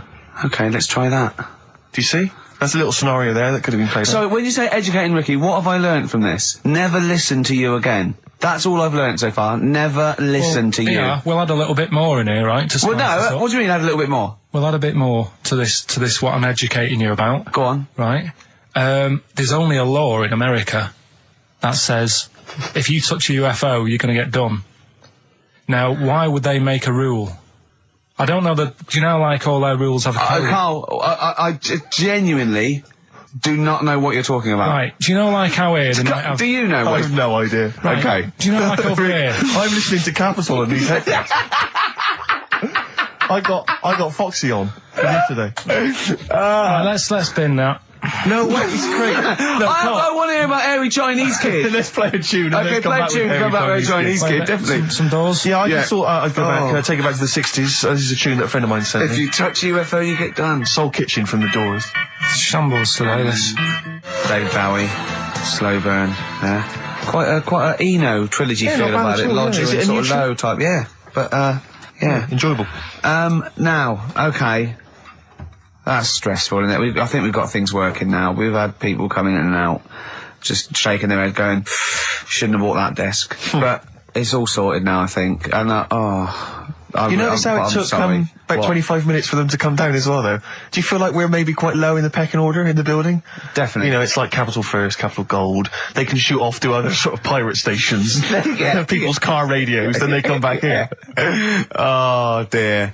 Oh, I had a job at Richard Sounds. Light fitting was buzzing. Now, but we've got, thanks for staying, listening. Right, okay, educating Ricky. What have we got? Airy Chinese Kid, go on. Right, yeah. This is the, I didn't want to do this. Really? You didn't want to do it? Well, I wanted to give you 3, and I gave you one. It was like the alien man gets a beard or whatever. Yeah, which was total rubbish, so this one should be better, maybe. Hairy Chinese Kid. Right, well, we've talked about airy people in the past. True enough. Haven't we? Yeah. You know, the little kids who grew up in woods and hung around with wolves and that. Yeah, again, you're confusing it. Yeah, they're not, there were some people that were born very hirsute. They were not the people who were brought up with wolves. You just put that together in your Homer Simpson type mind. Right, well, this is like a sort of close to that sort of story. But the weird thing is, right, Chinese people aren't that hairy as a nation. No, seriously, that's a well-known fact. They don't have that much body hair and stuff. Okay. So this little kid who was born over there, he was like covered in stuff. Was he? And it was only his nose that wasn't hairy. The rest of his body was caked in hair, right? And his hair sort of What grew. sort of hair was it? Was thick hair. No, what I mean is, was it sort of like a pony's mane, so he just looked like an Ewok? You know what I mean? Just like hanging down sort of straight, dark hair. In the picture, it looked like it grows from his eyebrow. It grows from his eyebrows quite thick. and then it just goes all the way over his head. You don't think it was just really long eyebrows that he'd done a comb over? No, it was all over his body. It had a picture of, like, his back and that. Yeah. And, Had he styled it? Had he styled it at all? Did he have it a quiff, or? No, it was just all over him. Yeah. And they were like, you know, this is a bit weird, happening in China, where we're not normally that airy. That was the scientist speaking there. And the local press and that were getting him down, calling him monkey boy and all this. Oh. And thinking Chinese press. But the doctor, yeah. Oh, they're cruel, aren't they? It's like those game shows. That's Japanese, isn't it? Yeah. And the doctor said, Was Carl talking through all that time while we were just like talking to each other then? Because I turned round and I still saw he was talking. So anyway, the local press came in to see the hairy boy, the monkey boy. And they were like being tight, taking the mickey out of him, and the doctor said, showing him nuts. Said he's only airy. Said he's a healthy young kid. The only faults he's got is he's got a little bit of eczema and a boil. And he said everybody should just treat him the same, and I think he grew up a healthy kid. Yeah, so that's the end of the story. That's not a story. Why? But I've got nothing. I don't know what to say to that. So someone in China was born slightly hairier than the rest, and he was normal apart from eczema and a boil. That to me isn't a story. But if it is, I've got a million. I mean, it's sort of like bloke from Manchester went a bit bolder than the rest, got a job on radio. He was normal. I mean, that's not a story, is it? Do you know what I mean? Dandy Warhols and Bohemian Like You on XFM 104.9. I'm Ricky Gervais, with me Steve Merchant and Karl Pilkington. Karl, what's the story then? Right, so what did you say you're going for? You've got your 3 titles, your 3 teasers. Well, I think I'm going to go for Don't Do That to It. You know it can't live without an Ed. I'm looking forward to this. Right. So this is educating Ricky, for those that have just tuned in. Now, something that Ricky told me about when he was educating me was that a cockroach, if you cut its head off, it lives for a week. Yeah. Right? And the only reason it dies is because it can't take on water. Sure. It doesn't have a great time in that week, though, does it? I mean, it doesn't get much done, I don't imagine. It just needs water, and because it can't find any, like its eyes, it eventually dies. Yeah. Right? No. So what? No, it's not. That's not. It's anyway. It can't drink. Anyway. So have you heard that one about worms? Okay. I have. Go on. If you cut a worm in half, a lot of people have said in the past that it'll turn into 2 worms. Right. But that isn't actually true. Okay. Who said that? No, it used to be like, you know, kids at school said it on, kids at school and stuff. Yeah. So that, you know, a lot of people think that. Don't pick him up on stuff, Steve. It's bad enough. Sure. So, but what they can do, if you get a worm, right, and you find out which end its head's at. Right. If you you've got its head there at the left-hand side, right, and if you sort of cut it in half. Right. But not in half. So there's more of its neck than the tail, if you know what I mean. Yeah. The bit that you've cut off will sort of die, and the rest of the worm will get better. So in a way, you can cut it in half, and it'll survive, but only one half will survive. Okay. Yeah? What have you learned there? I wish you hadn't chosen that one. I know, because it's nothing, is it? Yeah. You know that joke, how do you tell a worm's head from its eye? You put it in a bowl of flour and wait till it farts. Yes. Right? I told my mate that, right, and he went, what if it coughs? Yeah? Yeah. So, there is a bit of truth in that myth of cutting one in half. Where did you get this information? I don't understand where you get this information That was from the Fortean Times. It was like the myth about worms. Yeah. That was the big article that week. Did it take you as long to read that article as it took you to tell us just then? I like the fact that it starts off debunking a myth that we hadn't heard of anyway. Exactly. You know the big thing about cutting a worm in half and making 2 worms? No. Yeah. What's the other one? It's not the thing to do either, by the way. Don't go doing it. No. It's not very nice. But, it's cruel. But it can get by. And it's pointless. Yeah. There's no scientific worth in that. Well, there you go. Okay then. So the others now, you see what I do. No, I'll tell you the other titles. You're not having them yet. That's the whole idea of this. People will be driving or about to go out doing the shopping. They'll think about that now. What was the other two? Well, the other two. They won't think about that. They've forgotten that. No, they will. No, they've forgotten that already. If only it was raining and what's tomato with you. Right, I'm looking forward to that one. Use Rooster's Pride Pop Soup as a snack with crackers or toast. Still think of a normal knob. An appetizer, again, or a soup base. That doesn't really work as an Indian. No, that's disappointing. We'll work on that, though. The darkness growing on me on XFM 104.9. Going well, isn't it? I've enjoyed it so far. It's been a bit naughty and everything. Yeah, it was a bit smart. Nothing wrong with that. No. I was on the way in today, right, Steve? Mm-hmm. Walking in, always walking in. I get left early and stuff. I like to get in early, get some bits done, that. Yeah. Monkey News, Songs of Phrase. That sort of thing. And living in London, right, there's a lot of shops that open early and stuff. Do you know what I mean? People say that's a good thing about London. Yeah. It's almost like 24-hour city and stuff, right? I'm walking in and there's like, you've got your news agents open. Obviously. Selling newspapers and that. That's good. They've got to be open early. Yeah. Then you've got your coffee shops, your Starbucks. You'll have a cup of coffee in the Do morning. you know what I mean? They're doing well in the morning. Yeah. Then you see like the odd restaurant and you think, well, maybe they sort of got the doors open, but they're preparing for lunch. So you think, fair enough. Yeah, I'll let that pass. Yeah.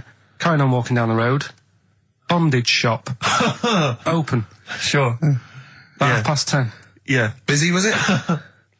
There's a couple in. Really? Some good offers. 10:30 for a bondage shop. I'm assuming if you're into bondage, though, you stock up at any time, day or night. I mean, you don't... Yeah? Well, I assume it... I suppose you get up and you go, I've got nothing on, I need to be a bit tied down. Yeah. I need some rope. These clothes are too baggy, I need more belts. Oh, God. I need more straps. Yeah, get some rubber on my face. Weird, don't it? What were you doing in there? So, just having a browse.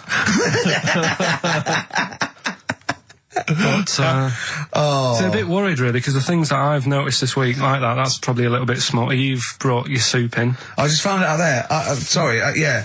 It is Rooster's Pride, cock soup, noodle soup mix, chicken flavour.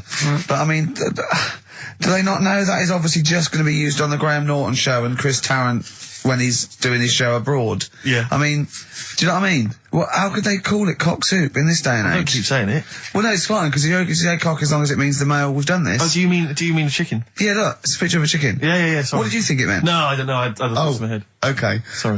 Yeah. But, there's something else that's a bit sort of...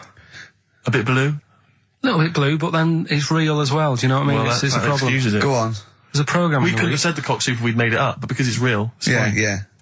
We also couldn't have said the cock soup if we'd have meant a male penis. Thankfully, we don't. So. We mean a little chicken. You go on. This programme was on. It was Wednesday night, something. About this little lad. Yeah. Who was a fella and a woman. At the same time. What do you mean? Like a cartoon with a secret identity. By night. What do you mean? He had both by day a boy, by night a woman. He had it all.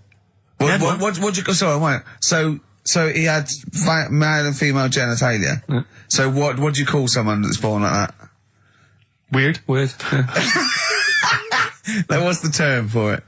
Go on. You know it. We've talked about it before. Aphrodite. Really? So close. Hermaphrodite. Yeah, hermaphrodite. Yeah. That's weird, don't it? Yeah. And he had the ball. Yeah. And he had the... Well, what happened was he was born, right? Obviously. And the doctor said, there you go. Lovely little boy and girl. So the mum was like, what? So he said... No, I don't think the doctor was sarcastic. Yeah, I don't think the doctor was sort of dissing them. Yeah. There you go. What do you mean, doctor? I'm gonna have a look. Exactly. There's the cock, there's the minch. All right, see you later. What are you going to call hit? But doctor, what do you mean? Have a look. He wasn't sarcastic. He didn't give clues. Tell me what you mean. Give me a straight answer. He probably went, oh shit, she's got a cock. He didn't go... He wasn't sarky to the parents. No, but I'm just getting across. Do you know what I mean? I always had a little bit just to... Yeah, I know you do. Yeah. You should be a newsreader. Be brilliant. So there's a little kid lying there. Yeah. And the mum says, what am I going to do then? So the doctor I mean, I'm condensing this. It was like an hour long. Sure. Yeah. So he says, she said, what will I do? And the doctor said, well, he's not sort of well hung. Right. Oh, so he's not sort of well hung. This doctor has been struck off since for saying these things. It was a real doctor. It wasn't Dr. Fox. Yeah. Right, so the doctor said, so I recommend that we make it a woman. Right. So they sort of do a little bit of jiggery pokery. Yeah, a little bit of work. And I don't think that's true, Carl. No, it is. It was on the programme. But I think they can tell really what they were meant to be from their chromosomes, can't they? They can tell whether X, Y, Y, or yeah, it's not very well hung. No, I tell you what, because back then, when this was going on... Yeah, no, I'm just thinking they might not have had... The doctors then thought if you had a kid, right, and you thought, it's a bit ugly, maybe it'll have a better life if it was a fella. If it was a girl and it's a bit ugly and you think it's going to get hard time. Right, don't talk shite. What? What, that a doctor would go, right, you've had a young girl, I'll tell you what, she's a pig, let's pop a cock on her. Don't No, I'm not saying that. What I'm saying is, say if you have like I say, a girl, I just think it's harder if a girl's ugly and she's growing up, she has a harder time. Yeah. Don't you agree with that? Possibly, but you don't change someone when they don't... No, yeah. You don't change their gender because they're I'm just saying what I'm saying is the Elephant Man would have had a harder time if it was Elephant Woman, is what I'm saying. But listen to me, listen. What the doctor was saying is, if you get a baby before it's 2, back then they thought you could sort of say, well, instead of giving it a go-kart, give it dolls to play with. Right, back when? What are we talking about? The Middle Ages? Well, we put a song on, come back to this. Yeah, it's Bruce Springsteen, Atlantic City. Bruce Springsteen, Atlantic City, on XFM 104.9. Okay, look, have another go, Carl. What were you saying? As an hermaphrodite, it was born with both sets. The doctor said he's not well hung, let's lose that. Let's get rid of that. Let's make it into a girl. Okay. I'm with you so far, go on then. So, anyway, gets away with it a little bit. In the early years. right. Starts going to school, gets away with it a little bit. Sure. Right? But then, do you know when you get to that age and your head goes all funny? Like when you're a teenager and you sort of, I don't know, your skull goes... Mine never did. What are you talking about? No. It's that sort of teenage years when you look a bit odd. Do you know what I mean? You go from being quite a good-looking person, and then your body starts growing at a different rate. So you never know till 21 whether you're going to be a looker or not, or whether it's just. I know. Right? Go on. Yeah, I'm still waiting. So your head grew outwards at exactly the same rate, didn't it? That's why it's your head grew faster than your hair. He's got a lovely head of hair, but just below the skull. Yeah. He's got a little afro in there, but it just couldn't get through the follicles. It couldn't catch up the skull, expanding. Oh, bless him. Oh, come on, Baldy. But the thing is, right, so you see these pictures of the lad stroke woman who's trying to be a woman at the age of 14, 15. Sure. Yeah. She's got one of them big heads. Right. Like a lad. She starts having a hard time. She doesn't want to play with her mates, with the dolls and all that. She's more into go-karting and that sort of thing. Gets to an older age. Yep. Decides to go back. Is now sort of with a woman and having a life of a fella. But did did the doctor keep it for him in case he needed it? No, he's had one put on though. Has he? Where'd he get that from? Dunno, maybe that bondage shop. What do they do when they do that? Do they put on what do they do? Maybe someone could call in and tell us. If you're a woman and you ever... Do you want to speak to someone who's got that information? Yeah, I do want to know. What do if you've got that information, I don't want to talk to them. Do they construct one? Do they construct it? From plasticine? Or do they whack on a dead one? What? What? Whack on a dead one? Yeah. What? What? That's not, it's not, what do you mean? No. When a woman has a knob put on. Yeah. To have a sex change, where do they get it from? Is it constructed? Do they find, like, I don't know. From a donor. A donut? From a donor. Oh, well, yeah. A donor? Donor, yeah. Yeah, but presumably it's like... Maybe there's someone who after they're dead, I mean. No, I thought very few people, it's not like giving someone a kidney and then sort of like celebrating with them. Maybe if you're a guy and you want to become a woman, you've got one to spare. That's true. Yeah. Well, a swap. Yeah, just do a little swap, probably on the internet or something. Or Noel Edmonds. What do you mean? On Swap Shop. He's not a man. No, but he could go, we got a fella here who, got a lovely, nearly new, unused penis.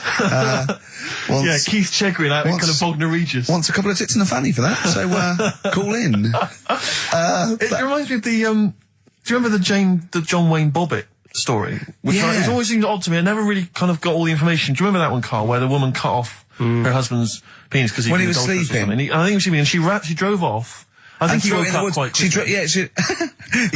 That's so much better than the alarm clock. Yeah. And she threw it off. She threw it out of the window. Car into the woods. Yeah. And he went and found it. Yeah. But imagine if he'd got to the hospital and they'd sewn it back on, and he'd gone, that's bigger than I remember. I'm not sure this is mine. How many of you cut us where we dump all the knobs? We dump all the knobs in there. Yeah. That was an extraordinary story. And then, bizarrely, he became a porn star. Yeah. Yeah. A very strange life that man's had. Well, it is a bit of a shock to the system, isn't it? Oh, cutting your knob off. I know. Do you remember that French bloke, the performance artist of about 1910? Do you remember him? No. He, as a performance art, in a theatre, he cut his knob off to a crowd of people. Now, what? That's only a one-night trick, though, isn't it? Exactly. Yeah. But what if there had been a bang outside? They went encore. He went, oh! Yeah, or they looked outside because a car backfired. He went, did you see that? I go, what? I go, just cut my... Did you? Yeah. Think of that. Sacre bleu. I know. French are funny, aren't they? Cutting your knob off for your art. Weird, isn't it? Longview. Further on XFM 104.9. As we're having so much fun with penises, I thought perhaps I should just mention... That's a slogan. We should just mention this story, briefly. It's in the paper today. A Russian is selling what he claims is Hitler's mummified penis for £12,000. Yeah. Ivan Zadurprov says his ex-Red Army soldier dad hacked it off as a souvenir after storming the tyrant's Berlin bunker after his suicide in 1945. Yeah. Why did he wait till now? He's found out that that might get a bit of £12,000. Which doesn't seem a great deal. Doesn't seem a great deal of money, really. Well, it's useless, isn't it? True. You're not going to be able to use it. It's not going to be able to. It's not going to be a donor. Imagine that if you walked round. You'll never. Making love to a girl, you'll never believe who this is. Yeah. You never believe who's doing you, love. Exactly. This is going to freak you out. This is, just relax. Okay, sit down now. Was that all right? Surprise it was brilliant, yeah? So you enjoyed it? Yeah. Right. Are you a fan of the Third Reich? Exactly. Well, no, awful racist. Okay, let's go a different tack. You did like the sex. I love the sex. Okay, then. Yeah, it's not going to be Hitler's knob, is it? But, I like the idea that, I mean, you're in the Red Army. Yeah. You've just stormed Berlin. Yeah. 1945. You crash into the bunker. You've gone through terrible. How you've lost 20 million comrades. Unbelievable. Oppression everywhere. It's been going on for years. You're in there, you see the man. Here he is, he's dead. He's dead, the figurehead and leader of one of the most despicable, You turn to your friends, there's a tear in your eye. Yeah. And your immediate thought is, I ought to chop off his todger. Yeah. Well, no, I said Bagsy. I said Bagsy is Winkle. I said Bagsy is Winkle outside. Whoever it was. I didn't know it was going to be Hitler. Brilliant. It's just, I can't, it just doesn't make sense. It's ludicrous. And I don't know how is he expecting to prove this? Because I want some proof. Well, I think that's why he said that. He probably started off with, I've got Hitler's face. And they went, brilliant. Oh, let's have a look at it. What do you mean, let's have a look? Well, just check Hitler's face. Obviously, I know what he looks like. Oh, yeah. No, it's not. You know what no, it's not his face. What wouldn't you know what it looked like? Well, I mean, no one's ever seen his genitals. That's what I've got. Yeah. I've got his. It's got a little swastika on it. Is that proof, is it? Yeah. Have you got his ball? Well, no, the Albert Hall's got one, his mother's got the other, so I don't know. See, the Albert Hall, I would have thought, would probably be paying that £12,000, because apparently they've already got his ball. Yeah, they got one of his balls. They got one of his balls in the Albert Hall, his mother's got the other. Yeah. But if they got the Todger if they can track down the one his mother's got, they would have a complete set of Hitler's. I'm just hoping it doesn't fall into the hands of some kind of crazed genetic scientist. What, I could clone it from his knob? Could clone Hitler. Back to, I don't even want to think about the future if that's the sort of way we're going. Exactly. If that's the sort of way we're going, Carl, I'd rather not know about it. What do you make of it, Carl? Weird, isn't it? It is weird. I mean, I don't want to go on for this too long. We've probably got about a minute left for the first half hour, and I reckon should can this sort of... What, 30 minutes of genital talk? Just quickly, there's one in a museum. I think it's like that London museum. What? One what? Well, do you know like how people are buying weird stuff and that to put in museums? Yeah. There's this device that, I mean, think about it, years and years ago they used to torture people, didn't they? really badly. And the device there's no real good torture, but go on, I see your point. Yeah, but this device, right, think about it, you've done something really bad years ago. Yeah. Right, and you're thinking, oh, what are they going to do? Do you know what I mean? Could do anything here, it could be the end for me. The device they've got is this thing that you put on your bits, as a fella, and it's sort of metal, so it means you can't sort of, you know, get excited.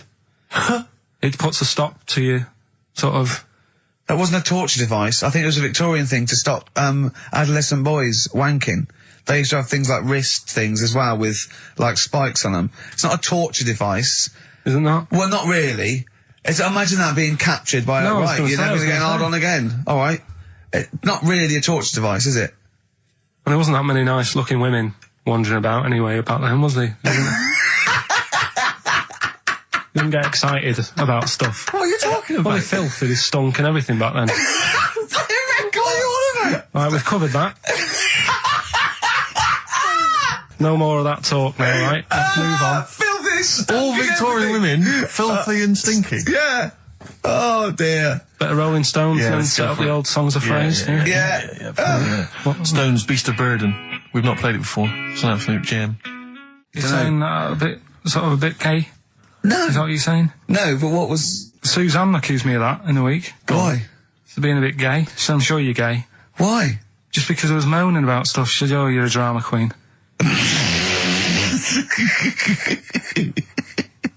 Right, well that's what were you moaning about? Not having enough gay sex? No. She didn't have a knob. Yeah. It's going, oh, why don't you get yourself a nice little knob? Yeah. I mean, can I call you Frank, please? Could you wear this false beard? Yeah. It's just, well, we'll talk about it later. It was about the Seven Wonders. I just wasn't that impressed. He wasn't impressed by it. He said, well, we'd say that, yeah. Well, we got a top show coming up, haven't we? But if you are a little bit, just a little bit sexually, you know, don't be afraid to let it out. I mean, if you want us to relieve you of it. I'll tell you what.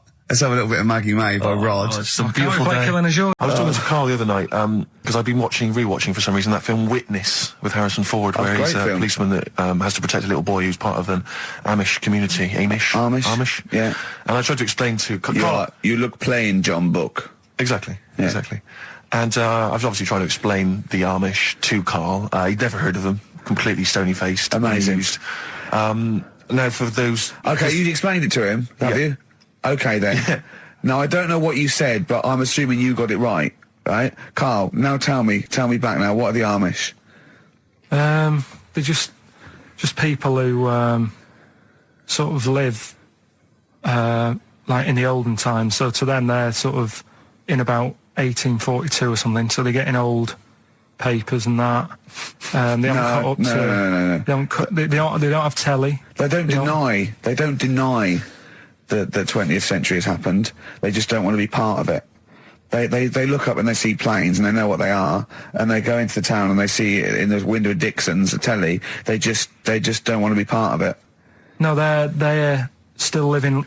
They are still living like it's that's what I mean. Yeah, but they know about everything else. They just don't want to be part of it because they think that the sort of the revolution was a bad thing. They think that society became more and more depraved, and they wanted to go away from it, and they want to go back to old values, and they think they don't need TV and jets and that way of life. They can survive in the old way because the old way was better. Missing out on Live 8. Yeah, but they haven't had Band-Aid yet. Yeah, I think this is the problem that Carl had. He in his mind, they were just a bit delayed, so that in his head they were slowly moving towards the 20th century. They wouldn't be able to watch most of these bands, all their electric guitar. They'd be allowed to watch Tracy Chapman. Yeah. Doing an acoustic set. Yeah. Between the bands. Yeah. That'd be all right. But no, in Carl's mind, it's like if he... Although they wouldn't like Fast Car. They wouldn't like a scene about that. They go, I don't know what you're talking about. Pony and Trap. You got a pony and trap. That'd be all right. But are they still... Do they still get sort of rubbish posts and that saying we need your money for this, or get behind this charity? They live in an isolated community. They're farmers, aren't they? They're farmers. It's an agricultural community, and they're obviously very staunchly religious. In actual fact, it would suit you very well, because you hate crowds, you hate groups of people, you don't like the modern world. You'd love it down there, wouldn't you? He wouldn't like getting up at 4 o'clock to milk a cow, though, would he? Well, no, but he'd get used to it. Go back to bed, couldn't you? It's probably out. I mean, have they got anything to do with the Hare Krishna people? No, nothing at all. Because out of all the religions, that's, you know, I'm not a religious person. I don't understand. You're only saying Hare Krishna because you've got the head. That's the only reason you think I'm halfway there. Yeah. But the thing is, out of all, you just what was that? Money just fell out of my pocket where I'm nearly laying down. That's the danger of wearing sweatpants everywhere you go. I'm only ever lying down in a chair. No, I'm you know, I've never been a religious type. You know, if people want to do it, I let them do it and what have you. Good of you. But out of all of them, I want one that's not going to take over your life. I don't want one where you've got to get up 3 times a day and you've got to go and pray and that you've got to get up early. Forget that. It's getting in the way. But if it's something like, I was walking to work the other day, right, crossed Oxford Street. There's a little Hare Krishna fella there, and he sort of had he had a leaflet and stuff, and he said, you know, are you interested? And I said, what do you do? And he said, well, you know, we're against getting stressed out and what have you. And he gave me a plum. They hand out food for some reason. But I sort of asked a few questions. That's the imagery. These 2 bold people, one of which is wearing an orange smock, holding a plum in the middle. He hands the other one a plum. It's almost like you can imagine some kind of religious painting. Exactly. Yeah. But you know, what is their sort of main thing? Because he didn't really tell me that much. He was a Japanese bloke, so I didn't know what he was saying that much. Why? He wasn't speaking English. Not very well. He wasn't the best sales bloke to send out for them, is what I'm saying.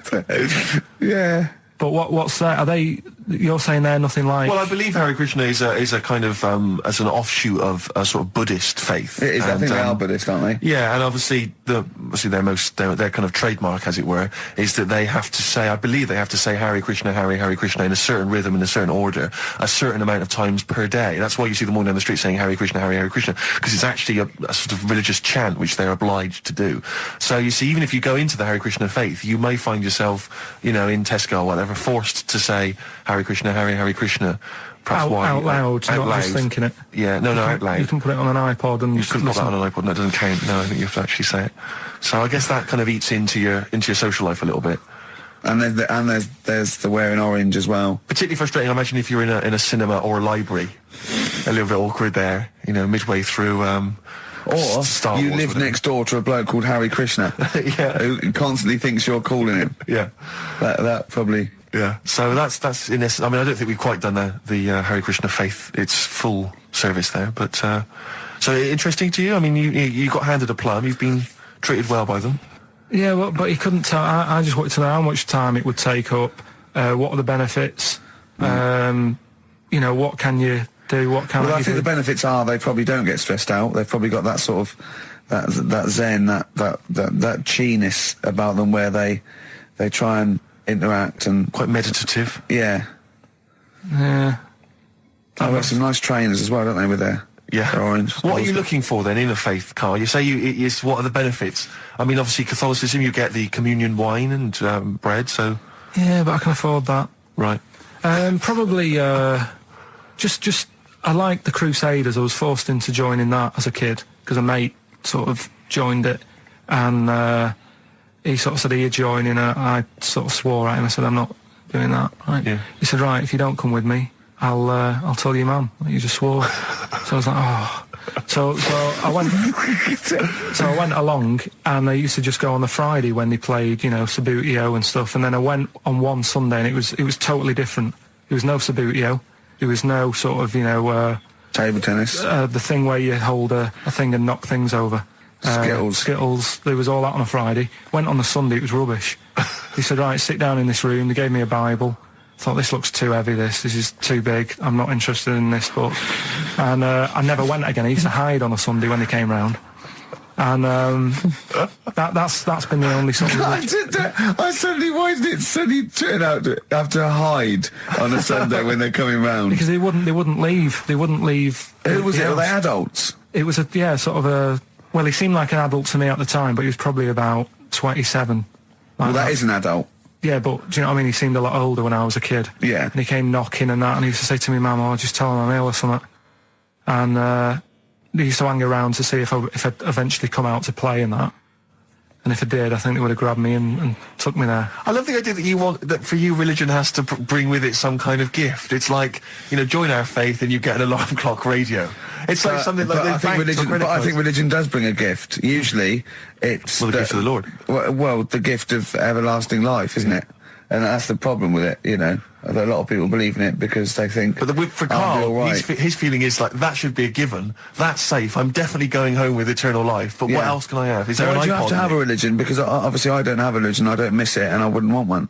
I'm an atheist, and that's out of belief. That's out of logic, and we don't get into the politics or the morality of it. Why do you feel you need a religion? Why don't you just get a hobby? Well, I didn't want one.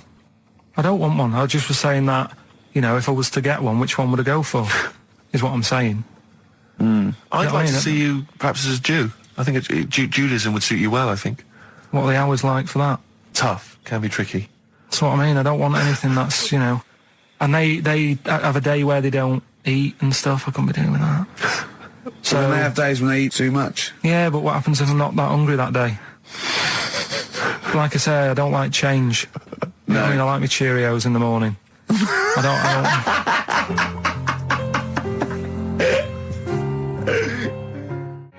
still have that other... You're listening to the best of, basically, Karl Pilkington. There's only one bird that has a penis. It's not a joke. It's not a joke. This is a genuine trivia question. I'd say... I think I've seen one on this. Is it an ostrich? Right, you're going for ostrich, Karl? I'll go for ostrich as well. Right. Did you come up with that yourself, or...? Yeah, I was going to say that before you said it. Well, guys, you went for ostrich. Chicken? You're both wrong. It's actually the swan. The large chicken. Yeah. That's a bit worrying then, because I thought I saw an ostrich penis, so what was I looking at? I don't know, were you just examining it closely at the zoo? What were you... I was just... It was probably a strap-on. It was probably two leather ostriches giving each other one. Exactly. And that's how that can influence people. Things like that. Dirty, filthy leather ostriches can confuse a child if he's at the zoo and he doesn't know. A swan's got... That's really annoying. I'd never give a swan a knob.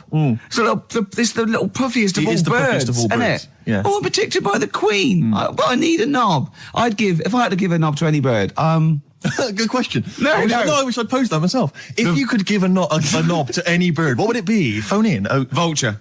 Of course, a vulture. They need a big veiny bang stick. Yeah. What about yourself, Karl? If you could give a knob to any bird, and don't make it rude. Or if I could give a knob to any bird, what bird do you suit up? It's got to be a bird of prey or something like that, hasn't it? Cool. Just a robin, really. That would be amazing. That would be Christmas cards would be like. Yeah, but it's a normal human-sized knob on a robin. That'd be great, wouldn't it? And the other thing annoying about this is ironic, right? Now, the male of all bird species they're called a cock. Yes. Right. But the only bird with a cock, right, is called a cob. Is that what a swan's called? Yeah, they're cob and pen. They're not cock and hen. That's annoying. And he isn't a cock, but he's got a cock. Yeah. Quick query there, Rick. Go on. When you said then cock, presumably you meant male bird the first time you said it. Yeah. The second time you said it, you said cock. Do you mean the penis? Well, you're showing off the whole farce of radio broadcasting. Because you're not really allowed to say cock. No, exactly, no. One cock would cause great offence. Yeah. The other cock's fine. Exactly. It's weird, isn't it? It is strange. It is strange. So, I mean, if I said now to you, I like cocks. Yeah. Meaning birds. Yeah, that's that'd be fine. Yeah. But if I meant penises, it would be a problem. If you like cocks, it was penis. Yeah, that would be... Karl, do you like cocks? Do you like cocks? No. Right, okay, that's fine. I was asking if you like... No, I like, Yeah. Well, I'm a big fan of tits. The small birds that come down and peck at you. Yeah. Yeah, you like tits and cocks. There's nothing... Tits and cocks. There's nothing wrong with... There's nothing... Karl, don't worry. There's nothing wrong with saying tits and cocks. When I said tits, I meant the little birds. Yeah, and when I said cocks, I mean the big birds. Yeah. Do you know, when... Go on. No, it's just that... It's when you're talking about tits. Yeah. At the milk. Do you... I like the fact they flutter away when they hear the milkman coming. Oh, come on. So when... What are you talking about? No, when the milkman's coming, when he's walking up... Blur. on XFM 104.9. I forget the name of that track, but it's good. Good song. Thanks very much. Oh, good song. Yeah. Oh, right. I just thought you were complimenting giving his opinion. Right, go on. The what? Are we still on the air? Yeah. What are we doing? Merry Christmas. We got someone on the line. Oh, right. He's here. Who's that? Ricky. Yeah, go on. It's Jonathan, how are you? Good. It's only TV's Jonathan Ross. Ross, turn your radio down, you idiot. I'm here. I like to, I haven't got the radio on. What are you talking about? We can hear the feedback. Well, I haven't got it. It's not my fault. It's your incompetent radio station. And also, didn't you hear we said don't call in, we don't want to speak to the listeners? I'm not a listener. I'm a visitor to your shores. I'm special. You know that full well. I know you're special. Right. Yeah, exactly. What have you got a name for the band? Yeah, you ready? Yeah. Blump. B-L-U-M-P. I tell you for what, you can't have a normal word. If it's the monolith band of all time, if it's the big, you can't have a regular word. It doesn't make sense. How can you have a regular word? All these ideas you've come up with are rubbish. You need a word which only stands for that one thing. No one's heard it before. No one will use it again. Blump. I can't help but feel that that's a more appropriate name for maybe one of Ricky's bands. I love seeing that picture of him in that band. You see it everywhere these days. He was like a girl. He was like a little girl in a suit. It's like a little dyke at a wedding. What was that? That's got to be the kettle calling the pot black, surely. Yeah, I've always got nothing but 100% heterosexual. We're not sure about. There's not anything wrong with it. I know that, but look at you. I actually had to get that in. There's not anything wrong with it. I'm Jonathan Ross. Oh dear. I was thinking the other day, right? Oh, yeah? The Comedy Awards. Yes, sir. You didn't half say some awful things about poor celebrities, poor has-been celebrities with coke addictions and fat lips and faces that where surgery's gone wrong and everything. And when they're on the show, they're going, "Oh, you look lovely." Yeah, I'm nice to them. Well, I'm nice to them to their face, but obviously when I'm not with them, I like to let my true feelings be known. What's wrong with that? Well, I'll tell you what, you can get anything off your chest you want on this show. Any celebrities you want to talk about? There's no one listening. Yeah, it's just between me and you. A lot of people listen. They listen to my show, and after they've had a few hours of, good laughs, they like something bland to just cool them down afterwards. So they flip over. We know this happens.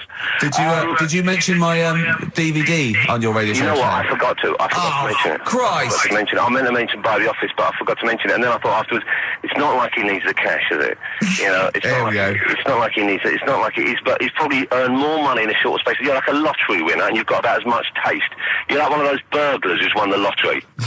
I am. I'm dressed like an Albanian window cleaner at the moment. Burglar from Reading who won the lottery, and now he's fritting it away on what? I do feel sorry for my neighbours. I've moved into a really nice place. I feel like it's the hillbillies. No, it's nice you've moved in though, because it's nice. It's given them something to sort of talk about behind your back. You've united the whole block. Right, go and play with some Japanese wind-up toys now. I'm going home to play Mario Double Dash with my son. It's going to be a good afternoon. I phoned you once after I finished my show. It's about 5 minutes past 3.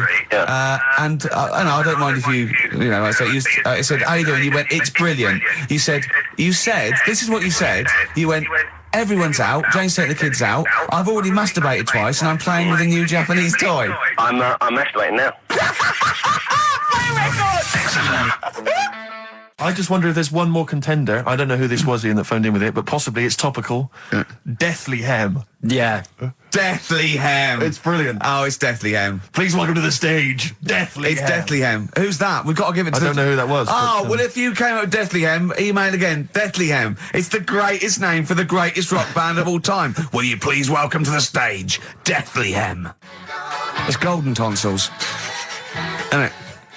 I was going to go see him once at the Camden Underworld about a year ago, and they had this sign up, right, saying that Graham Bonnet, who sung that song, had cancelled, right, and it said, God willing, he'll be performing tomorrow. And just in case you thought he'd cancelled because maybe no one bought any tickets, the doctor's certificate was beneath the cancellation sign. Brilliant. Well, we've sung that a couple of times drunk, haven't we, Ian? Oh, but, at the top of our voice. We have done it. It is the best ever. Yeah, it is. Ben has won whatever you're giving away. Yeah, Ben came up with Deathly Hem. Yeah, Deathly Hem. Yeah. I mean, if you are in a rock band, you're looking for a name, and you think you deserve that name, then, write to us. We want to know that you're really heavy, and Ian Camphor would officially hand over the deeds of the name Bethlehem.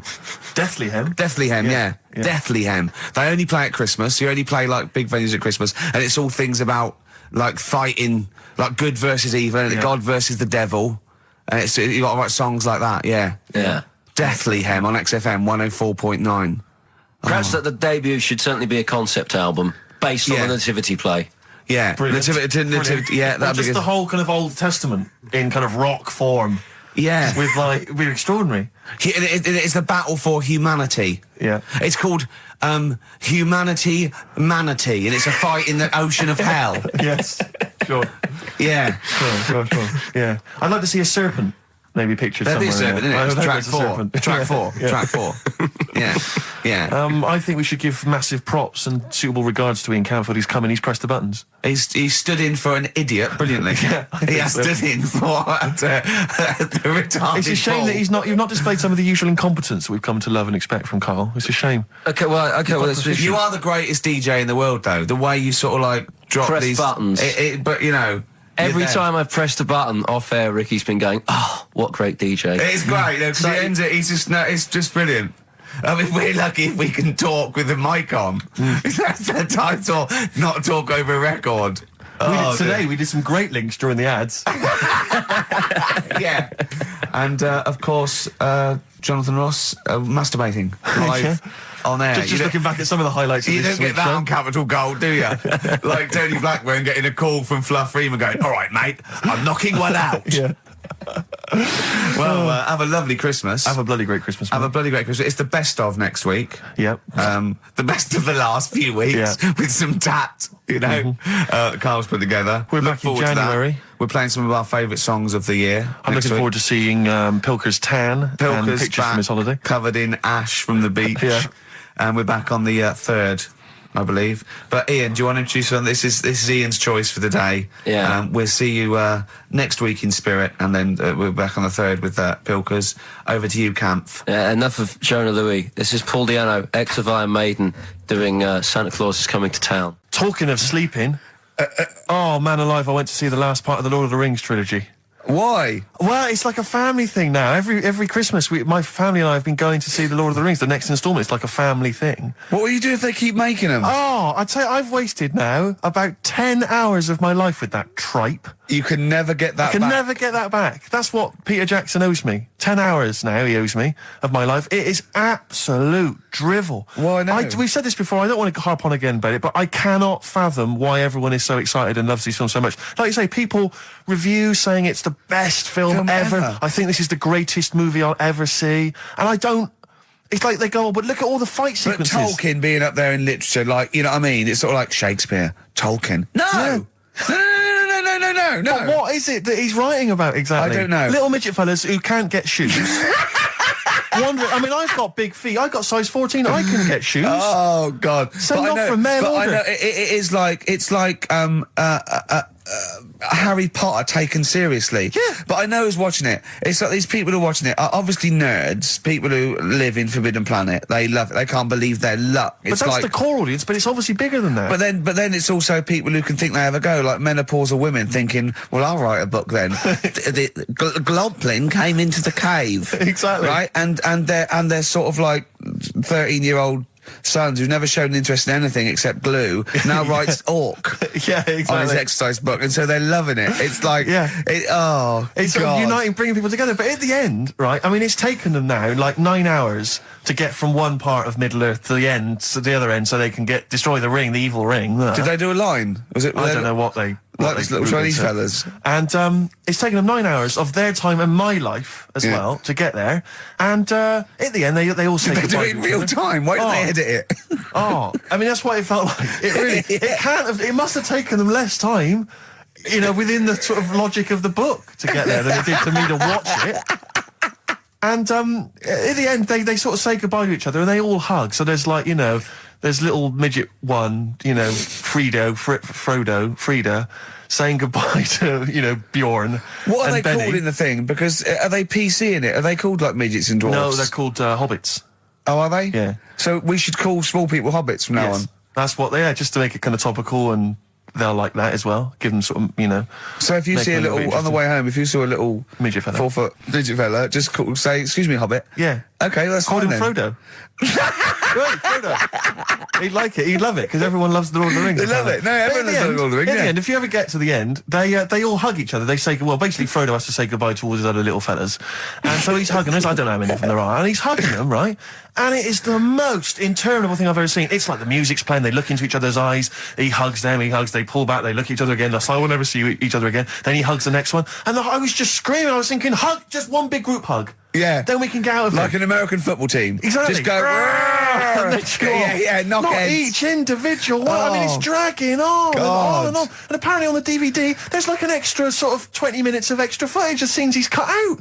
Who's watching this tripe? Who cares? I don't know. I genuinely, Have we lost some of our popularity by slagging off Lord of the Rings? I don't care. Screw them. If you love it, if you can't live without Lord of the Rings, screw you. I don't want you as a listener. I can't fathom it. Really, Rick, it's not like I'm trying to be wayward or controversial. I can't get my head around the popularity. But doesn't Harry Potter annoy you as well, though? Yeah, but at least it's kind of over in an hour and a half. Is it? I haven't seen it. Well, I went to the toilet 3 times during the course of the film.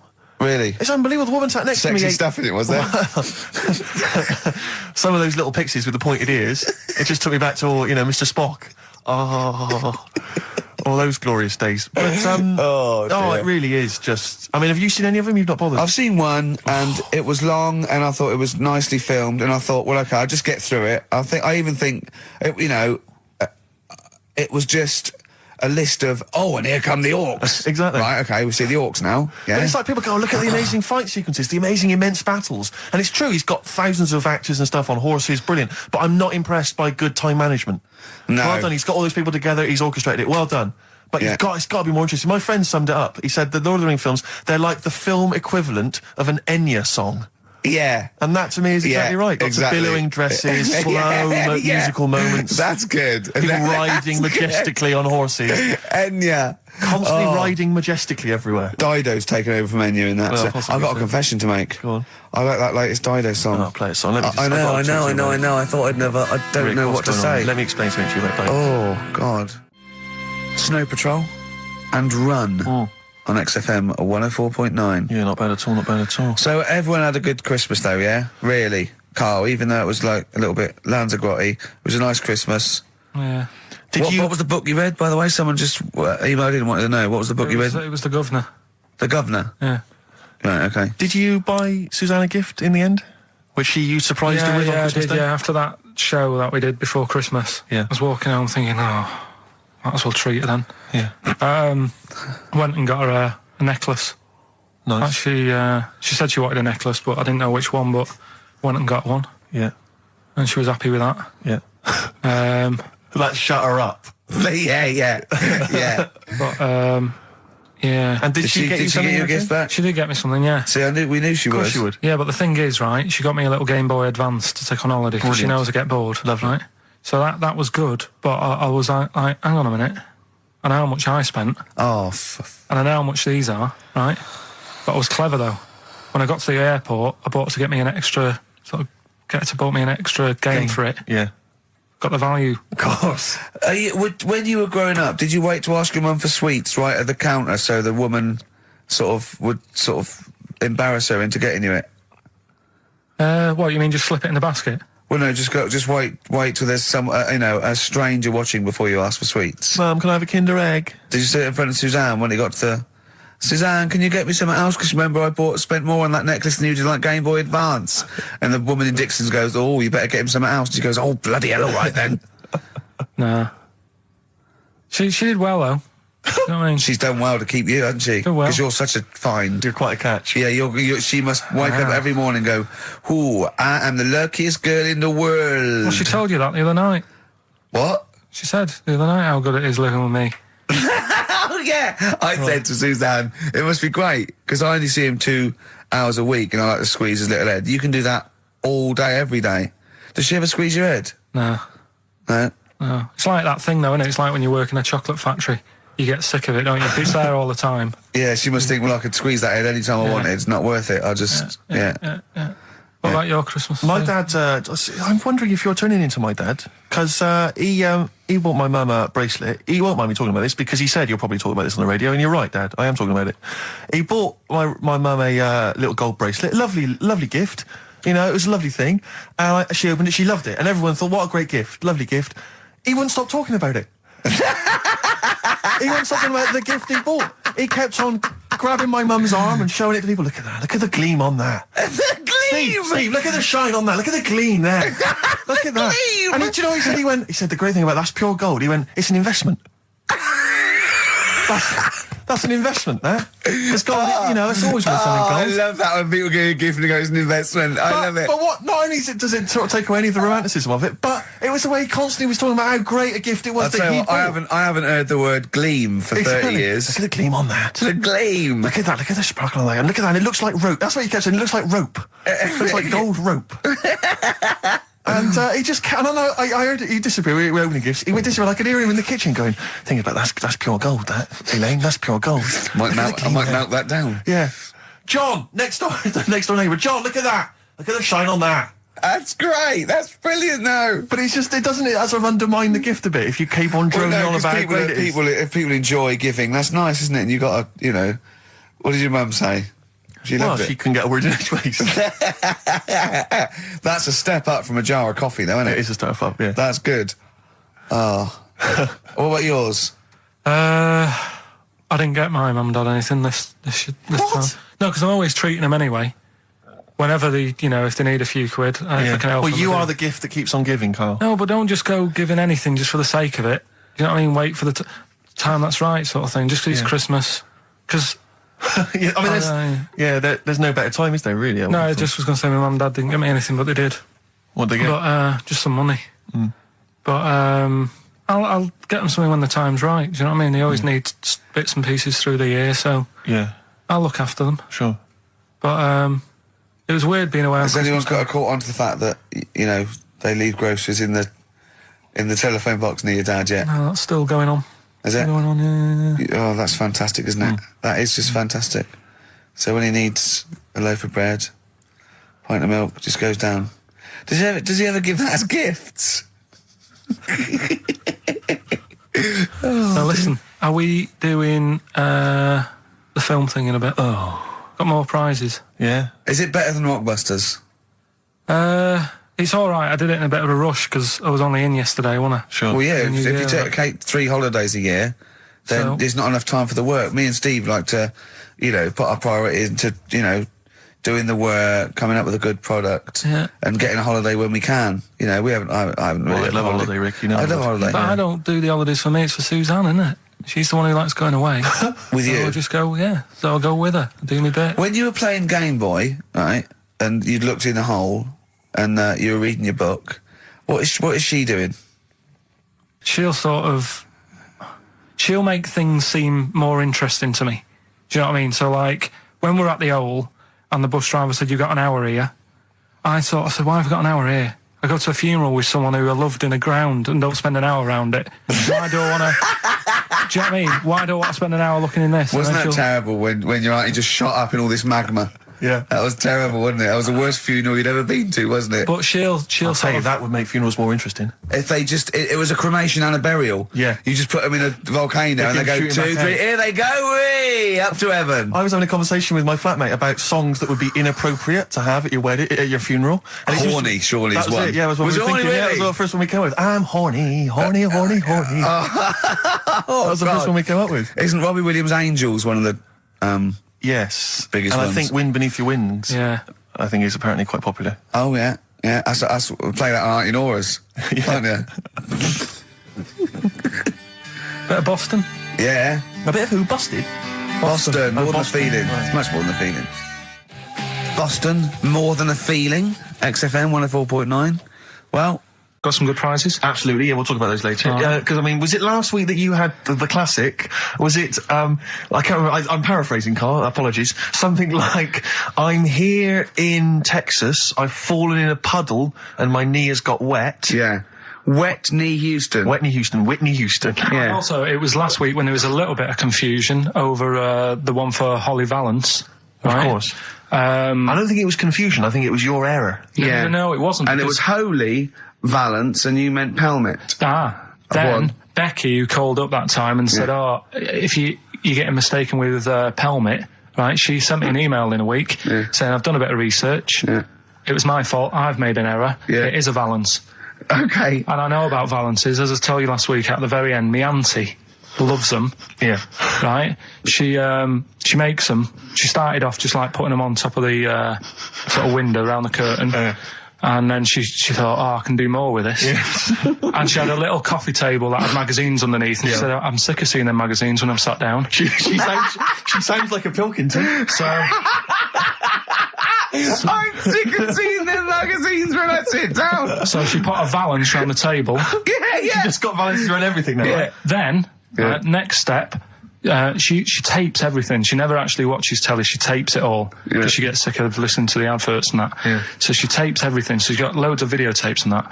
And the video used to get on her nerves. When she was watching a film, she'd see the clock changing. Oh. And it distracted her from the film. So she put a valance around that. Yeah. That's genius. Yeah. So that is or is it mental? Only Mrs. Einstein can tell. I don't know. She's even made a little Jack Russell look like a hovercraft. Yeah. It's great. So everything's got a balance. If you go round and you stand still for too long, the chances are she'll put a balance around your head. Yeah. This is this is Auntie who? Auntie Nora. And this is the one that farted for 5 minutes. Lest our listeners forget. Unless we farted for 5 minutes. Called his mum saying I'm farting. 2 minutes into the fart. She said about 2.5 minutes in. Yeah. She said I'm about 2.5 minutes into the fart. My mum said, how long's it been going on for? She said, well, it was about 2.5 minutes before I called you. Yeah. And then it went on for a further 2.5 minutes or something. And then it stopped. And, she couldn't time it because there was a valance over the clock. Yeah, because it used to annoy her when she was on the phone and you put her off seeing the time. She was guessing it was 5 minutes. This was one consistent fart. Yeah, I mean, it wasn't making a noise, it was just... Oh, it wasn't making a noise? Just gas. Right, endless gas. So, there you go. That's fantastic. Before we started off with a new one, a little bit of Foo Fighters. We like new and old on this show, don't we? Indeed, we like to mix it up. I'd like to play to the Smiths from their debut album, I Don't Owe You Anything. Red Hot Chili Peppers on XFM 104.9. I'm Ricky Gervais, with me Steve Merchant. Hello there. Karl Pilkington. All right. Don't be nervous. We might see a difference in Karl. He's a little bit shy. There's someone here from the BBC filming this, part of that celebrity boxing thing. The Fight, I think it's called, and they want to get a little clip of this, so we're going to let them film for a minute, and then they're going to go away. Is that all right, Karl? Yeah. He doesn't want to be on camera, do you? Do you? I think it ruins radio, doesn't it? Well, not for the people listening, it doesn't. Yeah, but it does, because people are like, oh, he sounds like a bit of a looker. What you do? Yeah. And then they'll see it on the telly, and they'll go, God, yeah, his head is round. It is round, though, isn't it? So, guess what? I got a call yesterday. You'll love this, Steve. From MTV, and they were wondering if they could screen test Karl. That's outrageous. I'm loving it, and I was going, yeah, and I said, yeah, it's fine. I'll come down with him, and I was saying, what about this and that, and they were loving it. I called him up and went, oh no. I went, why not? He went, well, I'm looking at my reflection now in the mirror. He said, I shouldn't be on the telly. What would you wear for your screen test, Karl? What kind of look would you try and cultivate? Because you've got to bear in mind that the audience out there, they don't know what you look like. So, would you be a snappy dresser like, say, Jonathan Ross, or would you go for your kind of street cash look? Can't wear a suit. You can't wear a suit? Don't hold it well. So, I'm thinking, I don't know, I'll probably wear my woolly hat, because that takes some years off me.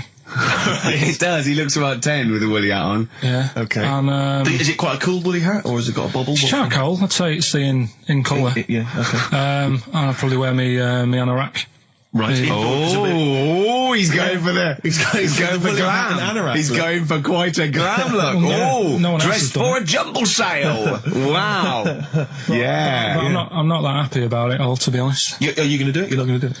Well, I'm sort of stuck in the middle, because throughout my life so far, I've never planned for anything, right? It's just always happened. Yeah. The time, you know what I mean, being in plays at school, never planned it, but when I did it, I went down the storm. It was a triumph, yeah, we all remember that. So... as I remember, you did Little Donkey. Did Little Donkey, yeah. And then later, someone was filming at the back. Was it your dad's mate? My dad's mate, well... Yeah, and on the camcorder, he listened to it back, watched him playing it. His dad says, just off camera, what does he say? I don't want to say it, because I'm in charge of the show, and I'd be irresponsible. He looks like a right twat. So he gets home, listening, watching that, and then here's his dad just off camera go, he looks like a right twat. Yeah, alright, yeah. What are you worried about? Your dad saying that on the Can I word. just interject? Because I'm really worried about this idea of Karl being on MTV. Because the problem is that, you know, let's be honest, Rick. I mean, we're getting by the skin of our teeth, aren't we? Really, it's only Karl that's keeping this afloat. Yeah. And if he gets on MTV and the world sort of gets a sense of him and they understand him, and he won't be ours anymore. We won't be able to control him. It'll be out there. It'll be in the. Well, that's the thing. No, that's the thing. That's the terrible thing, though, isn't it? It's like Karl is my pet, but I realise I've got to release him into the wild. And you know, because I love him, I know he's got to go free. Sure. But I want to. It's like Kez. Maybe someone will beat him to death, and we won't have to worry. I'll have you on, though. I'll have you on as a guest. Which gets me on to something we've got coming up today. Oh, yeah, he's got a new idea. Yeah. Right. Do you know, like, I've talked about ghosts, and we had that good discussion the other week walking to Piccadilly Circus Station, and I was telling you about ghosts, and you were saying, Karl, don't be an idiot, and all that. Spoke to a woman in the week, done a little interview with her. You've done a little interview? Done a little interview, 2 minutes or so, with a woman who's got ghosts in her house. So I look forward to hearing that later. That sounds brilliant. Coming up later. Well, I'm going to play a classic tune now. I've just gone straight for it. I've gone for the jugular. This is Ziggy Stardust by David Bowie. Oh yeah, the smooth indie sound of Richard Ashcroft. The Science of Silence on XFM 104.9. I'm Ricky Gervais. Joined me is Steve Merchant and Karl Pilkington. It was an excellent link, that, Rick. Come on, pretend you're Judith Chalmers. I have been doing. I would have done all. I would have said that. Don't bother. Right. I mean, the hotel was good. Yeah? That was all right. What was that like? It's all right. Just, you know, clean. That's all you want, isn't it? See, that's not quite what Judith Chalmers does. She doesn't go, what's the hotel like? All right, yeah, clean, isn't it? All right. What was it like? Was it, what was it? 3-star, 4-star? Did it have a swimming pool? What was the room like? Yeah, had a swimming pool and that. Yeah? Yeah, it's good. If, you know, I think it was one of the better ones on the island. Okay. Nightlife? Wasn't really, and there was a bar, there was some bands playing. Yeah. Not very good. Food got a bit boring. Yeah. It was always the same food every night, but they sort of themed it and made out as if it was different. So, like, on Mexican night, it'd be chicken with a nacho on it. Right. And Chinese night, sort of chicken with a little prawn cracker on it and stuff. Sure. But that got a bit boring. That's me just turning on my phone, because I want to read to you a text that I got from Karl. I think you sort of sum up the holiday in this text, don't you? Do you remember it? I can't remember. Let's have a look. Let's have a little look. Instantly, what did Suzanne, your girlfriend, make of it? Similar view to you, that they should fill in the holes? Yeah, it's just that thing, you see, I went on a coach trip, right? And you go and see the volcanoes. Like I say, there's 36 of them. Yeah. Which, you know, how many do you need? And when we're on the coach going round all these volcanoes, the fella on the front's going and look out your left window at the moment, and there's a volcano. And if you quickly look out at the right-hand side there, there's another one. Right. And on the left, he's just like, all right, we've seen it. Sure. Do you know what I mean? Yeah. And that trip, I mean, we'll talk about that trip in a bit. Right, this is the text I got from Karl, right? All right. Been up to a volcano. Been in some dead artist's house who built his house in the lava. They said they would show me science with volcanoes, but all they did was chuck some water in a hole and it shot up in the air. No dwarves in the canteen, no scousers here, but there is a Swede woman with a big head. She looks effing gormless with a cap on. All right? So a little reference there to... A Swede woman? What's that mean? Do you mean Swedish? Yeah. Or she looked like a vegetable? No, the Swedish woman. But they've all got sort of quite big bill, aren't they? And I sent him a text. Oh, well, it's just good to have been on holiday because, you know, I'm working. He sent back, so am I. Just been watching Sky News. There is a school for monkeys who want to get a band together. Is that monkey news for later?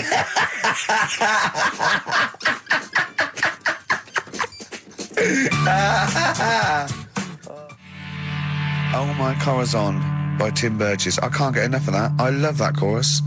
On XFM 104.9. Ricky Gervais, Steve Merchant and little Karl Pilkington. But it was a nice holiday. Yeah, it's all right. It's just, you know, I went there to relax and that. Exactly. Did a little bit of that. Trying to think of some new, you know, features and stuff. Sure, always working, always working. 3 holidays a year, Jesus. Oh, well, not really 3 much. It's all but one big sort of like work thing to me and Steve. 2 holidays, isn't it? Work hard, you need the holidays. So, yeah, the things that annoyed me was, like, you get bored sat around the pool after a couple of days. I'd read my book. Yeah. You know, there wasn't much going on the... Not even any crabs to throw sand at, was there? No crabs or anything. They wouldn't bother with Lanzarote, right? So, decided to go on a little trip. That's when I saw the volcanoes and that, 36 of them. So, we go on the trip, and the thing that annoys me, it does happen every holiday that you go on. If you go on a sort of a package thing, they have these trips, right? And you pay about 40-odd quid, and they give you some wine, so it make it feel like you're getting your money's worth. But, how many of these trips have you been on, then? Loads. Probably about 12. More holidays than I've had. Go on. Yeah, so anyway, so you're on the coach, right? And they take you... For the volcanoes, they took us in the middle of nowhere. Yeah. Right? There's nothing else round there. Sure. It's like I say, it's like Mars, but with holes in the ground. Yeah. Right? And they sort of drop you off, and they go, right, everybody, see you back here in an hour. There's loads of volcanoes for you to look at, and a coffee shop over there. And you know for a fact, right, you don't need an hour there. You could just say, well, just keep the engine running, because I'll have a look in this hole, we'll get back on, give us 5 minutes. Don't need an hour. Absolutely. But you know that they've got something going. It's a backhander, definitely. What, with the coffee shop? Definitely, yeah. They go there. And they get everyone to have an ice cream and a coffee, and they sit down, have a fag, talking to the bloke. Yeah, and it's like, cousin. Yeah. How much was the coffee? Was it probably about €3 each euro, so I think it was $3.50. Sure. Yeah. Which is, I don't know, what, that's about £2.5 quid. Yeah, they stitched you up. Well, it's like those people who, those cab drivers that you'll meet at sort of 3 a.m. who've just got a car. Yeah. And just went out with a car. Yeah. And just, I'll pick people up and charge them. Yeah. I got in one once. I said to him, the guy just pulled up. I said, he said, I was in like East London. I'm going back to North London. I said, going to Swiss Cottage. He went, sure, hop in. We set off. He went, do you know the way? I said, well, not really, no. I thought you'd know the way. You're in a cabbie. He went, no, don't really know the way there. I said, have you got an A to Z? He went, no. I thought, well, if you're going to go out just on the, just winging it as a cab driver, two things, take a map and a torch. He didn't have either. He said, well, I'll probably get to Camden. I said, well, I'll direct you from there. Drove on for about 5 minutes, making conversation. About 5 minutes later, he went, do you know the way to Camden? I thought you knew the way to Camden. I don't really know the way. I thought you did. Oh. It was let me out. What's the best job you've ever had still, Carl? Talk like about it. Is still paper round. Is it still the paper round? Yeah. That's ridiculous. No, it was good, though. If you look at it, like, what I liked about it, you're your own boss. No, you're not. You're not your own boss. No, the guy who runs the news agent is your boss. All right, but then once you get out and you've got your papers and that, you're on your own. You want as long as you deliver the stuff. papers exactly to the places he said you are in the time he said. Yeah, it's freedom, isn't it? Any jobs you wouldn't do? I just thought of one that you wouldn't do. Go on. With your sort of mild homophobia. Well, I'm not. Proctologist. What's that? Basically sticking your finger at other people's arses. Right. Well, no, I wouldn't do that. No. Why have you got to do that? What do you mean, why have you got to do that? Why does anyone need that doing? Because they got to look if they've got an arseache or something.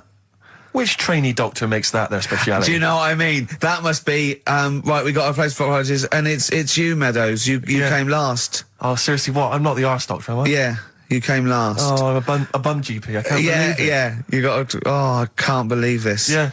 That must be it, mustn't it? Well, presumably no one would choose it. No one would purely. If they can have the brain surgery. Well, what if you're brilliant but you're shy? You couldn't look people in the face. Yeah. You could you could do anything you want. No, I just don't want to look at them. I just want to do their asses. Yeah. Really? Just want to do the asses. Yeah. Yeah. Look at Carl's face. You didn't know there was such a thing as an arse doctor, did you? No, not really. Specialised. He does nothing all day but that. Well, he probably has a sandwich about 1 o'clock. Yeah. Washes his hands. What do you mean he does nothing all day but that? You don't say that about a brain surgeon or thoracic surgeon, do you? No, but that all day. That's not good, is it? I love the fact that I can blow his mind with just things that people take for granted. A dentist just looks in mouths all day. Yeah, but that's a bum job. Just think of that. Oh, So what do you need to know then there? It's a lot to know. You gotta have nice nails. Yeah. No rough edges. Well, you'd be alright, because you got that job handing out biscuits to the old people because you had nice hands, didn't you? So, yeah. And I know a lot about biscuits. I know my biscuits. Do you?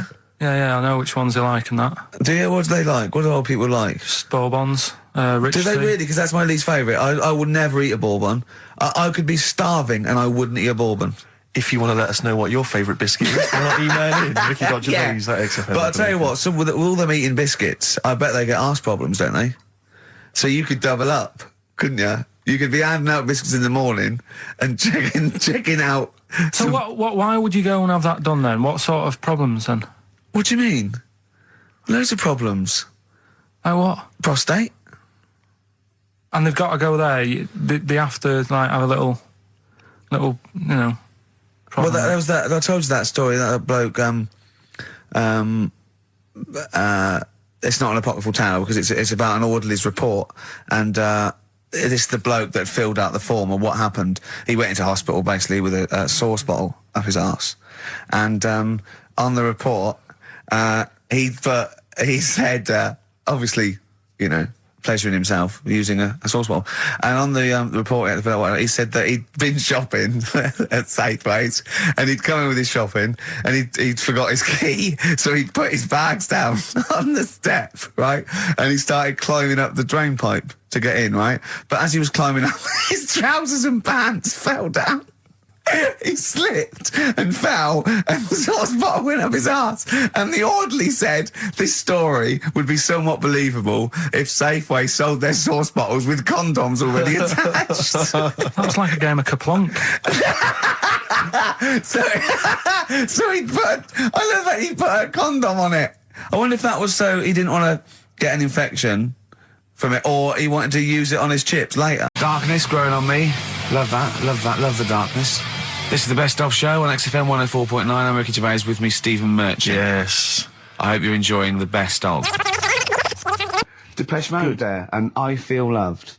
Who'd have thought Depeche Mode would have been that huge? I think I'm seeing little lads from Basildon with little plinky plonky sound. I thought that'd be it. They'd be like Visage or something. That'd be it. And now they're stadium rock fillers. They're huge. They conquered America. He went through some hard times. He came out the other way, and well done. But see, I think what you just said there is a very good example of why they are and why certain other bands aren't. Because if you think about it, for me, you see, whenever I think of a band name, if I see a new band's come along or whatever, I always use a very simple test, which is, can you imagine that you're the announcer at a huge event? Maybe it's like broadcasting around the world like Live Aid or Nelson something. Mandela or concert. It's a Nelson Mandela Freedom concert. Yeah. And you can imagine someone He's there.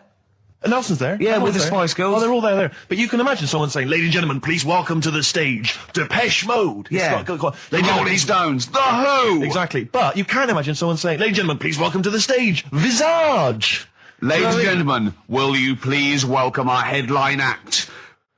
Welcome, Idlewild! Exactly. Ladies and gentlemen, please welcome to the stage, Ned's Atomic Dustbin.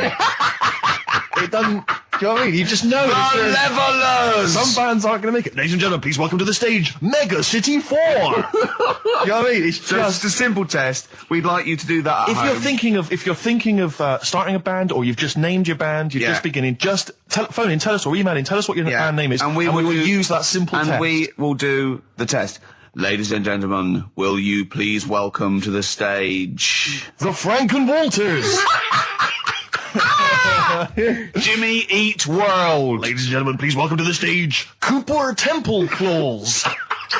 I don't think it's going to happen for those lads. Here's a good one. It's a simple test, anyway. But 100 reasons, please welcome to the stage. 100 reasons. 100 reasons. He's got his head down like one of those, you know, one of those chimps that have like lost their mate in London Zoo. He just sits there like, you know, a broken animal. Carl, what are you thinking? Where are you on the happiness scale now? Of 1 to 10. Carl. On about a 3.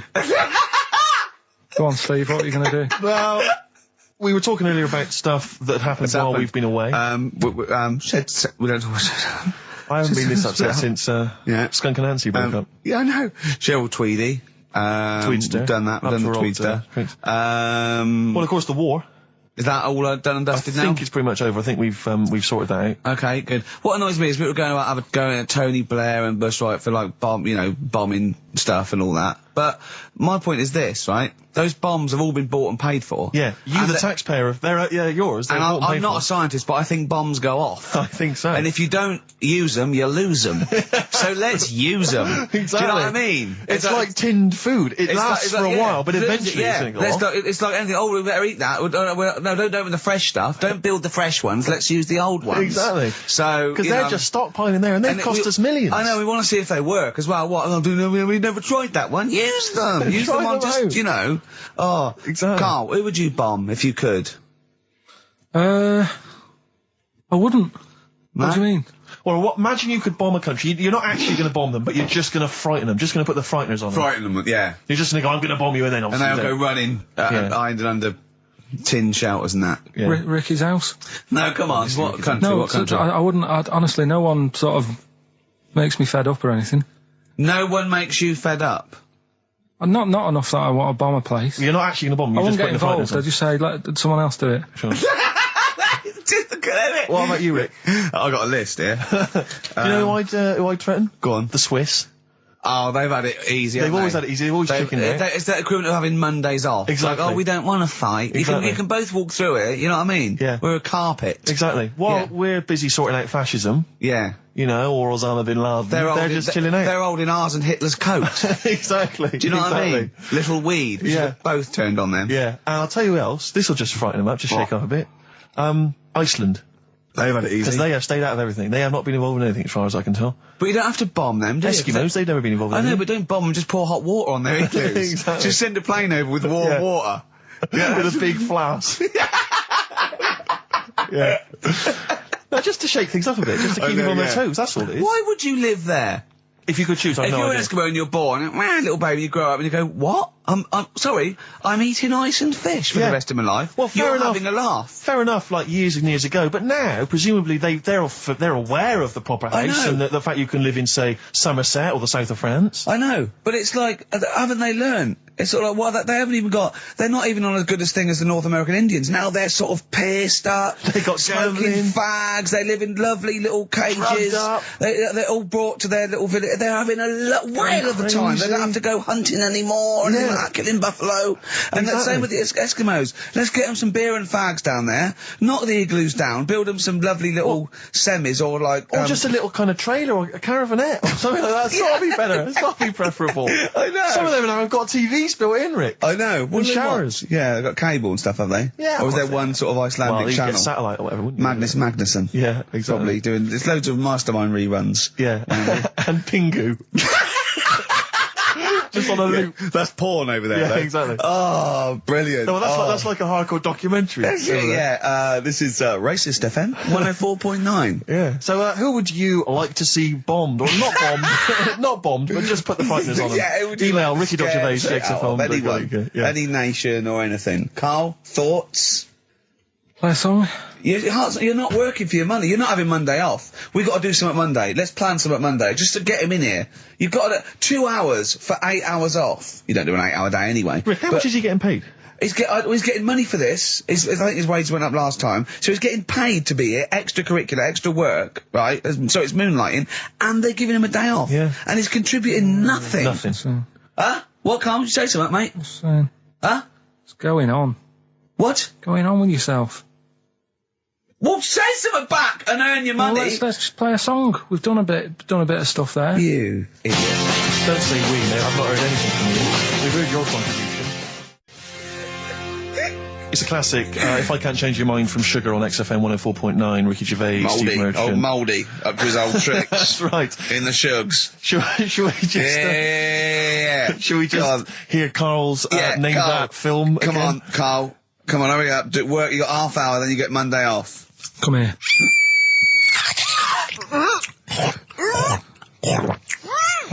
I'm well happy now I've had that. So Ricky.Gervais at xfm.co.uk. What's Carl's email address? Is it carl.pilkington at xfm? So everyone sends an email on Monday just so he gets back and he's got to do something on Tuesday. Yeah. Maybe he should have took the load off on Monday. I don't know. BAMP 50 Cent on XFM 104.9. Me, Ricky Gervais. You, Stephen Merchant, and you, Karl Pilkington. Alright? What are we doing then? How are we going? Carl, how are you feeling? What on a scale of 10 now, happiness scale?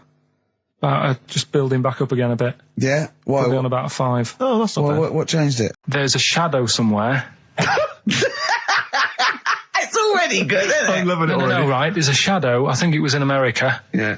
And it's on a quiet road. I'm guessing somewhere like Boston. That's what I imagine. Okay. Right? No. Somewhere like Boston. And people at night used to see this shadow moving about. And they'd go, what's that? Right? And it got known, the little local town got known for this shadow, but it didn't cause any problems. What are you talking about? Well, it was like, you lost me. What are you talking about? Do you know, like, some places get famous, like Scotland's got the Loch Ness Monster and that, but it doesn't cause any. Yeah. But it doesn't cause any problems. It doesn't exist. Go on. Right. So there's this shadow walking about on the road. And, what do you mean? No, what's he again?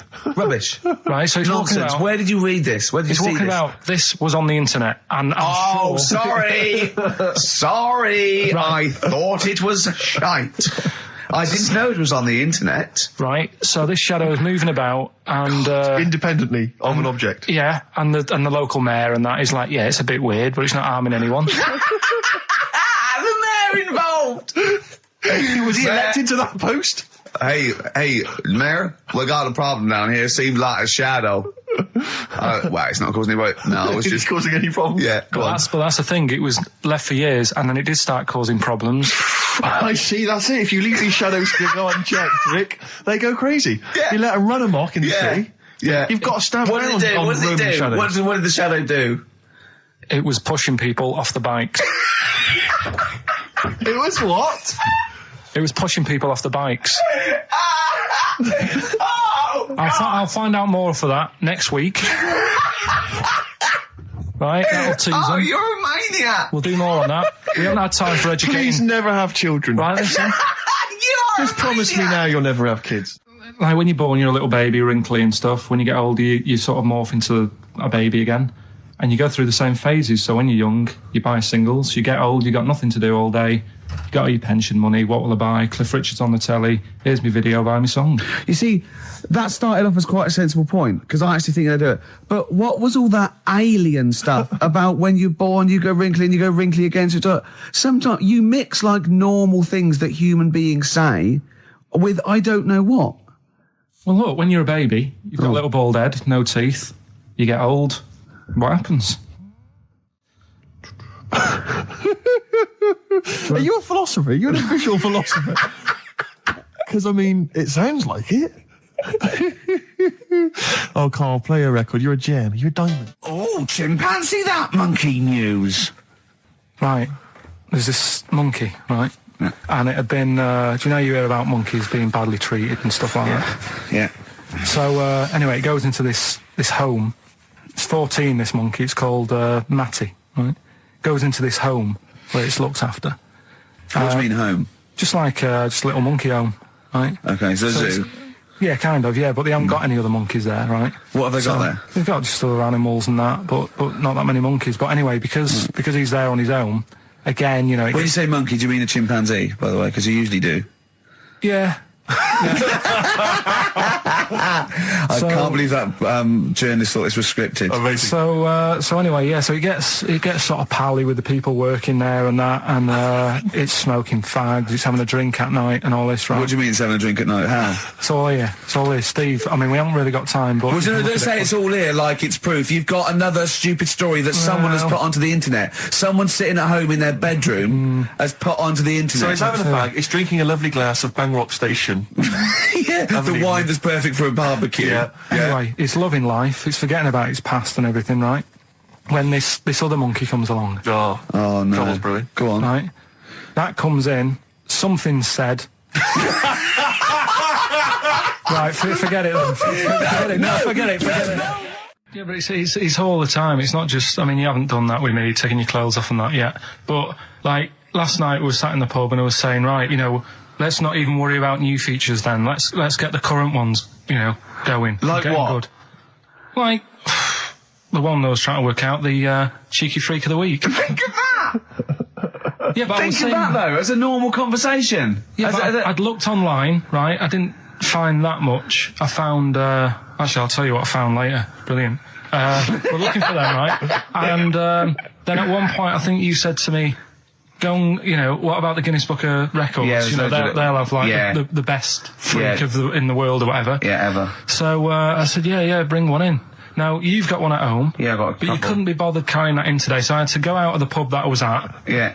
Nip into Borders. Yeah. Buy a Guinness Book of Records. Yeah. Out of my own money, $18.99. Yeah. Bring it back, and then you said, I don't know if I want to do this feature. So it cost me 20 quid for that. I had to buy a video for Silence of the Lambs film clip. I'm actually out of pocket at the end of this. But do you want to work with me is the thing. If you want to work with... people would pay that sort of money to work with me, Carl. You're a lucky bloke. Think how many people think, Carl, he gets to drink and sit. Yeah.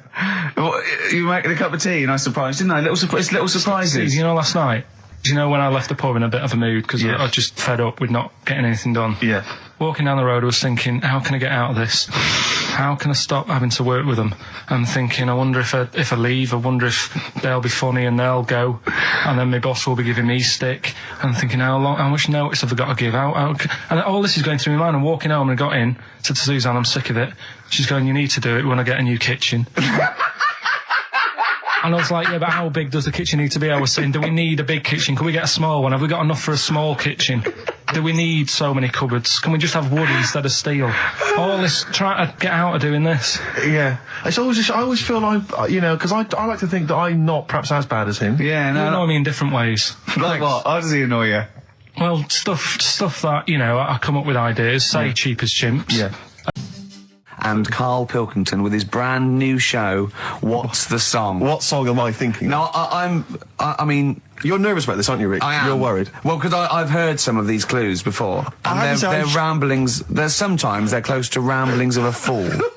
Right? And it really is like those what am I thinking? Yeah. I don't know, though. I actually was genuinely impressed by Born Sleepy. I have to give him the benefit That's one of the better ones. Because that was short, sweet, and it worked. Some of these, you say, they're not going to be quite as pissy. Some of them are like Emily Bronte novels. Now, listen. We're just going to go for it then. You do it, and we just get people to call up because I want to see the general public's confusion trying to work out. Well, why don't you give us your next clue, and then we'll play a track, and then we'll hopefully have people on the line after the track to try and answer it, and you can recap briefly. So give us your clue now for what song am I thinking of? Right, this one. It's about a woman. And she's just normal, nothing wrong with her, or so she thinks, right? But there's the twist. Is this like the Tales of the Unexpected? And she's got like, you know, she's got her mates and she's having a normal life, having a good time and that. And then this thing happens, right? And she starts to stink. And she can't have a bath, right? And she really wants to have a bath. She's dead sweaty and stuff. She's going about her daily stuff. She can do everything else normal. She can eat, she can talk, everything. But for some reason... she can't have a bath. Is there a coal mining husband in the bath? Yeah. Is this Born Stinky? She can't have a bath. So a woman can't have a bath? Yeah. Or a shower. She can't. Okay, leave it there, Rick. Don't try and guess. It's not for us to guess. The general public can phone up and ask questions, so I just go for it. I'm not sure they can they? I think so. I thought we don't want just people just phoning up and getting I'll tell you what about this? Why don't they can ask one question? Yeah. They can ask one question of Carl, then they have to make a guess. Okay. 08700 800 1234. Have we got someone on the line now? Let's do it. Let's go for one. Let's go for one. This is edgy radio. Letting Carl stuff. Live. Go on. Hello, XFM. Hello, I'm ringing about what's the song? Absolutely. What do you think? Well, I'm going for Dirty Diana. Dirty Diana. See, that works. That's a great guess. It does. Yeah, but it doesn't work because why can't she have a bath? Okay, so the answer is in there. I was going to ask you. Well, that's your one question. That'd be the answer. That would be the answer, I'm afraid. What was your name? Shelley. Shelley, thanks very much. Shelley, I should tell you that, you know, that you should never take this personally because no one can really get into the mind of Carl. So don't you know, beat yourself up about this. I don't expect anyone to get these clues. No. So well done. That is a fine guess. Thank you. Thank you. Okay. Anyone else there? Let's hello, XFM. Who's that on the line? It's Chris. Hello, Chris. A question for Carl? Before you give us I haven't thought of a really good question or anything yet. You just want to go for the guess? No, what I thought was, I'm sure Simon Mayo used to do this when he did the breakfast show on Radio 1 years ago. No, he didn't.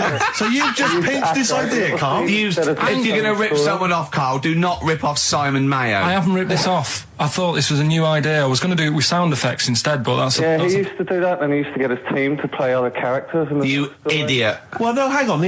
Not you, Chris. I'm saying you idiot to Carl. Yeah, but nothing's new anyway, is it? So I'm not getting annoyed about it. True. What do you think the answer is? Is it Cornflake Girl by Tonny Amos? Good answer. She couldn't have a bath because she'd go all floppy and then go down the plug hole. Good answer. She'd go all soggy. Yeah. So is it Cornflake Girl? No, it's not, but that's a great answer. It could have been. All right. Okay. You're already seeing the error of this, aren't you? I think this is great radio. I'm really hooked on this. I'm genuinely excited. This is really like that.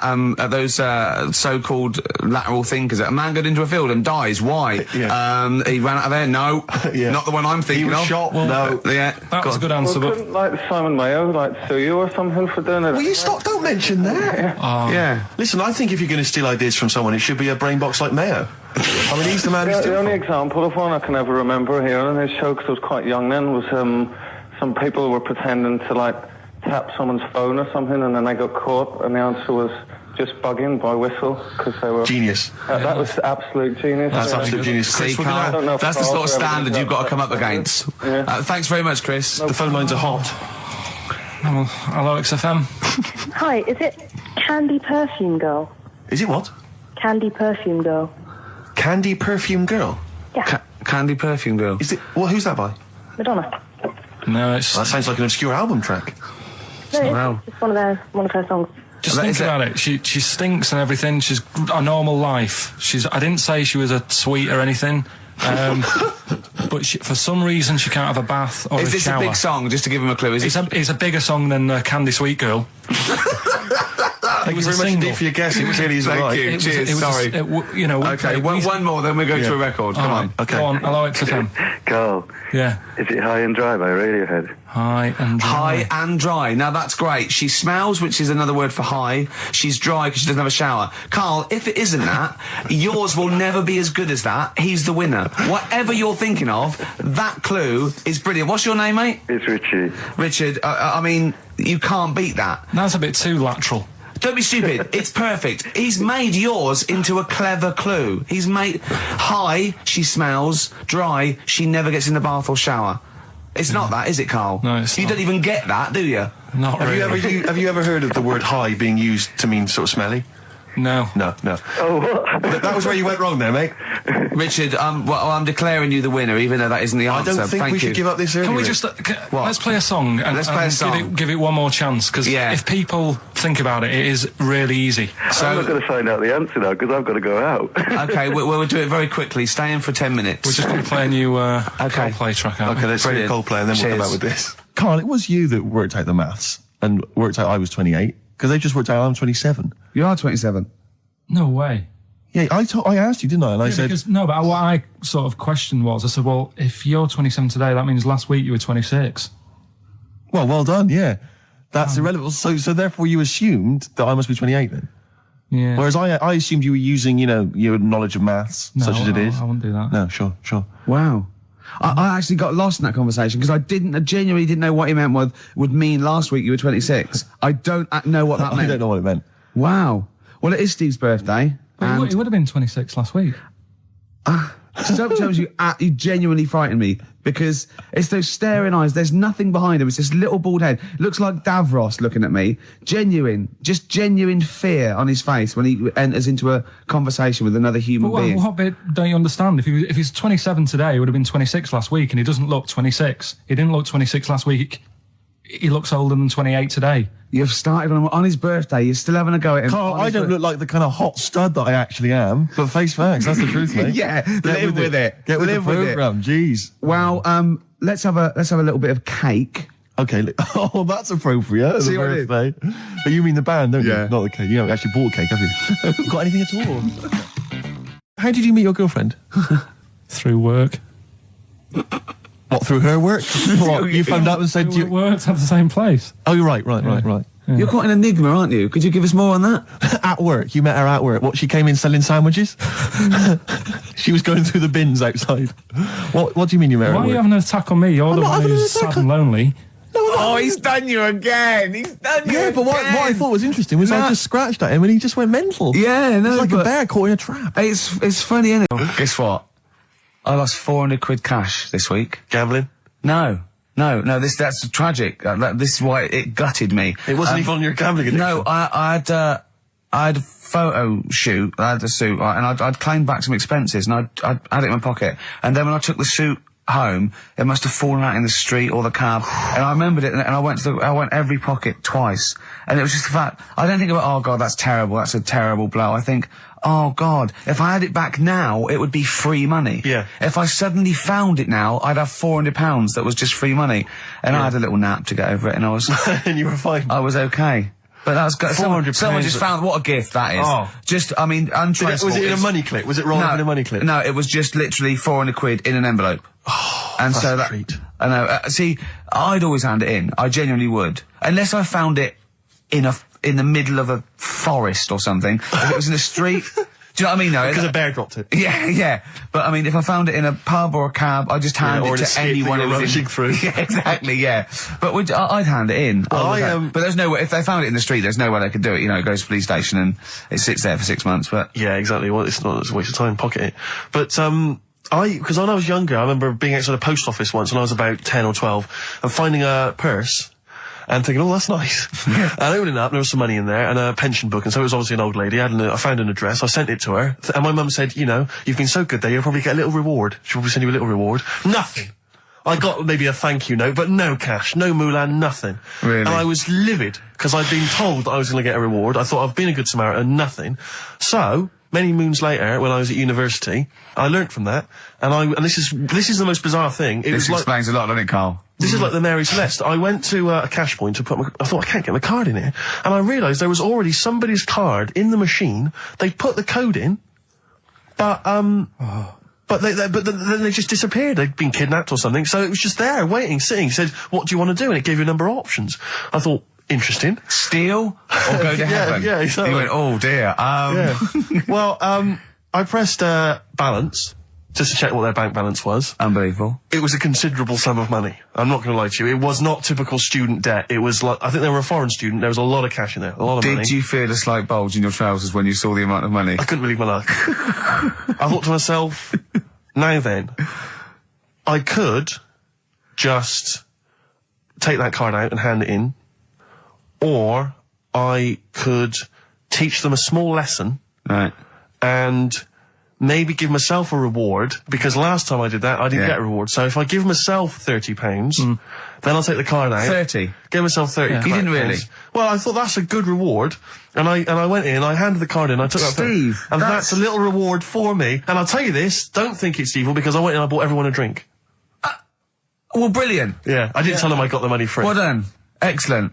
So probably gangsters are quite generous with the money they've stolen from other people. Yes, but someone's negligence, Rick, has lent... the thing is this, Steve, right? I believe it, except that buying people a drink, Carl. What do you think? Well, I kind of thought that when he said it, but then I thought, but they'll be buying him back. So he's still... So in a way, he's still a winner.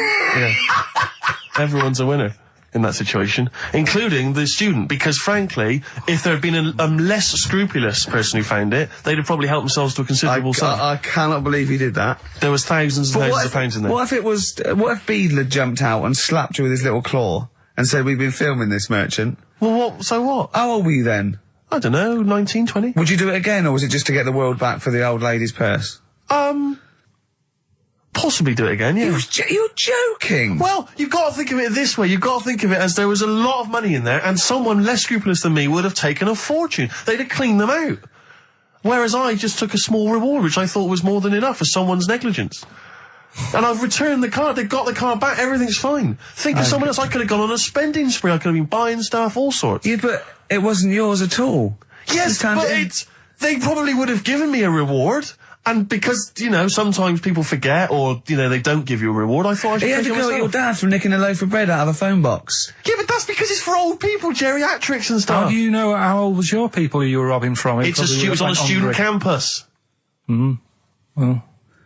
Wow. I think it was I thought it was excellent behaviour. I thought it was that's good, honourable behaviour. That's showing another side to him, isn't it?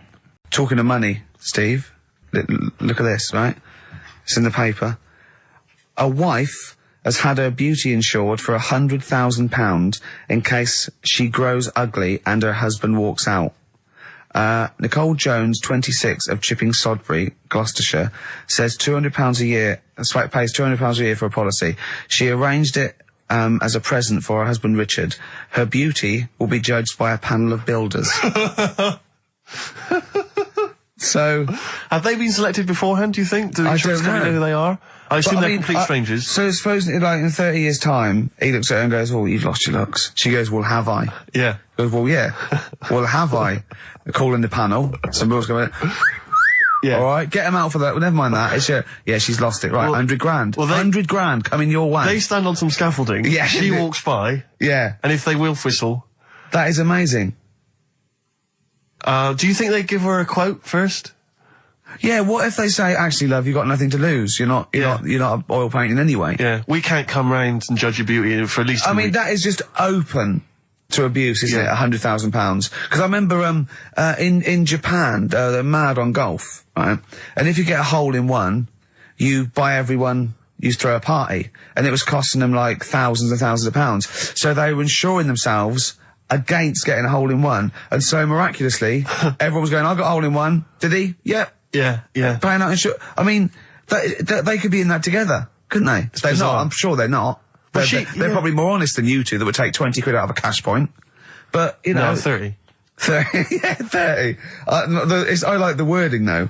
A wife. Yeah, a wife. The word wife. The word wife. I don't know why I just find it's just an odd word. Hello, this is my wife. Hello, the wife. Yeah, the wife. My wife. It just seems a word that you have to say if you're 60. I know. Have you met the wife? And even then, ironically, unless someone, you don't know exactly, are you married? Yeah, my wife is from, you know what I mean? Yeah, that makes sense, but it's the wife. People go, oh, better get back, I'm meeting the wife for dinner. Especially when you know them. I remember bumping into friends of mine somewhere at a party, a couple that I knew, and I'd known both of them before they got married. In fact, I'd known her, I think, longer. And I said, where's so-and-so? And he went, the wife will be along in a minute. And it's just this notion that, use her name. I know she is. I know her name. The wife. I used to call her by that. Why? It's like someone going, you know I'm married. You know I'm married. It's like showing in the eyes of God, we are wed. Exactly. Yes, that makes me more of an adult than you. It's the ownership. Yeah, it's like going, I'm a real man. I've got a wife, and here she is. She's my wife. I find there's the words that I find hard to say. In a shop, I could never ask for wet ones. Do you know what I mean? If I have to go and ask for wet ones, I won't bother. Or toilet duck. Another one I have a problem with, I never say, Snickers. Why? Dunno. I think it's I grew up with Marathon. Yeah. See, this is so pathetic, I still get embarrassed buying, toilet paper. Really? You know, if you go into like your 24-hour shop just around the corner, not a supermarket, big shop, but if you just go in there and you're just maybe buying some milk. Yeah. A chocolate bar. Because it's like they know what you're up to. No, but they know you're going to use it to, when you're going to the lavatory at some point. It's too intimate. But you just go, I know what you're thinking, I'll be using this after masturbation. Thus saving all embarrassment. He's paying for Father's Day, he's paying for the cottage that he's going away with his dad. Are you really, Carl? Yeah. Right, well, there's no way of us proving if that's true or not. What do you mean? Well, you could be lying. But why would I do that? Well, because you want to show off. I didn't do it on air, you mentioned it. I don't want people to know how generous I am. Just do it, just get on with it. Sure. You know what I mean? Yeah. Like charity work and that. Yeah. Exactly. But I'd have thought that you wouldn't have fallen for Father's Day. I'd have thought you'd have known that it was like... Well, we don't. I mean, to be honest, there's a bit of a coincidence, because I paid for it anyway, and it's happened to fall on Father's Day. Right? But don't buy a card. Don't fall for it. I mean, obviously that and Mother's Day and a plethora of other things were, literally invented by card companies to make more money. I know. Yeah. That's, I mean, my dad always says don't get him a card or anything. Because he hates it. With all these things that I'd like, rip-off times, really, just ripping people off. Yeah. So it sounds a bit stingy, that. Well, no, I mean, he's right. Yeah. He's right. It's just, because fellas aren't bothered about getting cards anyway, are they? But the other thing that he noticed, helping out the flower companies, the Princess Diana thing, when she... Oh, sorry. Yeah. No. Jesus Christ, Carl. So when Carl, what do you mean? What do you mean? That's what he said. He said, "Oh, I nearly swore then because I was. You surprise me all the time. No, I'm but just, that is incredible. Sorry, what? I don't understand. What are you talking about? All the flowers that were sort of sold that day. Right. Or for people to leave as a commemoration. Or something? They made a mint, didn't they? Who did? Flower companies. Right. So what are you saying? He was just saying, makes you wonder. What? About what? Whether it was Interflora behind the hit. Oh. So it's a conspiracy. It's a conspiracy by the flower companies. I would love to see you and your dad just sitting at home watching a bit of Channel 5 when apes go mental, right? With your roast dinner. When's that on? And then talk like, well, yeah, you know, kill Diana, don't you? Flower company's son. Right, quite right, Dad, you're not wrong. What are you talking about? No, I'm not, I'm just saying, it's like you were saying about the cards, on Father's Day and that. It's just a bit, too much of a bit weird. Too much of a coincidence. I'd be interested to see sort of, like the business graph. Sure. Yeah. On how the companies were doing, then suddenly. Yeah.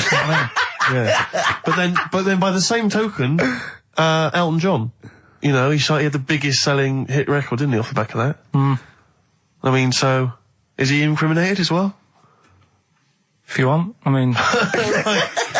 It's a conspiracy theory you've not kind of analysed terribly closely. You've put it out there, and if people maybe who are investigating want to kind of add that into their inquiries, then they can. Yeah. Sure. But, no, that's all I'm saying. I'm just, because it's always the same thing, innit? Like, I was out shopping the other day, treating Suzanne like I do. I like spending money and that. Yeah. I was in WH Smith's. Yeah. Classy. Was it a big birthday? Was it? Was it a 30th? No, I was getting a. Was it 2 biros for the price of one? I was getting a card for my dad for Father's Day anyway because I'm seeing him. Yeah. Big Toblerone. Yeah. There was a giant. Who is it who said Father's Day? They love a Toblerone. I've never understood Toblerone because the only time I see Toblerone is in airports, right, and minibars. That is what the small Toblerone is for the minibar in a hotel, 3-star upwards, and the big Toblerone. Well, the big Toblerone is a gift, isn't it? It can only be a gift. You wouldn't buy a big Toblerone for yourself. Yeah, a duty-free gift. The Toblerone. It's next to Chanel No. 5 Toblerone and a bear. But who specifically would you be buying that Toblerone for? I don't know. Someone who's clearly never had it before and would think it was interesting novelty. Yeah. Well, this gift's interesting. I'll tell you what, though, Toblerone is brilliant. I mean, if whoever makes that, if they want to send sort of, some Toblerones, I will eat Toblerone. Well, yeah. I think very much the same about, I think very much the same about fags. And of course... Just cigarettes. If you've got any boxes of cigarettes and, that you don't want, duty-free or whatever, send them. I'd just like to say that, in no way do I endorse Carl's dad's theory that flower companies were behind the death of Diana. No. Maybe I could say that on air as well, just to save any complaints. I'll tell you what, though, talking about fag packets and that... Now, people come up to me, and they say, is Carl for real? And I go, what do you mean? He goes, well, they want to say, is he that stupid? And the answer is yes, right? Some people think that he's putting on. Some people think that he's a character that we've invented. Yeah. Like we've got an actor in, like he's a Gareth Keenan or a Tim or something. And I go... That we've scripted. Exactly, yeah. No, he's absolutely real, aren't you, Carl? I go, where did he come from? Well... Just to tell the story, we came here and, I was much too important to run the desk myself this time round. So they just gave us a tea boy. Steve came in with you, I remember that. Yeah. Why do you remember that? Well, Steve knows, I don't want to keep going over it, but it's just the way he looks. It's just... Were you taken aback? A little bit. Yeah. Right. And he's just... developed into my favourite thing. I also said that you get bored with battling tops or, pets sometimes. I mean, I love my cat, but he's not as, Colin. my cat. Yeah. Colin. Actually, Carl's away next week. Is he available to run the day? No. Well, he's actually not as intelligent as Carl, and that's the truth. He's not, he's marginally. Yeah, and in the week, he's like one of those little Tamagotchi toys, Carl, because I have to phone him every day and keep his interest up. Yeah. Like I'd give him an interesting fact. And I got a book out and I found out that I'd call Carl like that. And I thought this was a great fact, right? A 2-day-old gazelle can run faster than a racehorse. Right? I thought that was incredible. Sure. Okay. So I phoned him up, I said, a 2-day-old gazelle can run faster than a racehorse. He went, what's it do after that? I went, what? He said, well, how fast can it run when it's adult? I went, well, even faster. He went, oh, I thought it could just do it then, but then it sort of lost it. I went, what are you talking about? I went, you know, that's incredible. A 2-day-old gazelle can run. He went, well, no, that's what they do. I went, what? He went, that's what they do, isn't it? I went, what do you mean? It's 2 days old. Right? He went, yeah, but a 1-day-old fly can fly. I'm 30 and I can't fly. It's not what I do. Right? And I went, right. He went, a jellyfish can hold its breath underwater for hours. I went, it doesn't hold its breath, does it? It hasn't got lungs. So he went, what? I know I had him. He went, what do you mean? I said, well, they don't breathe, do they? He went, what do they do? I went, well, they get oxygen directly from the water via osmosis straight into their cells. And it just went quiet. And I went, a 2-day-old gazelle? And he went, yeah. Do you know what I mean? He was just thinking about the jellyfish. Yeah. Well, he was looking up osmosis, and then he was thinking about the jellyfish. But I just think, I mean, if Bambi's anything to go by, this little gazelle spends a whole day trying to stand, and the next day it enters the derby. And you don't think that's incredible? Yeah. See, you know the sort of things I find incredible. Go on. Mirrors. Shiny objects. Kettles. Yeah. Oh, God. Well, listen, remember the time when I told you about the baby that had a baby? The baby that had a baby. The baby that had a baby? Yeah. It's happened again.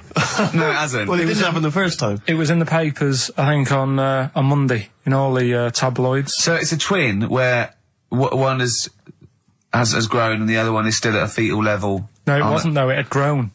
He was saying to his mum... who was saying to his mum? The little kid who was 7 years old.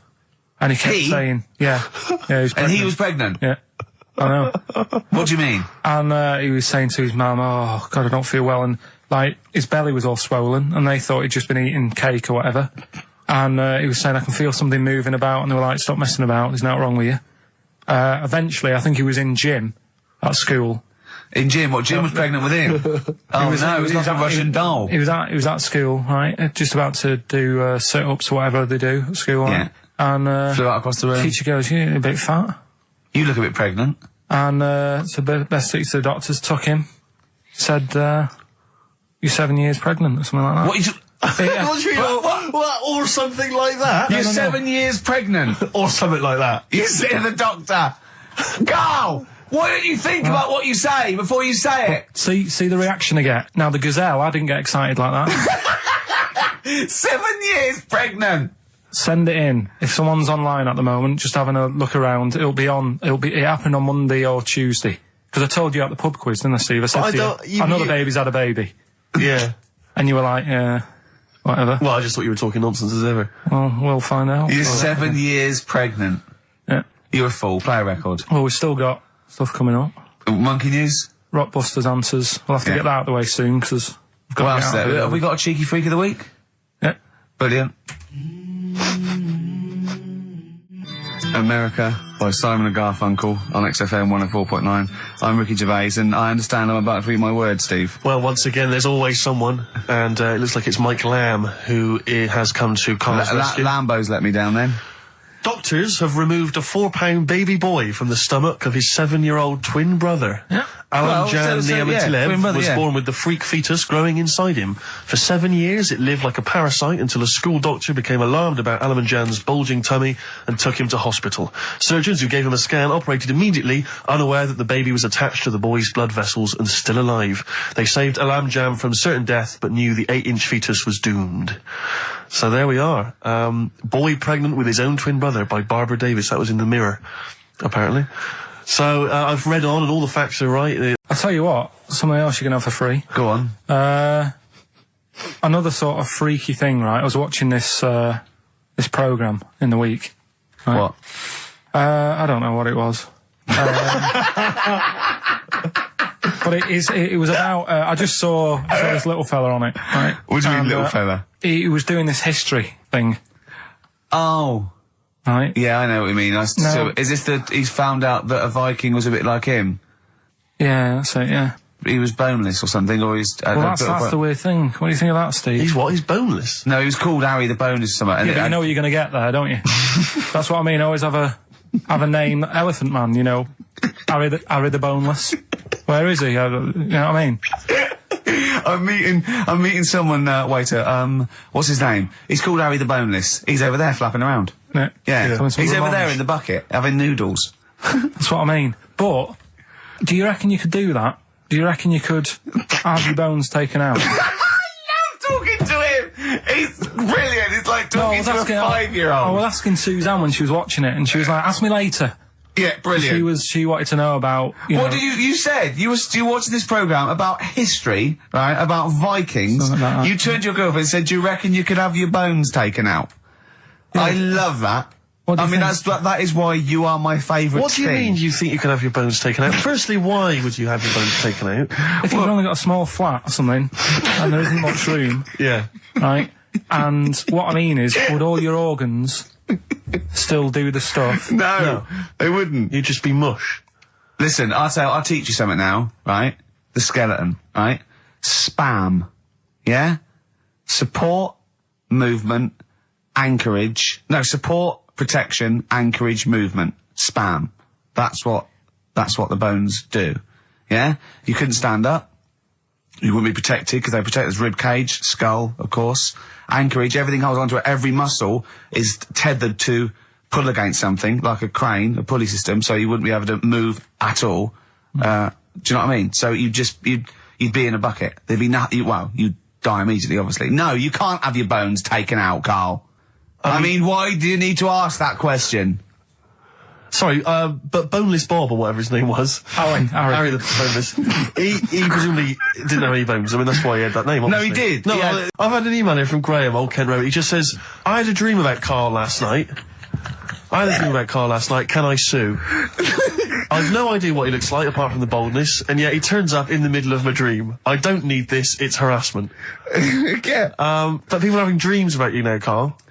You actually, it's like you're one of something that was created by the Brothers Grimm. I had a dream. You know when people used to have anxiety dreams, they had like an exam or something, like you suddenly go to school and you realised, oh my God, you didn't have, your trousers on, or, I had an anxiety dream. I assume we started off an anxiety dream about The Office, about filming The Office, and we had to film in HMV, but someone hadn't cleared it, and so we had to find an R price. And I went, oh, okay, that'll do. And as I was walking there, right, I didn't have any shoes on, which is like an anxiety dream, but I looked down and I went, so what?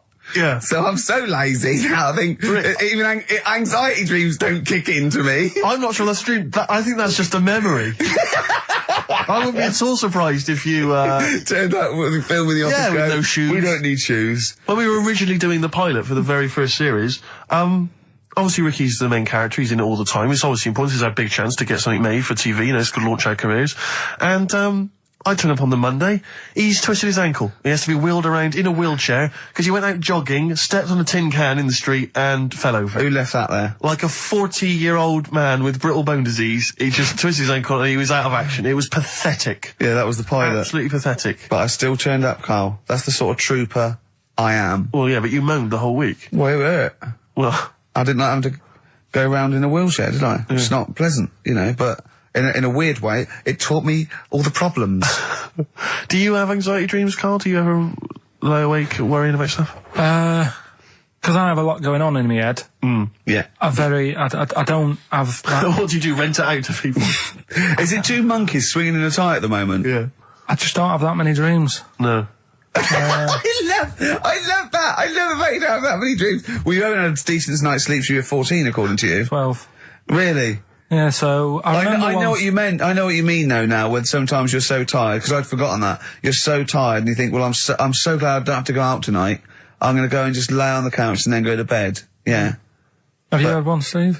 Anxiety dreams, I do have them periodically, yeah. It used to be a lot of, things like running to get to school in time, but, suddenly your feet are running in treacle and you can hear the school bell and you I can't haven't had them for years. I just haven't had an anxiety dream for years and years and years. Don't know. I just don't care. No, you just genuinely don't care about anything. This is the problem. You've just got to a point now where nothing bothers you, really. It's like you're just too lazy and disinterested in anything. This show, your career, my career, Carl.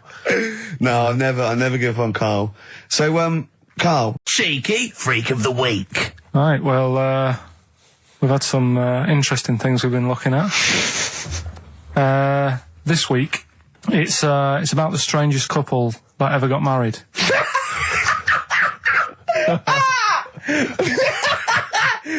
and we've had 2 sets of chimps, so it's stranger than that. Oh, it's not Dale Winton and Nell McAndrew, is it? It's not your parents, is it? Well, we're going back again to about, I think this is about 19... something like that. 1940. Yeah, whatever. Yeah, whatever. Yeah. Strangest couple, a fella, right? He had the skin of a lizard. He had the skin of a lizard, okay. And the woman who he Which married... he used as a condom. The woman who he married. Yeah. Airiest woman ever. Right. And that was their act. They used to tour the world, and they'd say, you know, it's like, you know, a couple who've met, they're having a great life. Let's get them out on stage, here they are. And they'd what do you mean out. he had a skin of a lizard, first of all? That's what it said. He had some sort of some illness. So he was called Lizard Man, and you like that because it was good description. I thought that's good. I'm here. Hello, dude, we've booked a table for 2. Who are you meeting? I'm meeting Lizard Man. Oh, he's over there. Yeah. You know he is, right? Yeah. I'm meeting the hairiest woman in the world. She's over there. Yeah. Yeah. So what did they do for their act? Hey, bear in mind that we had some Siamese twins last week, and their act was having a bath. Yeah. So I hope it's an improvement on that. What did Lizard Man? He came out and ate some flies, did he? I don't really know. I just think they stood there and that. Yeah, when you read this and it goes the most interesting fact ever, Lizard Man, and you go, that's enough. That's enough. I can extrapolate from that. Well, straight away I start thinking. I'm thinking, right. I wonder if they got the wedding photos. Right? And then, like it said that they had a kid. Oh, what would that be like? Half Exactly, lizard, half it'd be like an thinking. ostrich, wouldn't it? It would sort of like. That's what I was thinking. What did you think it would come out like, the baby? I didn't think what that looked like. I just was thinking, oh, parents' evening. Do you know what I mean? You wouldn't want them coming up to the school, would you? So little Johnny, who starts off relatively normal, he's quite good at, he's good at nature, isn't he? And his mum and dad come into the room and they'd be looking round, wouldn't they? Well, it's always like that thing at school when, like, you find out your mate's mum and dad are really old. Right, Have you ever seen that? Yeah. When you go, your gran and granddad bought you? Yeah. The mum and dad. Yeah. And you go, oh. It is weird. What's that we're talking about? He calls him mum. What was that? Oh, sorry. Do you know what I mean? Yeah, no, that's always strange. If you had Godzilla and King Kong as your parents, and it was they're always fighting. They're always fighting, and like you say, you're in a school play or something, you wouldn't tell them, would you? You wouldn't want him coming out with a video camera. He didn't tell his parents he was in the... Well, exactly. You did Little Donkey, you didn't tell your dad, did you? And he came along and videoed it. Yeah.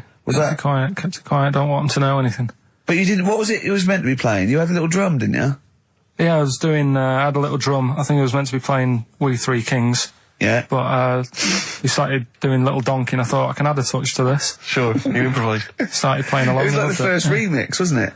It went down well. Lads, Thrills on XFM 104.9. I'm Ricky Gervais. With me, Steve Merchant and Karl Pilkington. Yeah. Little Carly Pilkington, little baldy mank whinging little twat. How are you? Yeah, all right, yeah. What are you doing? Happy? Feeling a bit happier today? You look as full of spunk, as they say in America. Yeah, I'm all right. Just a bit of a miserable day, though, isn't it? Yeah. A bit miserable. Yeah. Walking in today, right? Do you know I walked through, like, the sort of the gay district of London and that? Right. You don't walk, you mince, don't you? Well, just walking through on the way to work, and I'm always interested in their little shops and stuff that they have, right? Loads of... Their little shops. That's nothing to be ashamed of. If you want to go in and buy something, go in and buy something. I'm just having a look at, looking in the windows and stuff. Little postcard just near the entrance. Yeah. That's meant to tease people in, to make people go, that sounds good, I'll nip in. Right? Little postcard. Free butt plugs with every sale. That's great. How did we get from 5p off milk to free butt plugs with every sale? Wow. What's society come to? Well, it's because we're liberated, Rick. Yeah. It's an open society. What did you buy to get them? You didn't buy... No, I didn't. But what's the purpose? What, of the poster or of butt plugs? Butt plugs. Because I really, honestly You don't... shove them up your arse, don't you? Whoa, slow down, bum. Shove them up your bum. Yeah. But when? Is that just like when you're doing whatever, doing stuff around the house. Or I think it's not to keep things out. Is it like you would use a plug in the sink to keep, the water in the sink? Oh, if you're not gay. Get that? Oh, yeah. No, I know what you mean, yeah. I don't know. No entry. What is it? I mean, I don't understand what that's I don't know. I assume it either feels good or are they... well, I've got to be careful here. Or are they sort of like breaking it in? Right, yeah. Do you know what I mean? Like it's like a shoehorn. Sure. or It's like when you stick paper in your shoes if they're a bit tight. Or those people who sort of like put little bits of wood in their lips, and then as soon they've got big plates in their lips. Yeah. Same with the butt plug. It means you can, you're ready for anything. I don't know, do I? Look at Carl's face. Well, if you know what butt plugs are used for, then why not get in touch? Ricky.Gervais at XFM.co.uk. What do you think? If there's any... I can't believe we're already on this subject. I know. It's 1:05 and we're I was going to say then, if there's any people who use butt plugs, and I was thinking that Karl would have said, well, they're not up yet. Yeah. Because they go out late. No, but what is it? We're award-winning people. We've written a TV Not on show, radio, though. Not on radio. We're rubbish on radio. I know, but We've got nothing to lose. But I always say to you, Steve, that I like educating people and that. Now, the way I see it is I didn't know what they were. Let's phone to go. Someone might know about butt plugs. All right, we'll get No, get them on. Get them on. Ask them. No, because they might say something dodgy. Oh! Yeah, whereas, what have we just been doing? Just take a chance. Take a chance and tell them not to swear. Well, you tell them. Okay. Right, Steve, I haven't got my headphones on. Hello, who's that? Hold on. Who, sorry? Nicholas. Nicholas, hello, mate. You're not going to swear, are you? No, I'm not going to Keep it clean. Yeah. Keep them keen. What were you calling about? I'm phoning about your plugs. About, not my plugs, but sure, plugs in general. What, do you know much about them? No, Are you a plug user yourself? No, I'm just thinking if maybe you've got some gay friends and you're spending the night at their place, you might want to use one. Right. What, you mean experiment with them, or...? No, so you can make sure they're not going to do anything while you're asleep. Could I suggest, just lock the door? I mean, that is easier to me. Can I make a bigger suggestion? That's probably the most homophobic thing we've had said on the show today. Thanks very much for your call. Right, okay, good. Well, that's why we shouldn't put people on the line. Just, without checking first. I think Carl's made a good point. That's the calibre of listener we've got. He's in Heat next week, Steve. Right.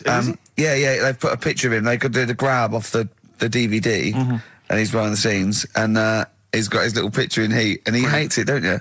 Well, I'm a bit annoyed because I didn't want it in. Why are you worried? Just don't want people knowing what I look like and that. Why? Were you on the DVD?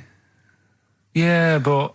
It's to public domain. Anyone can take it off there and put it on the paper now. But that's extras on a DVD, and I'm just thinking not that many people. If they watch it, they won't take it in, stuff like that. What are you worried about then?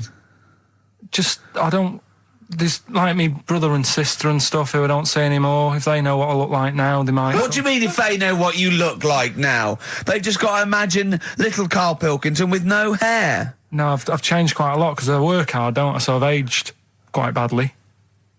Right. And I'm just thinking if they... You used to have the hair of a Chinaman, didn't you? Sorry, why is it a problem for your brother and sister to see you? Because I don't see them anymore, do I? And they'll come out of the woodwork now. What? They're after your millions? No, so they're sitting at home, they're looking at Heat, and there goes Karl Pilkington, oh, Karl's my brother. My brother, oh, maybe I'll go and see him. I don't want the hassle. But they could find out where you are in time. What's the hassle then? It's just hassle of having friends and family and that. You mean this, don't you? Yeah, that I'm not into having. But if either your brother or your sister came to your door, would you not welcome them in and give them a cup of tea? Do you know what? He bumped into his sister, right, after about 7 years in a car park somewhere, right? And she went, oh, I got a picture of my new kid. Do you want to see it? He went, not really. All kids look the same. And she went off in a huff. Unbelievable. Yeah, but that's the problem, though, isn't it? She hadn't seen me for years and years. That's the way I am. I'm not like being rude or anything. I'm just says what comes in my head. Oh, don't give me that. Don't do that. I'm not rude. It's what comes in me head. That's a rubbish excuse. Not rude. Know me, know my ways. Yeah. Right, am I wrong then? Let's look at it. Let's look at what I said. There's an ounce of Obama's cakes. Know me, know my ways. Get out, you twiddle flunt. What is that? What sort of philosophy is that? Know me, I'm rude, and take it, I'll leave I'm not being rude. You are being rude. What, saying that all babies look the same? It's your nephew. You didn't even bother to have a look. You could have been courteous and had a look at the picture. If it was a first, I'd say fair enough, but she's got loads of kids. Oh, fair enough.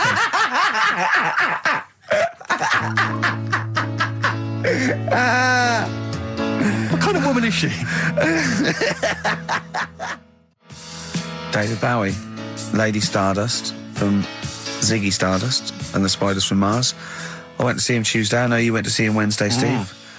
I mean, obviously I'm a mental fan, but I think objectively that was one of the best shows I've ever seen. Yeah, it was brilliant. He's got the best band in the world. He played all the hits. It was an amazing show. The sound was incredible. I mean, do you know what I mean? Well, his voice as well. I think people don't realise how incredible his voice is. It was absolutely... Soulful is the word I'd use. Brilliant. Yeah, it was absolutely brilliant. You don't care, do you, Carl? We don't care about this. You never really go to gigs, do you, Carl? The live music experience is not something you enjoy. Can be all right. Go on. I heard that someone else who went to the Bowie thing said that he sort of messed with the songs a bit, which would annoy me. No, he didn't. Not really. Hardly at all. He said when they did Life on Mars, instead of saying something about just the tune of it, he messed with it so it wasn't the same. That would annoy me. What would you do? Get up and leave? But I mean, we're not talking Bob Dylan or Sinatra. He ad-libbed a little bit, I suppose, and it's his song, but it was totally faithful. He was singing the songs. What do you mean? Well, it's just don't mess with stuff. It's like if you went to see Titanic and then the boat didn't have a crash, you'd go, what are they doing? It's like, oh, I fancy messing with it. Well, he didn't. Well, I'll tell you, he didn't mess with it. Relatively speaking, he did not mess with the songs. They were brilliant renditions. That would be a hell of a film, though, where Titanic gets to New York. Absolutely fine. Oh, Carl. But, you're amazing. It's because I work here, though, and there's a lot of gigs going on all the time, and then you get to a point when, you just go, get a bit fed up with that. Well, when was the last time you went to a live experience? Well, I've been to gigs, but the one that springs to mind probably is when I first sort of tried a gig out, and it wasn't a music one. It was Bottom. Do you know with Bottom the live thing with Rick Mail and Adrian Emerson? Yeah, in Manchester. When was that? Years ago, because it was in Manchester in about, I don't know, 87, 88 or something, and I was set up for a blind date. Right, this a mate of mine sort of set me up to see this. What? Girl. So you said let's go to Bottom? Well, I didn't tell her. I just said meet us at the Apollo. I bet she was over the moon, wasn't she? Met her there. Said right. Romantic. Going to see some middle-aged men run round in pants. Brilliant. Well, it's good. It's one of them things that afterwards you've got something to talk about, haven't you, and stuff. Yeah. So was it a good gig? Yeah, it was all right. Sort of bought some April fruits and that at the start of the night. Yeah. I think she liked that. And then we watched Bottom. Then afterwards had a bit of a chat. And then... You didn't see her again, I take it? I would have done, right, because she was all right looking and everything. Yeah. But when we were chatting, she said she had a problem with a marrow and that. She what? She had a problem with a marrow. She had a problem with her marrow? Yeah. You mean her bone marrow? Yeah.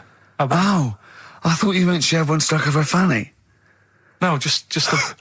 Thanks for that, Rick. That's an image I can't get out of my head. No, I wondered what...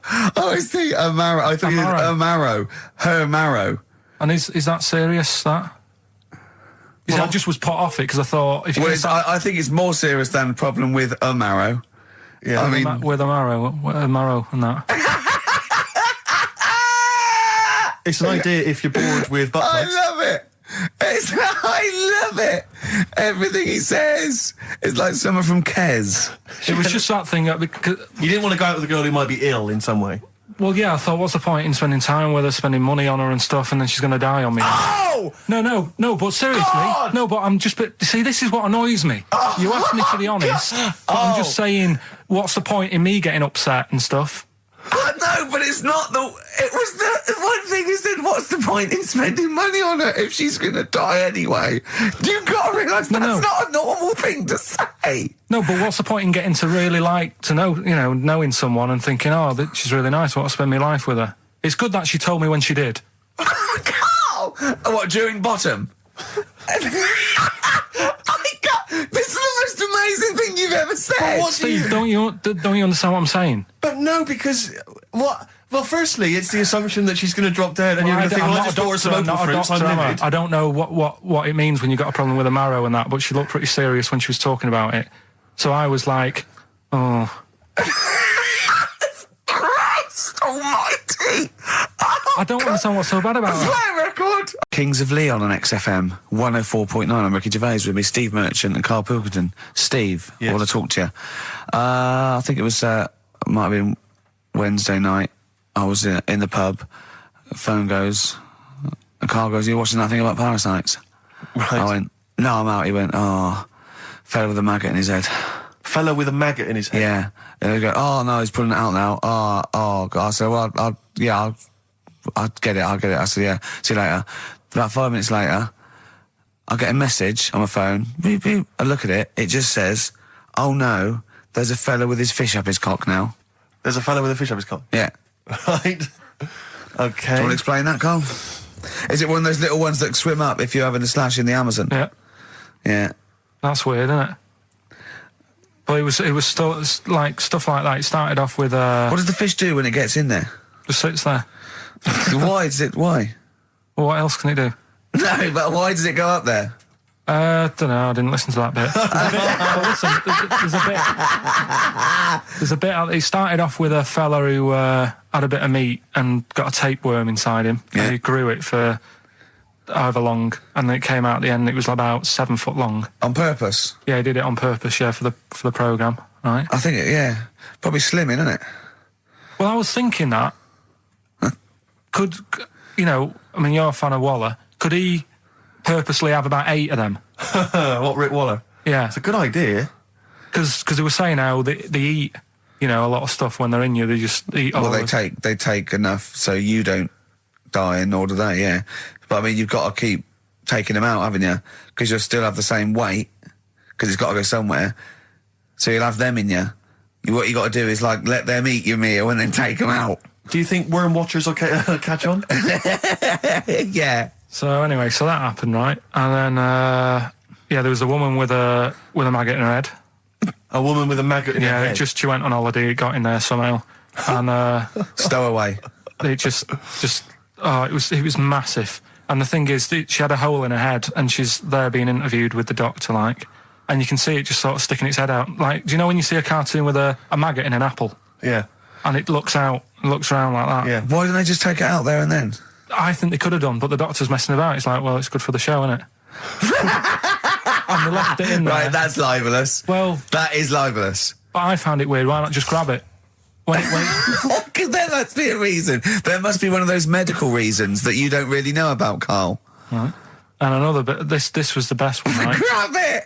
Right. There's this fella, and he was on his bike, right, cycling to work or whatever, and he sort of sees this thing in the corner of his eye.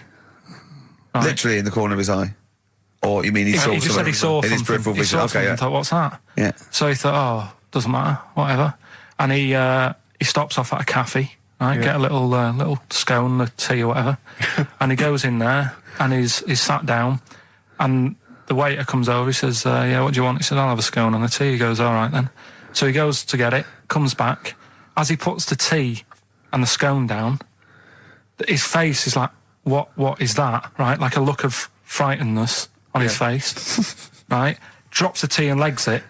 So the fella's going, what? So he legs it after the bloke and goes, what? And he says, something came out of your nose. That was massive. Sorry, something came out of the guy It's all serving. true because people would have watched it, so don't start saying it Sorry, didn't but hang happen. on, I just need to clarify. The guy on the bike... I don't believe he ran away. Wait a I minute. don't believe he legged it. I don't believe he had a look of frightenedness on his face, and I don't believe he said something massive came out your nose. Wait a minute. And I don't even believe he had a cup of tea in the scone. These are the things that I think are embellished.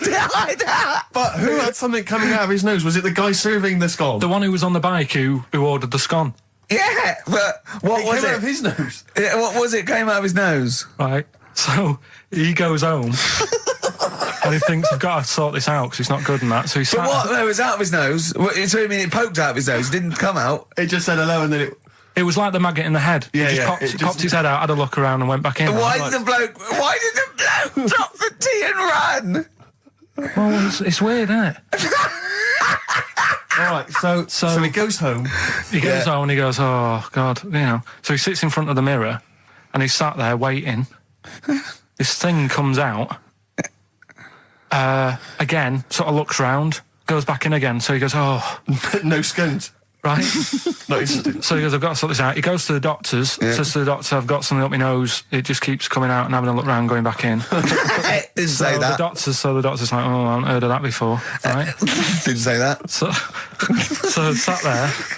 He does it again. The doctor looks, frightened again. Runs away? Yeah. He's got a look of frightenness on his face. He had a look of medical frightenness. Yeah. He dropped his stethoscope and legged it. No, he said, I know what it was. So what? So you got a leech up your nose. He had a leech about that long. What's radio? Well, how long's that? 4 inches. 4 inches coming out of his nose. Next time it stuck its head out, he grabbed it, pulled it out. That's horrible, though, isn't it? U2, the sweetest thing on XFM. Ricky Gervais, Steve Merchant, Karl Pilkington. So, we're with Carl in the week. So, what can we do this week? I was saying, well, don't do Rockbusters. That's dead in the water. I hope the listening public agree with me.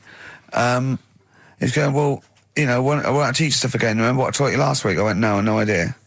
Were you joking? I went, no. And it was, he went, Ivan the Terrible gouged out a fella's eyes. Yeah. He actually said Ivan the Terrible at the time. Yeah. So I can't remember. This was a man who had built something for Ivan the Terrible, and then But his idea of education is telling someone something that knows more about the subject than him, so they can correct him when he's telling them it. And so I said, well, I don't know.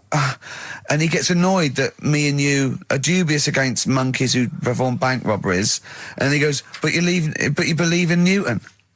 He doesn't know the difference. I was trying to explain the laws of the universe, right? He was going, what do you... And so all I come up with, I thought somewhat interesting. You know when you tell a child maths, you say you've got 3 potatoes and you've got 4 potatoes. Yeah. I have to do that with science to Carl. Yeah. So I ended up saying, imagine you're in a shopping trolley with loads of house bricks. If you throw the house bricks out, you'll go the other way. He loved that. Right. He didn't you? Mm. Because I didn't know that would happen.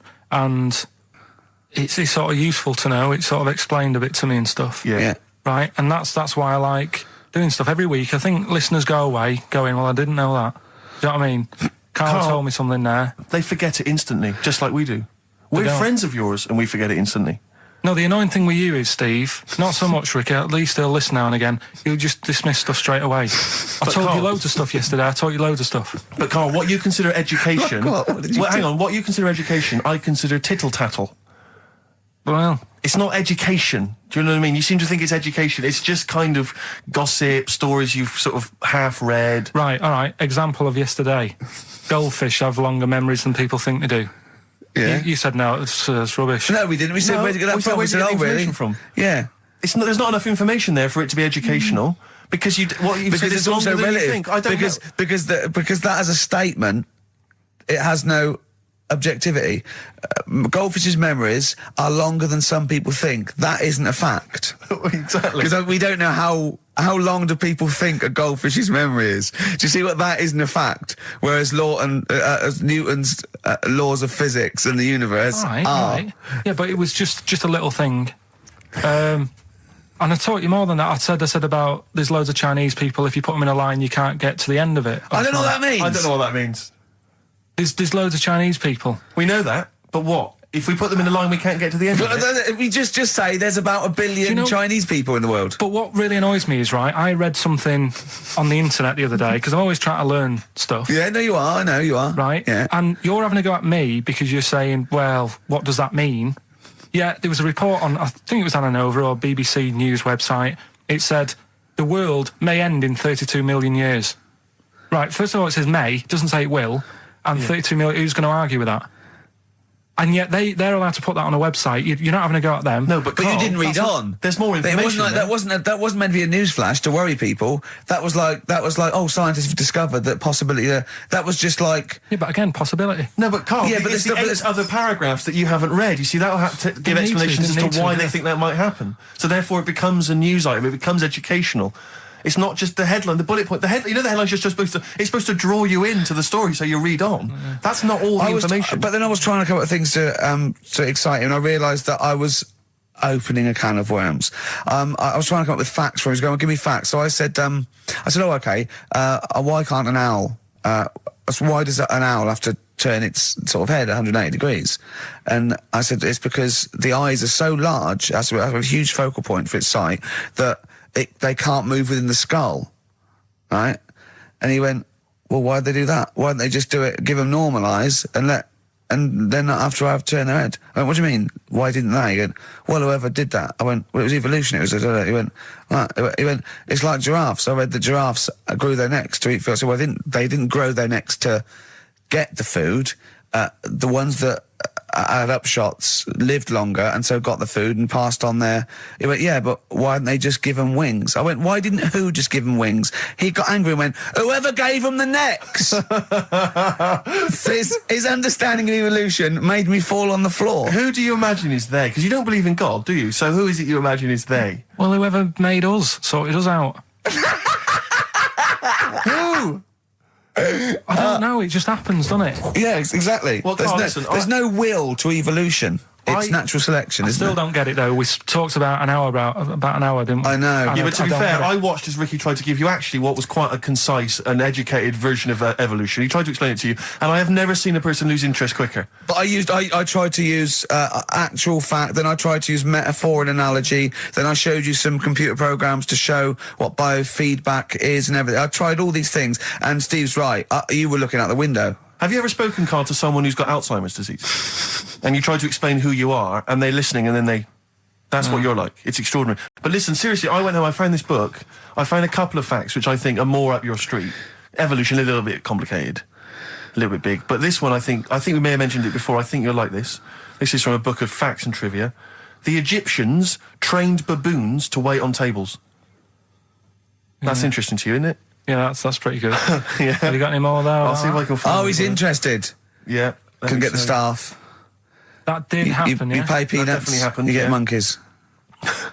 And then what did they go off and do after that? Well, it doesn't say. So I love the fact that he thinks, right, okay, so in his mind, it's now the monkey going, it's 5:30, I'm off, you know I was going early today, and they go off maybe dancing or something, or they come in late. No, I assumed what you meant there is that was their first career move, and then they went on. It's like actors waiting to be discovered. Play a record. Just one more before you play a record. Go on then. You'll like this. Peter the Great, you ever heard of Peter the Great? No. Okay, well anyway, Peter the Great had his wife's lover executed. You'll love this, Carl. Right, so his wife had a lover, he had him executed, and he put his head into a jar of alcohol, and his wife had to keep it in her bedroom. Do you understand? That's every time every morning she'd wake up, and there was her lover's head in a jar. Who took his head off? He took his own head off. Play a record. Play a record. She had a lover, and never mind. Never mind. It couldn't be any more concise. Mad World on XFM. We just had a text, Rick, from Andrew Barnes. He says he watched the same documentary, it would appear, as Carl did in the week. And he says here, just to clarify, the leech nose man got it up there when drinking from a muddy stream. And he goes on, one can only imagine the frightenedness he experienced. Carl. Explain to him once more what happened with Peter the Great. All right, so we've got Peter the Great. Yeah. Okay. And his wife had a lover. That's another man. Another man. Not Peter the Great. She was having an affair with someone else. Right. And Peter the Great, he found out about that. Okay. Yeah. So he sliced off this bloke's head He killed him. He executed him. Right. Were you with me so far? The fella who Oh, Jesus. She was seeing for a bit. Yeah, there's only 2 fellas involved. There's 2 people involved. One's Peter the Great, the other one's not. Right. The guy that's not Peter the Great... Derek the Terrible. Derek the Rubbish. Yeah. Right? He's having an affair with Peter the Great's missus. So Peter the Great slices off his head, puts it inside a jar of alcohol to preserve it, and puts it in his wife's bedroom. So every morning she wakes up, she sees her dead lover's head. You'd have thought he wouldn't have wanted to remember, wouldn't you? Oh. Best bury the head so she don't remember. Well, it was a reminder so as not to put it about. And did it work? Oh, I don't know. I love that. Again, that to me is an amazing thing to do. And you go, did it work? I mean, you've got quite an interesting mind, actually. I mean, you are, in some ways, really, really bright and intelligent. I love the way you think. You're one of the cleverest blokes in some ways that I know. Hello, it says I've got common sense. Well, yeah. And that's more important than knowing about, But it's what it's like you follow the subplot, which is quite an interesting thing. Do you know what I mean? It's like you tell you a story, you'll always pick up on something that I didn't even think was an important bit. It's like you're looking out of the window all the time. So what's important about that head thing? What do you mean? The head in the jar. It's a grotesque thing to do. It shows ego, power, cruelty, and revenge. Although I think it probably did work because he is called Peter the Great. Yeah. So you'd assume he got it right. Yeah. I don't see how you can query that. That's the sort of facts you give us. You see now, you're on the other side of the fence, and you've got questions just like we've always got questions. No, but in Karl's thing, it would have been, turns out, some weird happened, right? And he was still alive. Yeah. And so she was still having sex with body. And his head was watching. Yeah. And Peter the Great didn't even know. All right? Karl, just an email, a question for you. Can you please let me know which school Karl went to? What school do you go to? Sessav. What? Sessav. Sessav? Yeah. What does that mean? It was on Cecil Avenue. Cecil Avenue in Manchester? Yeah. It's just he says, I'd like to know so that I don't send my kids to the same place. He also says, he says, P.S., does Karl look like Gollum in Lord of the Rings? Yes. He does, doesn't he? Yeah. Yeah, that's very good. Yeah, in fact, I was just putting a little bald wig on you, wasn't I? Like he needs one. Yeah. So, if you want some of the fun and games we have when the songs are on. Yeah, did it hurt? Just a little bit. The bit that worried me is when you said, let me just staple it. Yeah, well, I was trying to get it under your chin because it looked funnier, and he was scared. Oh, I remember. Do you remember I did that thing with the tea towel? Have you told Steve about that? I don't think I have. It's not something I'd shout about, to be honest. Go on.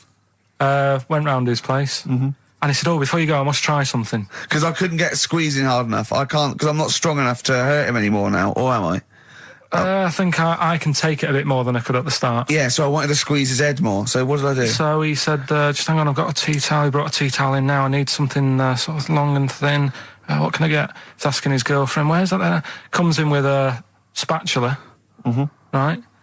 He puts the tea towel on my head and manages to sort of put the spatula in and turn it round so that the tea towel is tightening on my head. Yeah.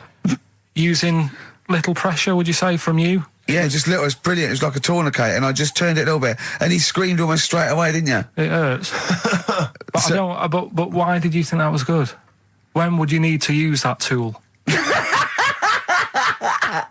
And yeah, I did it on my other bald mate, Rob, who was over, and he screamed as well. Because he just put a tea towel around, like a little bandana, just stick the wooden spoon down the back, just turn it, and it's even half a turn, isn't it? And it really... Hopefully children listening will be trying that on their friends. No, they won't. Don't try that at home. I've got another fact for you, Karl. Might be of interest to you. This is the final one. The ancient Babylonians had few... What? Can I just stop you there? What's a Babylonian? My head's gonna burst. What do you mean, what's a Babylonian? I've never heard of one. No, but we'll work out, what's an Evertonian? Someone who supports Everton. Well, or from? From Liverpool. Yeah, so what's a Babylonian? He's from Baba. Yeah, well anyway, so people from Baba, ancient Baba, They didn't have very many doctors in those days, all right? Because they felt that illnesses should be left to the wisdom of the public, right? So if you were sick, okay, you were placed in the city centre, right? And then a passerby... Outside Baba. And a passerby who had suffered from the same ailment or who had seen it treated in the past, they would pass by, they would give them advice on how to be cured. Do you understand? So there'd be no doctors, just people passing by would see, they'd say, what's wrong with you? And they'd say, well, blah, blah, blah, I've had the same thing, here's some advice. And pedestrians were forbidden to pass such an individual without inquiring about the complaint and prescribing for it if they knew how to. So hang on, so there's someone ill. Yeah. It's outside the town hall. Yeah. People walk past, go, what's up with you? They go, oh, my foot hurts. And they go, you've got to do this to get rid of that. Yeah. And were they ever right? Well, what do you mean? Were they ever right? Well, how do we know? What are you telling me? What? What have you just told me? What am I meant to take from that? You just said strangers sort of say, you've got that wrong with you. I think he's sulking. I don't think he's ever going to take anything we tell him again because we don't. No, but I don't like the fact that goes, monkeys can do armed robberies, and we go, no, they can't. I don't understand what the problem is. But how is that different from telling me that a Chinese woman ate dirt? How is that not the same sort of thing? Because that's weird. Someone sat in Trafalgar Square going, I've got a headache and I go take some Nurofen, isn't shocking. I'm not a doctor. I've given him a bit of advice. But neither is the dirt lady. She's not particularly interesting. Neither of them are particularly interesting. I'm just trying to give you an example of the same sort of drivel you feed us every week. Would you sort of have tea round at her house? It's weird. The Chinese woman. Right, so it's weird. Okay, now we're getting somewhere. It's weirdness that you're interested in. See, I thought that you were actually interested in sort of interesting sort of stuff. But if it's weird, it helps. If it's weird, it helps. Yeah, I mean, it doesn't have to be major news. The other day there was something about this fella who I think he wanted to be an actor, right? And he was trying all his life to be an actor. Couldn't get a gig anywhere, right? So when he died, he said, right, I'm going to leave all my money to the theatre as long as that theatre uses my skull in that play they do with the head. Hamlet. In Hamlet.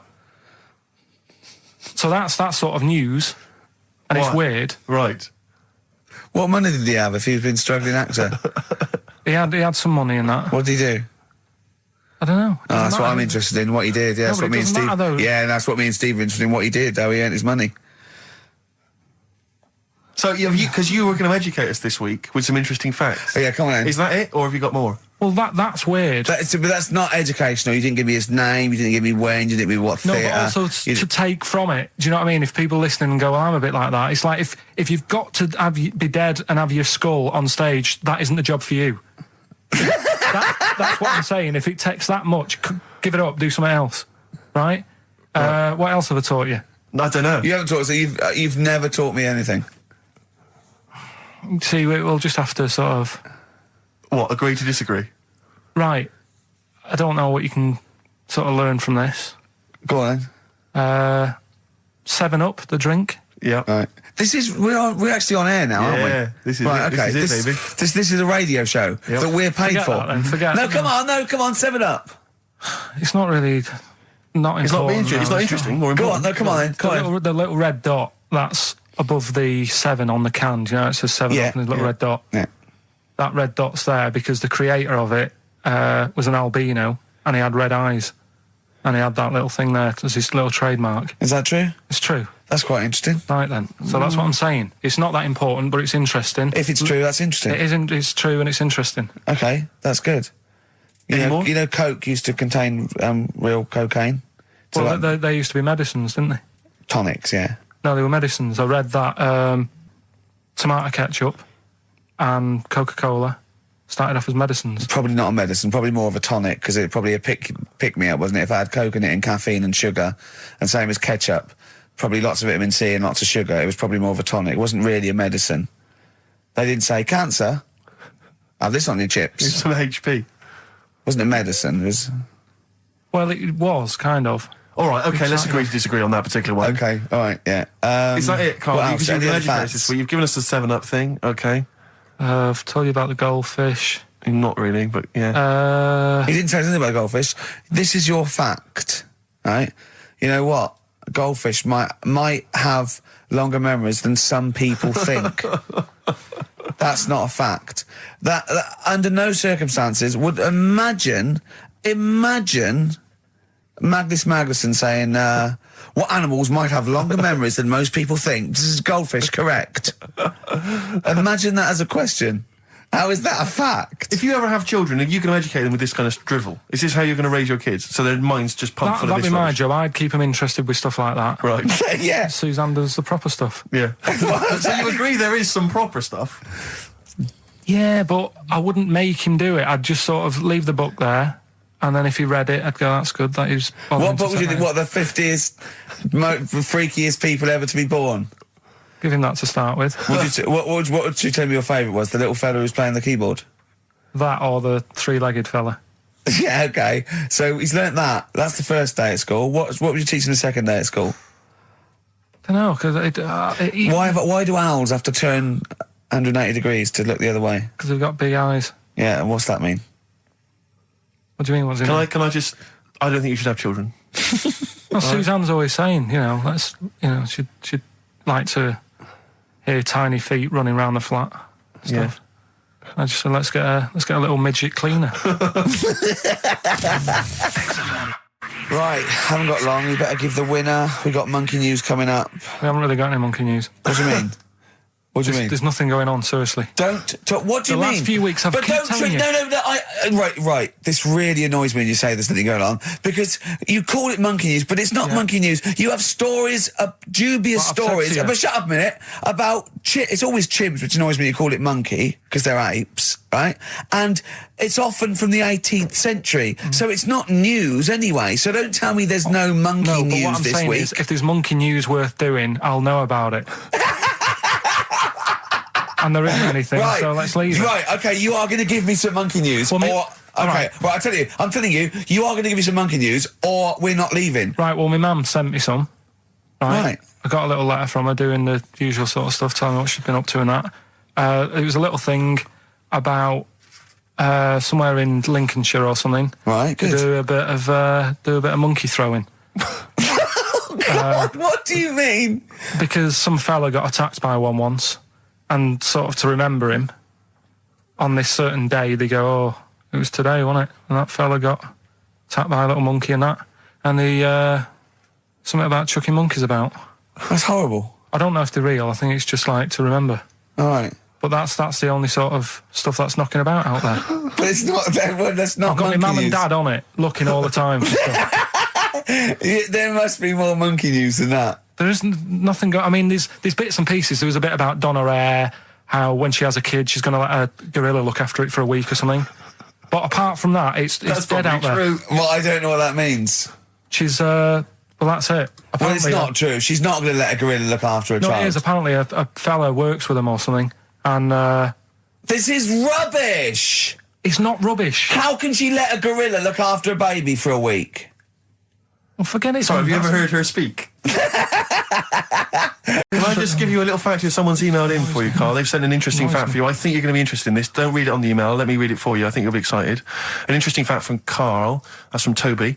He says, Attila the Hun punished some fella who annoyed him by cutting off his arms and legs. You'll love this. And stitching his arms back where his legs should be. And vice versa. Look at his face. Look at a little smile that's just cracked on his lips. That is the kind of fact you've been waiting for all day, isn't it? So go on, again, so... Attila the Hun, right? Some guy didn't like. He cut off his arms and his legs, and he stitched his legs on where his arms should be, and his arms where his legs should be. Look at him looking at his body, trying to picture it. Yeah. I'll let it sink in for a little while, then I'll ruin it for him. Carl, what are you thinking? I'm just picturing it. Right, he would have died. It would have been tokenistic. There's no way that person could have lived through it. So it was just for the Hun's fun. He probably put him on a stick outside his gate or something. There's no way in those days that he could have gone through complete limb amputation and So would he have wore a jumper for pants? Who's the winner of the competition? From Walthamstow, it's Joe Ogden. Well done, Joe. You got the correct answer, which was what? The fella with 2 heads, that number 50. Number 50. Is that it? Are we off? Yeah, that's it. Yeah. All right. Cheers. More of the same drivel next week. Bye. Bye. There was a woman about 4 houses down. Right. Rough. Now, she used to wear leggings. Yeah. No, they're a bad idea. They are a terrible idea. I agree with you there, Carl. If you're a lady of what the colour? normo persuasion... Were they pink? No, they were sort of black, but with all bits on them. Oh, right. Do you know what I mean? What, toast and just horse droppings? Yeah, go on, yeah. And she used to... she's quite a big woman. Sure. Pauline Quirk, I think we described her as. Looked like a light bulb. It is those kind of women that are attracted to leggings. Yeah, I know, yeah. They are drawn to them like a moth. Yeah. She used to wear them, and that's what I remember when I read this piece. And she used to work on one of those sex line things. Right. She used to do that. But what, was she, an engineer? The weird thing with her was, she had big eyelids. Right. Go on.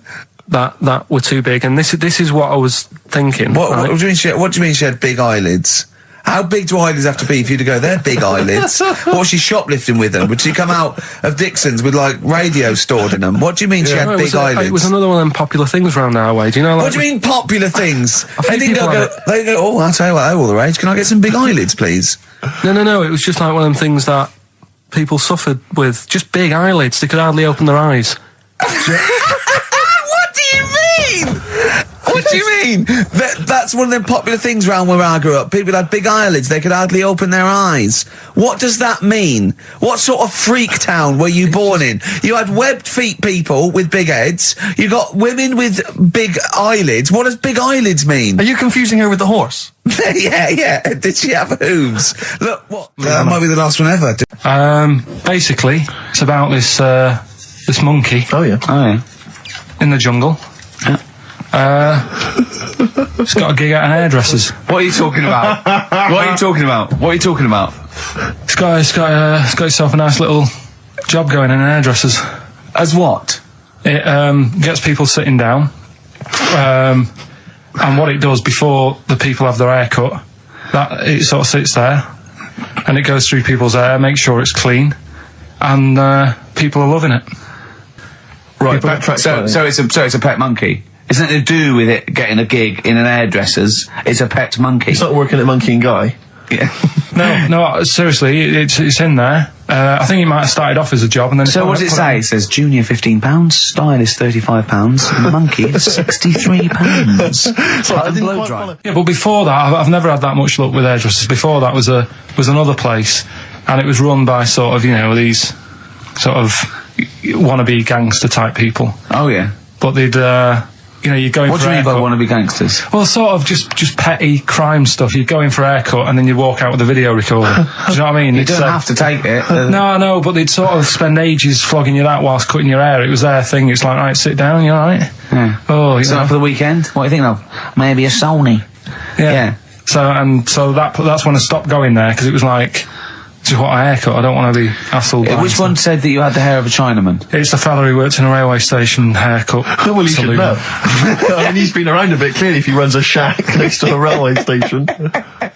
Oh, it's dear. like, the two of you are just, you are like children. You're infants. Your mentality is ludicrous. And you're embarrassing us in front of our special guests. Oh, yeah. I can't believe it. Now, of course, last week we've had tattoo here. We've had a number of letters, Rick. I'm just reading them now.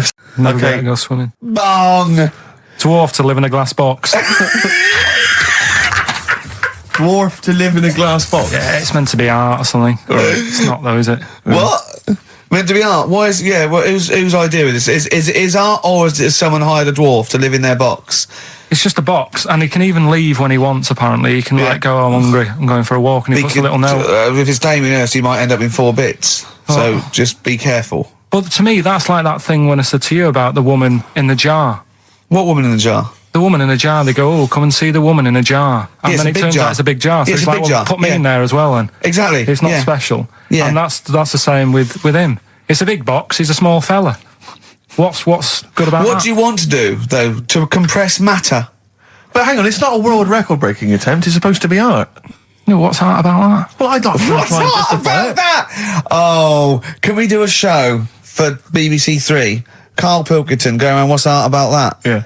That is brilliant. What's art about that? I'd love that. Would you?